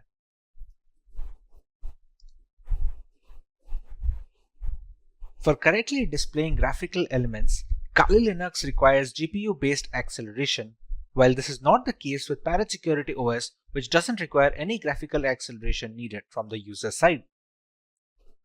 Once these operating systems are installed on VMware using their live boot ISOs, they take up a minimum amount of hard disk storage. Both of these operating systems have a recommended disk storage of minimum of 20 GB in Kali Linux and a minimum of 15 GB in Parrot Security, so they can install all the tools necessary in the ISO file. When it comes to the category and the selection of tools, Kali Linux has always been the first in securing every single tool available for hackers in the penetration testing industry. Parrot Security, on the other hand, has managed to take it up a notch. While specializing in wireless pen testing, Parrot Security makes it a point that all the tools that Kali Linux provides has been included in the ISO, while simultaneously adding some extra tools that many users will have to install from third-party sources in Kali Linux. Being a decade-old penetration testing distribution, Kali Linux has formed up a very big community with strong support signature. Parrot Security, on the other hand, is still growing, and it is garnering much more interest among veteran penetration testers and ethical hackers. A primary drawback of Kali Linux is the extensive hardware requirement. To perform optimally, it requires higher memory than Parrot Security. It also needs graphical acceleration while demanding more virtual hard disk storage. Parrot Security, on the other hand, was initially designed to run off a USB drive directly, thereby requiring very minimal requirements from a hardware perspective, like just 320 MB of RAM and no graphical acceleration needed. This means Parrot Security is much more feasible for people who are not able to devote massive resources to either their virtual machine or on their laptop hard disk directly. With the comparison done between both of these operating systems, let's take a look at the type of users both of these are catered to. One can go with Kali Linux if they want the extensive community support offered by its users, if they want to go with a trusted development team that have been working on this distribution since many years, if they have a powerful system which can run Kali Linux optimally without having to bottleneck performance, and if they are comfortable with a semi-professional environment which may or may not be very useful for new beginners. One can decide to go with Parrot Security if they want to go with a very lightweight and lean distribution that can run pretty much on all systems. It also has a lot of tools pre-installed, and some of them are not even present on Kali Linux. It is much more suitable for underpowered rigs where users do not have a lot of hardware resources to provide to the operating system, and thereby it is much more feasible for people with underpowered laptops or no graphical acceleration. Compared to Kali Linux, Parrot Security's desktop environment is also relatively easier to use for new beginners. For people who are just getting into ethical hacking, Parrot Security does a relatively better job of introducing them to the operating system and to the various tools without having to dump them into the entire intricacies. Hey everyone, today we will explore the world of cybersecurity with Hacker GPT, a specialized version of ChatGPT designed for ethical hacking and cybersecurity. In a digital landscape where cyber attacks occur every 39 seconds, causing billions in damages annually, Hacker GPT provides the essential tools and knowledge to defend against these threats. So Hacker GPT offers guidance on a wide range of topics including security practices, ethical hacking techniques, and scripting for system security.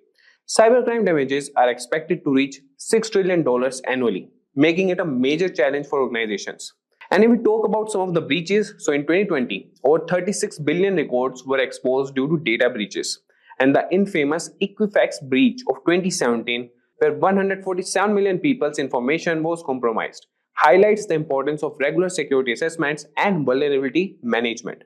These are the areas where Hacker GPT excels, and Hacker GPT strictly adheres to ethical guidelines, refusing to assist with any unethical or illegal queries. So our commitment is to provide guidance that adheres to legal and professional standards, helping you become a responsible cybersecurity professional.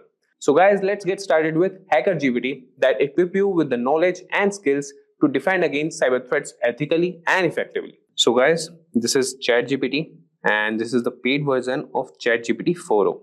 And what I was telling you is this is the Explore GPT section. So here you can find all the GPTs that are created by ChatGPT, OpenAI, or the individuals, or you can find the companies who have created GPTs.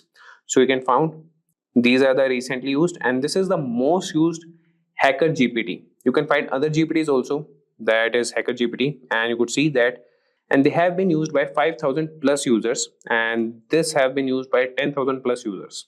So you can just search for Ethical Hacker GPT here, and it has been rated 4.5 stars, 10,000 plus conversations, and these are the conversation starters if you need any assistance. And the capabilities you can see here, and the ratings given by users, and more by the creator who has created this.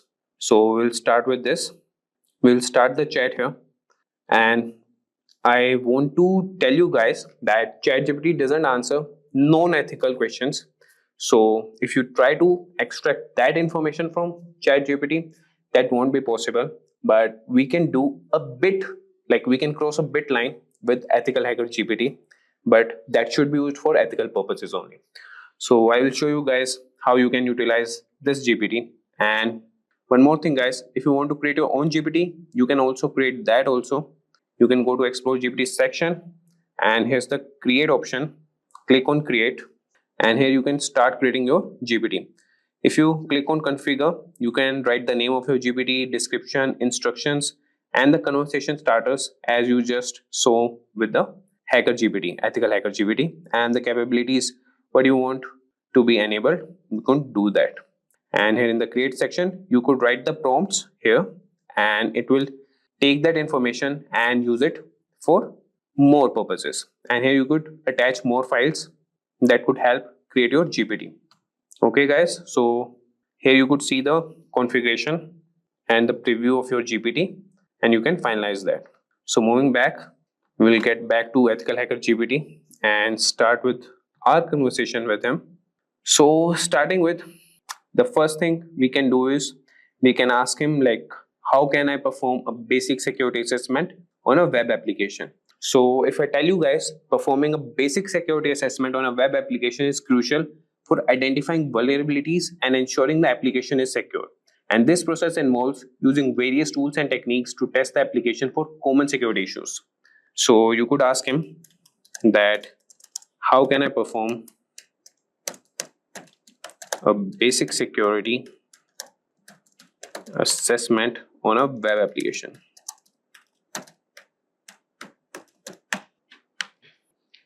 And just wait for a few seconds, and you could have the response from Ethical Hacker GPT. So you could see that performing a basic security assessment on a web application involves several key steps, and these are the key steps. Number one is preparation and information gathering. And how you can do that, these are the steps: identify the scope, gather information. Then is the second step, that is reconnaissance, and you can use the tools Burpsuit, Nikto, and others. Similarly, you could see all the steps here. So I won't be guiding, or I won't be reading what responses are generated by Ethical Hacker GPT. I have used that, and he provides very accurate, like I would say around 95 to 96% accurate results. Here I want to show you guys how you can utilize it. So I will show you prompts and what things you can ask him. So this was all about, repeat. So this was about the general security thing. Now we'll move to ethical hacking, and we can ask him how we can perform a SQL injection attack ethically on a test environment. So these are the prompts that you can write. That would be, how do I perform a SQL injection attack, and that too ethically. If you write this, that would be good on a test environment.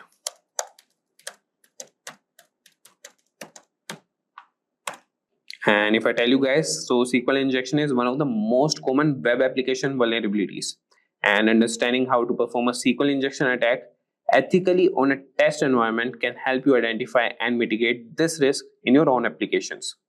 And you could see he has responded, and he has provided you the steps that you can set up a control test environment first thing, then preparation, and you could use these tools. Then you have the manual SQL injection testing. So these are the methods that you could use, that is or 1 equal to 1 for the database, and automated SQL injection testing. So this is the command for that, and you could verify vulnerability, documentation, reporting. So you could see that this GPT is capable of answering the basic questions, as we have discussed the basics question till now. Now we'll move to scripting and automation. So here you could see how he respond to this. So we'll ask him, can you provide a Python script to scan open ports on a network? So let's see what he provides.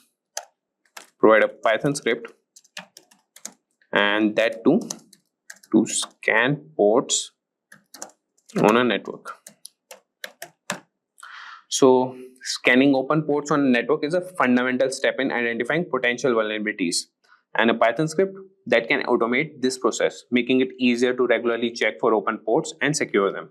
So this is the Python script. You can use any ID and run on that, and you could see that he's explaining the code also. Yeah, you can ask him like, can you explain the code line by line, and this Hacker GPT will do that for you.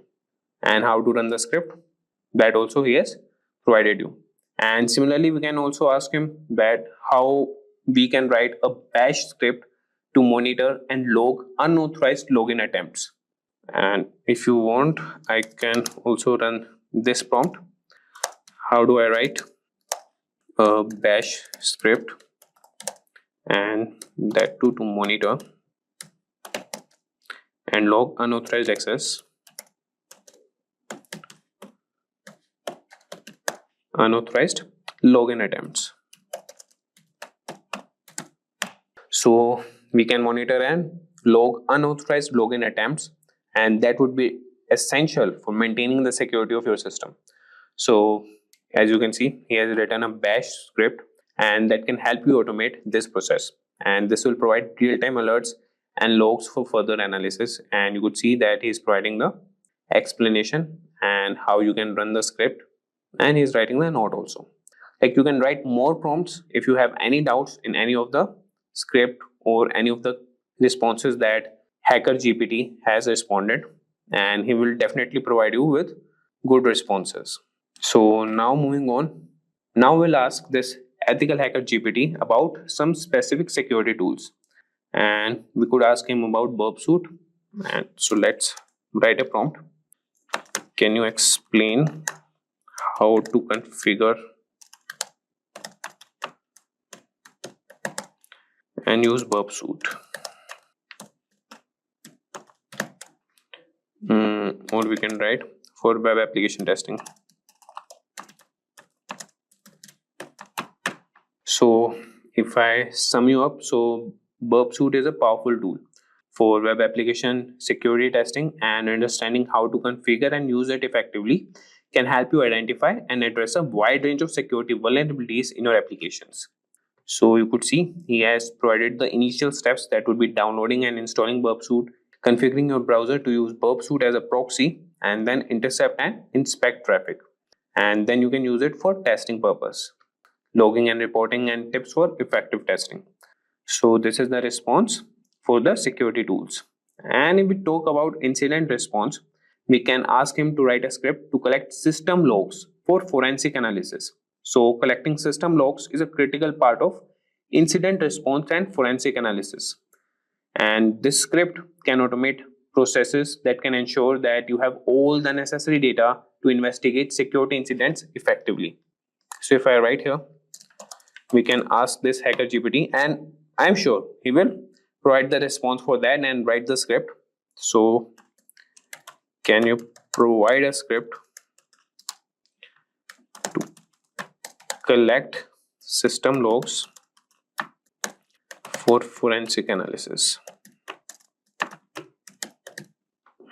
So as I told you, this is the critical part of incident response, and we have covered about the tools, that is Burp Suite.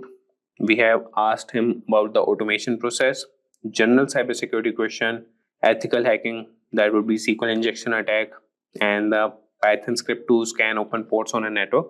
So he can write scripts also, automation tasks, and he could respond with the general cybersecurity questions also. And if you see here for the incident response, he has written the script to collect system logs for forensic analysis. So I won't be explaining this code, as we're just looking for the prompts that we can give to Ethical Hacker GPT. If you want, you could just ask him also that explain this code line by line. And here he has mentioned also the explanation, that is directories and files to collect. And after that, he is collecting the logs, and that would be copied in the directory, that is, he has mentioned it, a variable, that is output directory. Archiving logs, cleanup, and how to run the script. So this was about the incident response. Now we'll move to some advanced topics, and in advanced topics, what we can ask him is how to perform a man-in-the-middle attack in a controlled environment. And remember these, that you have to mention some of the keywords that would be in a controlled environment, and for that thing only he will respond or provide the response to you. So I will start here, that how do I perform a man in the middle attack in a controlled environment. So if you understand man in the middle attack that works in a controlled environment, this can help you develop better defenses against such attacks. And it's important to learn and practice these techniques ethically. So you can see here that he's providing the prerequisites and the step-by-step guide how you can conduct a man in the middle attack. So first is set up the control environment, then install necessary tools, enable IP forwarding, perform ARP spoofing, and then capture and analyze traffic, clean up and restore the network, and conclusion. So you could just follow up with more prompts, that I want more information about setting up the control environment. Just write this prompt, and this Ethical Hacker GPT will provide more responses to you. So he will provide you how you can set up the control environment. So now moving on, we will ask some more prompts, and that could be about the reverse engineering. So we could ask him that, can you explain the processes of reverse engineering a malware sample? Or we can also ask about honeypot to detect malicious activity. That could be, how can I implement a honeypot to detect malicious activity? Or what are the techniques for securing a Docker container? So we'll ask him one prompt here. Let's see what he responds to that. So how can I implement a honeypot to detect malicious activity?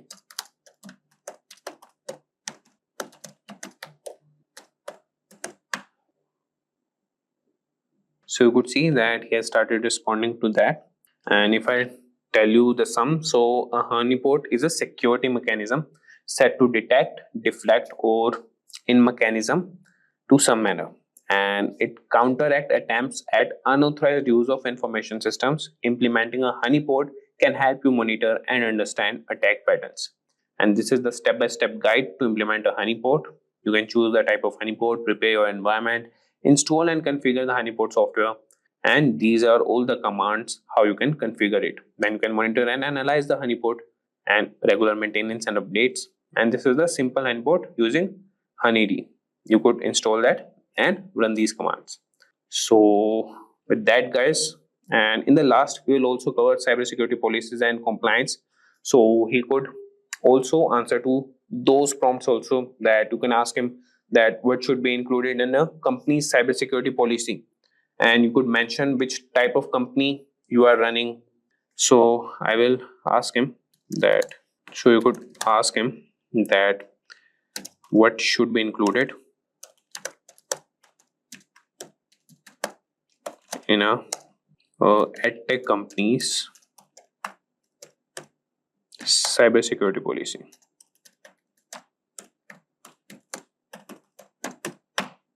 So let's see. So you could see here that creating comprehensive security policy for an edtech company involves adding various aspects, and that would be introduction. First is the purpose for cybersecurity policy, scope, roles and responsibilities, data protection and privacy, network security, application security, user security awareness and training, incident response and management, compliance and legal requirements, physical security, device and endpoint security. So similarly, you could ask him that draft me the company's cybersecurity policy and start with the introduction. So he will provide you all the introduction points, and then you can ask him that draft roles and responsibilities. He will draft that also. So you could like break it into parts and ask the Ethical Hacker GPT, and he will respond to you, as it has some limitations of some words and some of the responses. So you could ask him in the breaking parts and he will respond to you. Do you know, friends, that Wireshark is a powerful network protocol analyzer that helps you capture and analyze network traffic in real time? It allows you to deep dive into data packets traveling through your network, giving you insights into network performance, security, and troubleshooting. In this tutorial, we'll guide you through the basics of using Wireshark, from setting up your capture environment to interpreting the data. By the end of this tutorial, you'll have a solid understanding of how to navigate Wireshark interface, set of filters, and analyze the network traffic for different use cases. So guys, let's get started. Let us start first by understanding what is Wireshark. So guys, Wireshark is a comprehensive open source network protocol analyzer that basically allows user to capture and analyze the data traveling over the network in real time. It is widely used by network administrators, security professionals, and also developers for various purposes. For example, guys, like network troubleshooting, where you have to identify and resolve network issues by examining the traffic patterns and diagnosing the connectivity problems. The next one is network analysis, which we'll also be doing in our hands-on, where you have to understand and optimize network performance by analyzing data flows and interaction between network systems. The third one is security auditing. You will also have to detect and investigate unusual or potentially malicious network activities such as unauthorized access or data breaches. And finally, you have a protocol development, where you can debug and develop network protocols by capturing and analyzing protocol messages and behaviors. The key features of Wireshark are: the first one is packet capture. Wireshark captures packets of data transmitted over the network. Each packet contains a wealth of information, including source and destination addresses. And also you get protocol, types, and payload data. So as you can see all over here, I've already downloaded Wireshark, and I'll guide you also how to download it. But as you can see, these are the lines that shows that the Wi-Fi packet, graph is showing that this is how the packets are transmitting. So this is basically the real-time analysis what you can get through in Wireshark. Next one is you get a detailed inspection. Guys, Wireshark also decodes and displays data at various protocol layers. Example, you can get Ethernet, IP, TCP, HTTP, which allows for detailed examinations of network communications. You can also perform filtering and searching. Then you'll also get a chance to do data visualization, which includes features for visualizing network traffics such as flow graphs, as you can see all over here, and also statistics, which can help in understanding network behavior and performance. Wireshark is available for multi-operating systems, like for Windows, Mac OS, Linux, and many more. Now, there are certain scenarios where network security engineers use it. Suppose for network performance monitoring, where you track and analyze the performance of network applications and services. You also get an incident response. You investigate and respond to network security incidents by analyzing captured traffic. And you also do the protocol analysis, where you examine and troubleshoot network protocols and ensure proper implementation. Now, let us start with the Wireshark. So first, let us download the Wireshark. And before we download it, I expect that you would have got some brief idea regarding what is Wireshark. Now, what you have to do, guys, you have to go at this link, wireshark.org.download.html. So since I'm using Windows, so I have clicked on Windows x64 installer. Just right click on this. So as you can see, it will start downloading. So guys, since I've already downloaded it, I may not have to do it again. And the steps are very simple. Just you have to click yes, yes, and it's going to download all the required dependencies and your installer will be ready. And after clicking all the OKs, you are going to get something like this. So this is your entry of the Wireshark network analyzer. Now, so as you can see all over here, you can capture the network packets from these interfaces. So you can see local area connection 10, adapter, lookup, traffic capture, Bluetooth is there, then you have the Ethernets, okay? So let us choose the Wi-Fi as a network interface, okay? And just click on this. So as you can see all over here, so many of the packets have started running up, okay? And this is a shark icon. So basically, it is doing the real-time packet capturing where you have all these things. So now, let us try to understand what is there in Wireshark. So you can see you have file, basically for managing files, you have open, save, export, okay? So these kind of options are there. You can also export the TLS session keys, okay? You can export the objects and you can do print, quit. Then here in the edit, so edit, you can modify the preferences, settings and profiles. If you talk about view, you can adjust the layout all over here of Wireshark. If you talk about go, you can navigate through the packets all over here. Then here is a capture. You can start or stop all over here. You can restart it. Then next is analyze. So as you can see all over here, you have display filters, display filter macros, display filter expressions, and many more. Okay. Similarly, you have statistics, okay, which helps in viewing network statistics and data summaries. Here you have telephony for using these kind of protocols. Okay. Then you have wireless. Okay. Then you have tools all over here, firewall, ACL rules, MAC address. Okay. And there you have the help icon. So this is a very basic outview of this application. Now, let us do some basic exercises first. So let us try to capture a traffic first. Okay. So since I've already selected our network interface as Wi-Fi, and let us restart it. So you can just go on capture and just start the restart. Okay. So this has started. Now go to your browser and just type, say, HTTP, okay, and say bin.org is the file. So guys, this is a basic website that we have requested on our browser, and let us go to our Wireshark and stop this for a moment. So as you can see all over here, this icon shows applying a display filter. Now go all over here and type the filter, say HTTP, okay, and you can say our filtering would be done. So as you can see, here you have the source, you have the destination, here you have the time, here you have the number, here you have the length of the packets, okay, and this is the info, okay. So now let us do the general analysis of the Wireshark output. So as you can see all over here, the first one is HTTP request and responses. So as you can see, this is our source, okay. We are sending a request to the destination address with 44.219.81.240. The protocol is HTTP and the length of the packet is 480. And it is basically a GET request, okay. So get HTTP/1.1. Now there is a reply from this destination all over here and to the destination at our source. The protocol is still HTTP. Now the length of the packet is increased, is 887. And what we are getting, guys, all over here, that the status is 200 and it says okay. Now, as you can see, what we are getting basically an HTML file all over here. Okay. Now, similarly, we are again requesting and we are getting a JSON file all over here. Now, getting a specific JSON HTTP 1.1 and similarly reply is coming. So as you can see, it's a to and fro motion where we are requesting to a destination, which is the browser with the protocol HTTP. And similarly, we are getting a reply from our destination. So guys, this is our device and this is the given resource we are trying to access on our browser.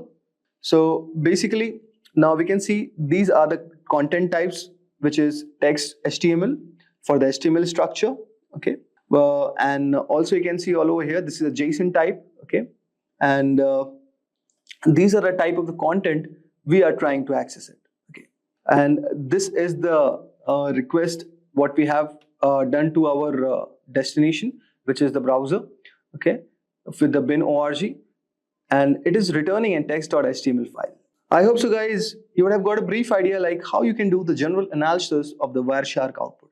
Now let us try to do one more example which will make our concepts more clear. Now guys, I will show you one more use case of this, that you can diagnose the network issues with ping and trace command. Okay, so with the help of Wireshark, this can also be done guys. So what you need next is you can open a terminal, okay, and just right click all over here. And now in this, what we are going to do guys, we are going to generate an ICMP traffic. So with the help of ping command.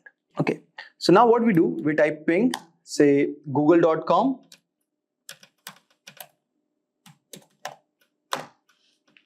and you can see all over here the request and reply have started. And now what we will do guys, we will use the traceroute command for tracing our packet flow.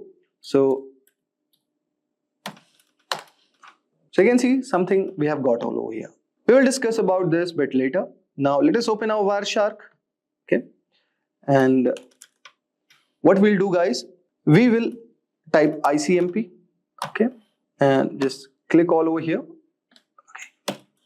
So guys, go to the filter and type ICMP, okay, and just click all over here. And but before that, you have to stop this. And now let us try. So you can see all over here that here the destination is showing unreachable, but here we are getting the reply. Okay. Now let us try to examine this protocol. Okay. So what all over here, let us try to understand first what we did in the terminal. Okay. So guys, when we are typing the command ping google.com, this command is basically testing the reachability of google.com by sending the Internet Control Message Protocol or ICMP echo request packets and waiting for the replies, which is echo response. Now guys, let us break down the ping results. So first 3 replies, we are going to see that each reply shows the IP address of 142.250.193.110, which is one of the Google servers. And you can see the round trip time latency for the packets. For the first time, it is showing around 76 milliseconds. For second round trip time, it is showing around 88. Then third is 99, and fourth one is 30 milliseconds. Now you can see there is something called time to live also, and in this case the time to live for each packet is around 55 milliseconds. Okay, so basically this field indicates how many hops or routers the packet can pass through before being discarded. Okay, now you can also see the request timeout. So the fourth packet is a request timeout, meaning no reply was received within this set time. And you can also see the ping statistics. So you can say here sent 4 packets, received 4 packets, and there is no loss. Okay, so this is one thing. And also approximate round trip in milliseconds, you can see minimum is 30 milliseconds and maximum is 99 milliseconds. Average is calculated 73 milliseconds. So this is statistics what we got. Now you can see all over here we have the traceroute command. Okay, so here no arguments are provided first. So let us try to understand. The D means do not resolve IP address to host names, okay, where H means maximum number of hops of routers to search, and W means timeout in milliseconds for each reply. So suppose if I see traceroute google.com, so guys, this will show all the hops that the packet has to travel through reach the Google server, which will help to diagnose where the delays or issues might occur on the path. Now you can see all over here there are a lot of options are given. So similarly you can read this. Now let us try to do the Wireshark analysis.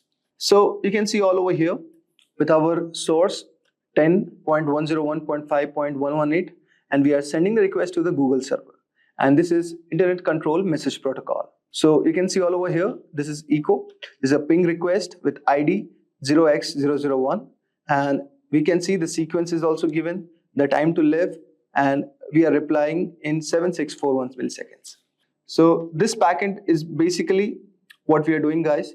We are 7630 is our packet number, and this is what we are sending as a request. Then 7641 is a reply from the Google server with the given ID, okay, the sequence number of this and the time to live, and it is also giving the request one. Now what you can do, guys, you can also apply one filter all over here. We can, okay. Now, with the help of this, you can just see there are a lot of options as a filtering, okay. So I can read the documentation for this, and whenever it is turning red, guys, it is showing something as error, okay. And now let us do this, and let us type our IP address, say 101, okay, 1.5.118, okay. So this is also one of the way you can apply the filter, okay. So it's going to filter out the IP address, okay. Say, let's do this. So it is going to filter out our IP address, which is basically the same which is sending, because we have not given any other ping request. So guys, here what we can see, so this is kind of the analysis what we are doing basically, okay. So guys, this was a Wireshark analysis for diagnosing the network issues with the help of ping and trace commands. And you can do a lot more other things with the help of Wireshark. Basically, these tools are used by network administrators, hackers, and also network engineers to understand the network performance, diagnose the network issues, okay. So this was a short exercise which I have shown you about the basics of Wireshark. I hope so you would have enjoyed our today's video. Cybersecurity is not just a job, it's a war zone where organizations fight daily to protect their most valuable assets, data and systems. The stakes have never been higher, and the demand for skilled professionals is rapidly growing. A trusted survey predicts that millions of cybersecurity job openings in India alone by next year. But here's the harsh reality. Most candidates lack the skills and the industry demands. This is where certifications comes in. You have probably heard people ask, why do certifications? Why not just get a degree? Wait, let me tell you the truth. College programs often fail to keep up with the fast changing demands of cybersecurity industry. Certifications, on the other hand, are laser focused on the skills you actually need. They are faster, more affordable, and targeted. So whether you're a fresher or a professional looking to climb up the ladder, certifications are your best bet. Let's explore the top 5 certifications that can give you an edge to help you land that dream cybersecurity job. Now you might be thinking, I'm not from an IT background, can certifications really help me? Or maybe you have graduated with a computer science degree and are wondering, why bother with certifications? Let me explain why certifications are so powerful. First, if you are from a non-IT background, certifications can open doors you never thought possible. They provide you with hands-on practical skills that employers value far more than theoretical knowledge. For example, even if you have never written a single line of code, certifications like CompTIA Plus Security or Certified Ethical Hacker can teach you the foundational skills needed to land your first job in cybersecurity. On the other hand, if you're already a computer science graduate, certifications allow you to specialize. Cybersecurity is a vast field, and employers look for specialists in areas like penetration testing, risk management, or compliance. A certification like CISSP can turn your general degree into a targeted resume that screams expertise. Here's why certifications are such a game changer. At first, it will help you to boost your resume by adding instant credibility, showing you have invested in gaining expertise. They also align with industry trends, ensuring your skills match with current standards. They also demonstrate your commitment to your career and give you a competitive edge, making you stand out to hiring managers in a crowded job market. So now let us explore the top 5 certifications that you can take your cybersecurity career to the next level. So let's get started. So now let's begin with the very first certification at the top of the list, which is Certified Information System Security Professional, CISSP, widely regarded as the gold standard in cybersecurity certification. It's offered by ISC and it is one of the most respected organizations in this field. This certification is very essential for professionals who want to lead cybersecurity efforts at an enterprise level. Well, CISSP is a comprehensive certification that covers 8 key cybersecurity domains, such as risk management, security operations, and software development security. It's highly designed for experienced professionals and proves you have the expertise to design, implement, and also manage a robust cybersecurity program. Organizations worldwide trust CISSP certified professionals to handle sensitive security needs.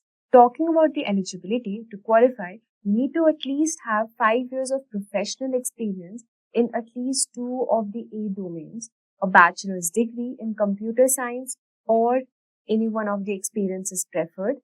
Even without full experience, you can take the exam and earn the title associate while you complete the required work experience.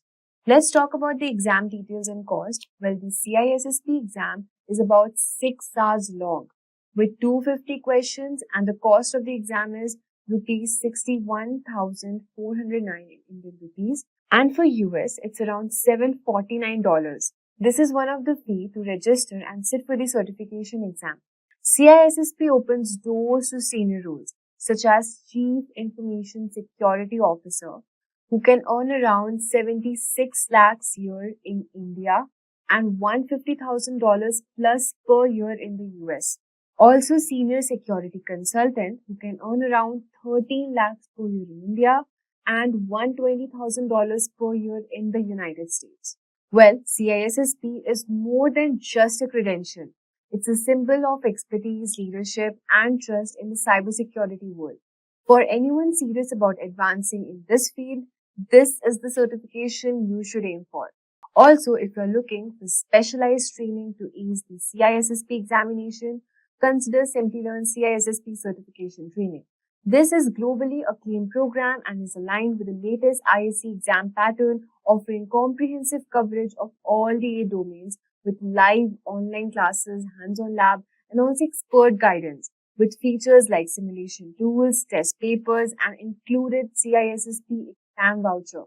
Simplilearn ensures you are exam ready, plus their 100% money back exam pass guarantee also adds extra confidence as you work towards elevating your cybersecurity career. Next on our list is CISA, which is Certified Information System Auditor, a highly respected certification from ISACA, focusing on auditing, compliance, and risk management. It's perfect for professionals responsible for evaluating and improving an organization's security framework. CISA is recognized worldwide, especially in highly regulated industries like finance, healthcare, and government. It demonstrates expertise in identifying vulnerabilities, ensuring compliance, and improving security controls. Let's talk about the eligibility for this certification. Well, to qualify, you need to have at least 5 years of work experience in IT audit, control, or security. You also need to have a bachelor's degree that can waive up to 2 years of this requirement.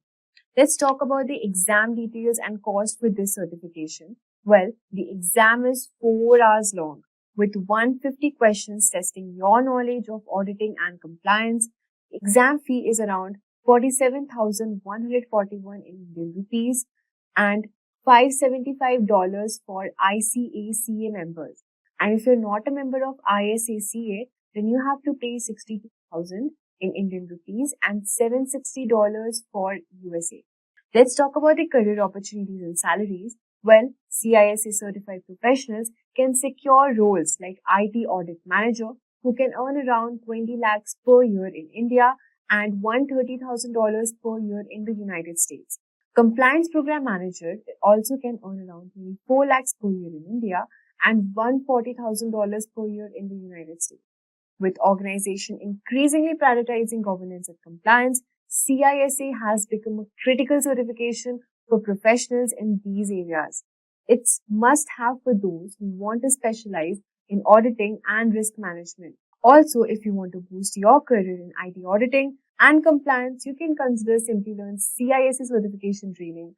As an accredited training partner of ISACA, Simplilearn offers comprehensive preparation including live classes, by industry experts, access to the official ISACA learning kit, and simulation tests to help you master the 2024 CISA exam and domain. This training provides you up-to-date curriculum and practical insights to help you excel your career. With an exam pass guarantee and flexible learning options, Simplilearn also ensures that you're fully prepared to achieve CISA certification and advance your professional journey. Let's talk about the third certification on the list, which is Certified Information Security Manager, CISM.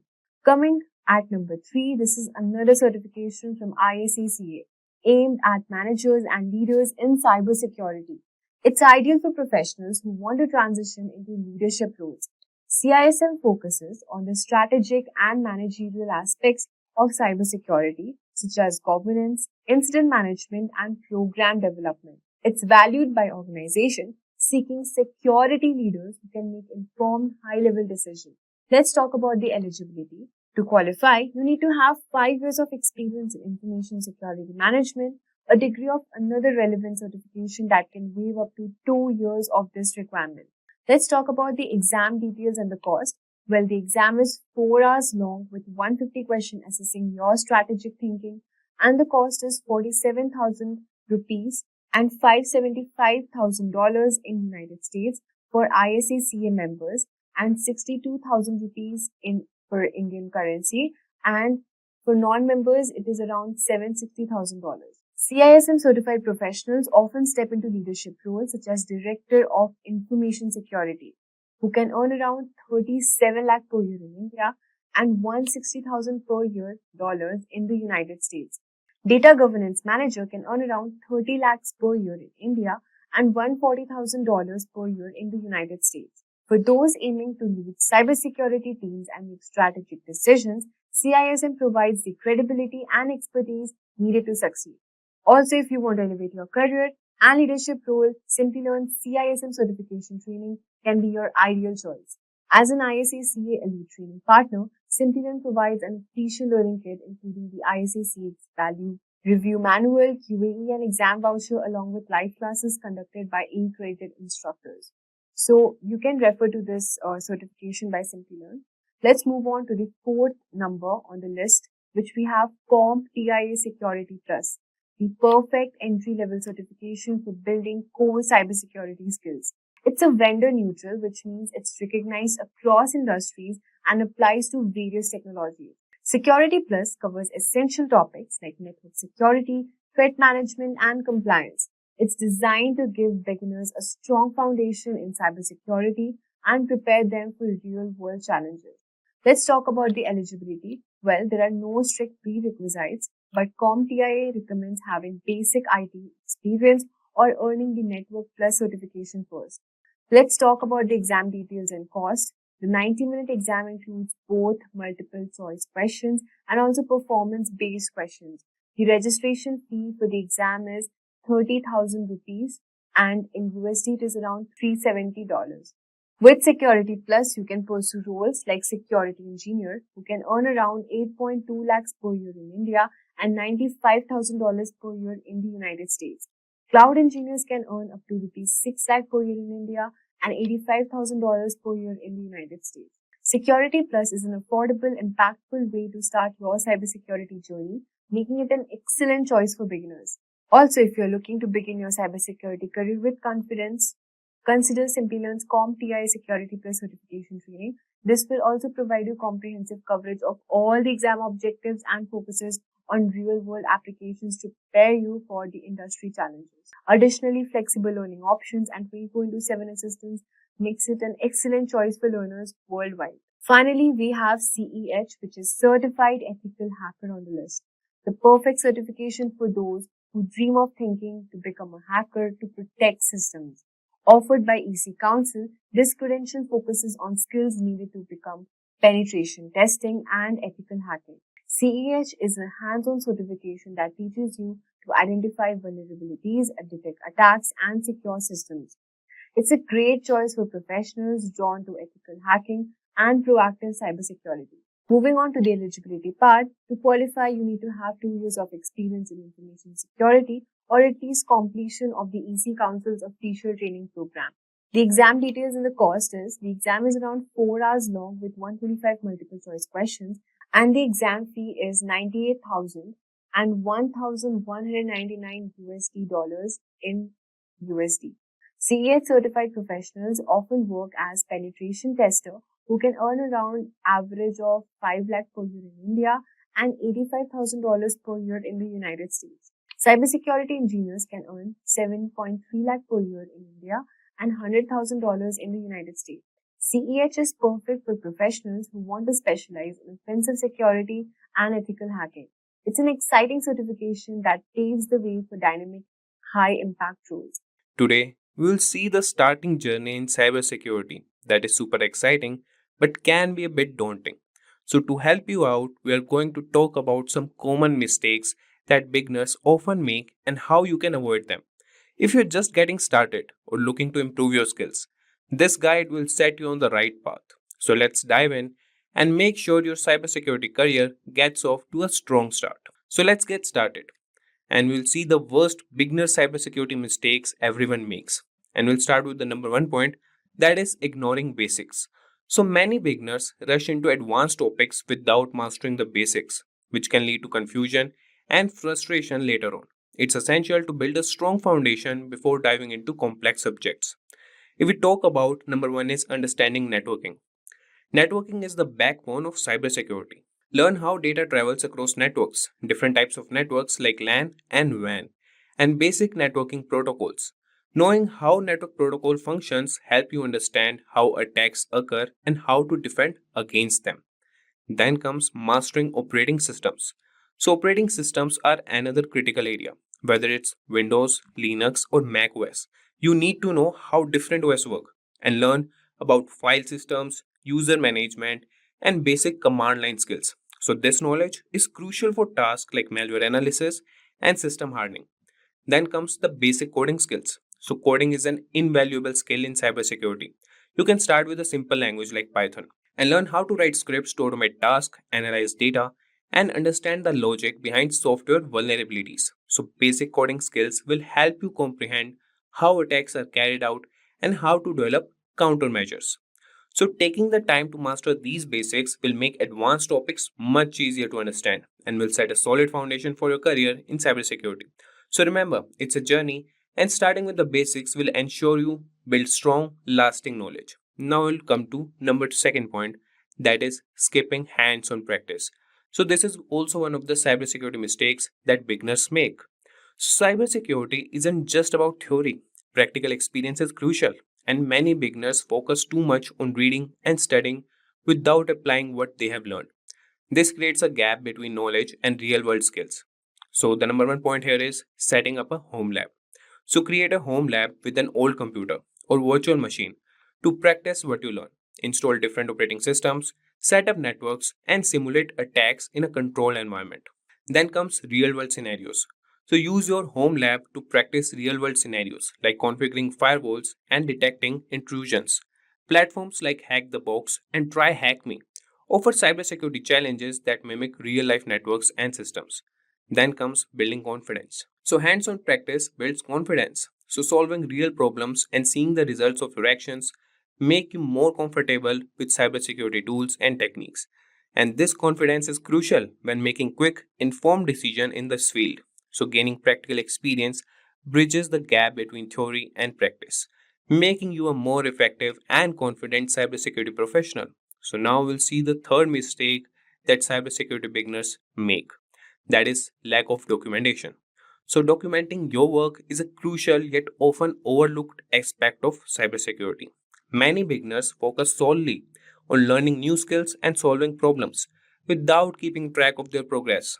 However, good documentation practices can significantly enhance your learning experience. And by keeping detailed notes on what you learn, the tools you use, and the methods you apply, you create a valuable resource for future reference. And this habit helps you review and reinforce your knowledge, making it easier to remember complex concepts. Additionally, well documented work allows you to share your insights and solutions with others, whether through blogs, presentations, or team collaborations. It also helps in troubleshooting, as you can quickly revisit your steps to identify where something might have gone wrong. So, in the professional world, documentation is essential for maintaining clear and efficient communication within a team. And by starting this practice early, you will develop a habit that will benefit you throughout your career. And now we'll move to the fourth cybersecurity mistake for beginners, that is waiting too long to start applying for jobs. So, a common mistake many beginners make is waiting until they feel perfectly qualified before applying for cybersecurity jobs. This approach can be counterproductive. The truth is, you might never feel completely ready, and waiting too long can cause you to miss out on an valuable opportunity. So start applying for jobs early in your learning journey. The process of applying and interviewing is a learning experience in itself. It helps you understand what employers are looking for, and it can highlight areas where you need to improve. So early job applications also provide you with real world feedback and networking opportunities.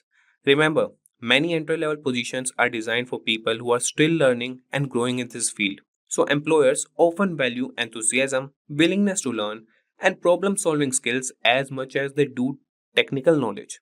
So, by starting early, you can gain experience and build confidence, even if you are not yet perfectly qualified. And then comes the next mistake, that is trying to qualify for all jobs. So, in the vast field of cybersecurity, trying to qualify for every job out, there is a common but misguided approach. Cybersecurity encompasses a wide range of specialties, from network security and ethical hacking to incident response and security analysis. Instead of spreading yourself thin trying to learn everything, focus on a key few areas and become proficient in them. Specializing in special fields make you more valuable to potential employers. It's better to be an expert in one or two areas than to have superficial knowledge in many. So by focusing on specific skills, you can develop a better understanding and expertise that sets you apart from others. So this focused approach also makes it easier to stay updated with the latest trends and advancements in your chosen areas. Remember, depth of knowledge often outweighs breadth when it comes to career advancement and job satisfaction. So, this was all about trying to qualify for all jobs. Now, we'll see the biggest mistake, that is IT foundation fallacy. So, many aspiring cybersecurity professionals believe they need a deep IT background to start their career. This is same as the number one point, but this is a misconception. While having a solid foundation in IT can be beneficial, it's not a prerequisite for success in cybersecurity. What you need are the specific skills and practical experience. Focus on learning about networks, operating system, and security tools. Engage in hands-on practice through labs and simulations to build real-world skills. Cybersecurity is a field where practical knowledge and the ability to apply concepts matter more than theoretical IT knowledge. And many successful cybersecurity professionals come from diverse backgrounds, including those with minimal IT experience. So they succeed by continuing learning and adapting to new challenges. So don't let the lack of deep IT foundation hold you back.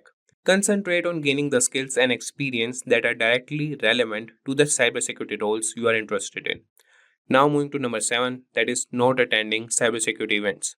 So attending cybersecurity events is one of the best ways to stay updated and connected in the field. These events, including conferences, webinars, and meetups, offer a wealth of information on the latest trends, tools, and threats in cybersecurity. They provide a platform to learn from experts, gain insights into industry developments, and discover new technologies. Additionally, these events are excellent networking opportunities, meeting other professionals that can lead to job opportunities, collaborations, and mentorship. Building a network within the cybersecurity community can provide support and guidance throughout your career. And many events also offer hands on workshops and training sessions that can enhance your practical skills. So, by actively participating in these events, you can demonstrate your commitment to continuous learning and professional development. Make it a habit to attend cybersecurity events regularly to stay engaged and informed. So, this was all about number 7 point, that is not attending cybersecurity events. Now, moving to number 8, that is obsessing over which specialization to choose. So, when starting a career in cybersecurity, many beginners obsess over which specialization to choose. This can be overwhelming and counterproductive. Instead of stressing about making the perfect choice, allow yourself the freedom to explore different areas of cybersecurity. The field is diverse, with specializations like penetration testing, incident response, security analysis, and more. Take the time to experiment with various topics and see what interests you the most. This exploration phase is valuable for gaining a broad understanding of this field. So, over time, you will naturally gravitate toward areas that align with your strengths and interests. So, remember, your specialization can evolve as you gain more experience and insights. Early in your career, focus on building a solid foundation and gaining exposure to different aspects of cybersecurity. This approach allows you to make an informed decision about your specialization when the time comes, ensuring you choose a path that truly excites and motivates you. Today, we are going to talk about some really interesting and powerful hacking gadgets you should know about in 2024. But remember, this is just for learning. We don't want anyone getting into trouble. So moving on. The best way to keep your computers and devices safe is to know about the risk. So some risks are easy to cater, using strong passwords, and don't download from bad websites, and don't hand your unlocked device to strangers. But there are also hidden dangers that can cause big problems. Some tools look innocent but can be very dangerous. Here are 7 gadgets that look normal but are actually powerful hacking tools. These tools are made for security experts to test systems, but they can be misused. So let's kick things off with a device that's small but incredibly powerful, that is Raspberry Pi. So Raspberry Pi is a compact and affordable computer that has revolutionized the tech world. Originally designed for educational purposes, it has become a favorite among hobbyists, makers, and even professionals. Despite its small size, it boasts impressive capabilities, including multiple USB ports, HDMI output, and support for various operating systems like Linux and Windows 10 IoT Core.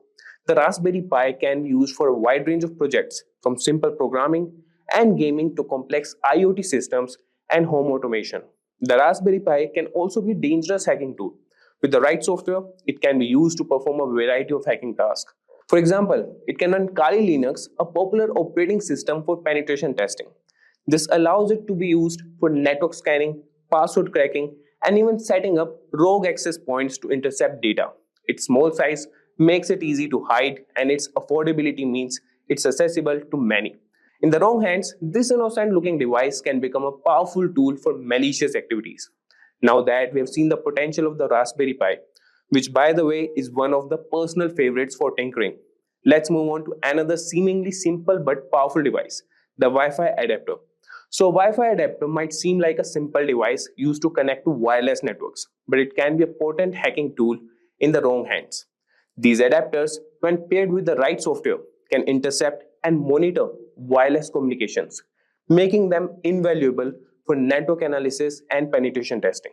For example, they can be used with tools like AirCrack-NG to crack Wi-Fi passwords. Hackers can use Wi-Fi adapters to perform attacks such as packet sniffing and man-in-the-middle attacks. These activities can lead to unauthorized access to networks, data theft, and severe security breaches. It's like having a digital spy in your pocket. While essential for legitimate security testing, it's crucial to be aware of their potential misuse and to secure your own wireless networks against such threats. Speaking of Wi-Fi, you won't believe how sneaky this next device is. Let's take a look at a device that takes wireless hacking to a whole new level, the Wi-Fi Pineapple. The Wi-Fi Pineapple looks like a standard router, but it is a sophisticated device used for hacking wireless networks. It allows attackers to create rogue Wi-Fi access points, tricking users into connecting and revealing their login credentials. Imagine connecting to what looks like a free public Wi-Fi only to have your data intercepted. This device is capable of advanced man-in-the-middle attacks, monitoring, and recording data from all connected devices. Additionally, the Wi-Fi Pineapple can capture Wi-Fi handshakes, which can then be used to crack network passwords. Its powerful feature makes it a favorite among penetration testers for assessing network security, but in the wrong hands, it can be used for malicious activities, highlighting the importance of robust wireless security. So from Wi-Fi to Bluetooth, which is everyone these days, right? Let's now explore a powerful tool for Bluetooth hacking, the Ubertooth One. The Ubertooth One is an open source Bluetooth testing tool that appears to be a simple USB dongle. Despite its unassuming appearance, it can monitor and analyze Bluetooth communications, making it a valuable asset for those testing the security of Bluetooth devices. Think of it as a spy for Bluetooth traffic. The Ubertooth One can capture Bluetooth packets, perform Bluetooth attacks, and even explore vulnerabilities in Bluetooth networks. Its ability to dissect Bluetooth traffic makes it a powerful tool for both legitimate security research and potential misuse. Understanding its capabilities helps highlight the importance of securing Bluetooth-enabled devices against unauthorized access and attacks. Continuing with radio frequency tools, which honestly sounds like something out of a spy movie. So let's discuss the Hack RF1 and its versatile capabilities. So the Hack RF1 is a versatile software-defined radio SDR platform that can transmit and receive radio signals from 1 MHz to 6 GHz. It looks like a standard electronic device, but can be used for a wide range of hacking activities. Imagine being able to capture and manipulate signals across a broad spectrum. With the Hack RF1, users can capture and analyze various radio signals, jam frequencies, and even spoof signals to manipulate communication systems. This tool is particularly useful for exploring and testing the security of wireless communication systems. While it serves an essential role in legitimate research and development, the Hack RF1 also demonstrates the need for robust security measures to protect against radio frequency-based attacks. So now let's look at a tool that takes advantage of a computer's trust in USB devices. And trust me, this one's sneaky, the USB rubber ducky. So the USB rubber ducky is a device that looks like a regular flash drive but acts like a keyboard, typing commands into any computer it's plugged into. Hackers use it to execute pre-programmed scripts that can steal data, install malware, or take control of the target device. It's like a tiny digital ninja. This tool exploits the trust computers have in USB devices, making it a potent weapon for cyber attacks. It's a reminder to be cautious about plugging in unknown USB devices, as they could be rubber duckies in disguise, ready to unleash harmful commands and compromise your system's security. So finally, we have got a real undercover gadget here. Let's uncover the secret capabilities of the LAN turtle. The LAN turtle looks like a typical USB Ethernet adapter, but it's a covert hacking tool used to monitor and infiltrate networks. Don't let its innocent appearance fool you. It provides hackers with several capabilities, such as network scanning, DNS spoofing, and data capture. The LAN turtle can be discreetly plugged into a network, allowing access to gather sensitive information and gain unauthorized access. Its ability to operate undetected makes it particularly dangerous, emphasizing the need for vigilance and robust network security measures to prevent unauthorized devices from connecting to your systems. So there you have it, guys. We have explored some of the most powerful and dangerous hacking gadgets out there. These tools can do a lot of damage if they fall into the wrong hands. That's why it's so important to stay informed and vigilant about cybersecurity. So thank you for joining Simplilearn's course on Linux for ethical hacking. These skills are valuable and in high demand. Good luck on your web security journey and see you in our next course. So if you like this video, give it a thumbs up and share to your fellow mates. Thanks for watching. Staying ahead in your career requires continuous learning and upskilling. Whether you're a student aiming to learn today's top skills or a working professional looking to advance your career, we've got you covered. Explore our impressive catalog of certification programs in cutting-edge domains, including data science, cloud computing, cybersecurity, AI, machine learning, or digital marketing. Designed in collaboration with leading universities and top corporations, and delivered by industry experts, choose any of our programs and set yourself on the path to career success. Click the link in the description to know more.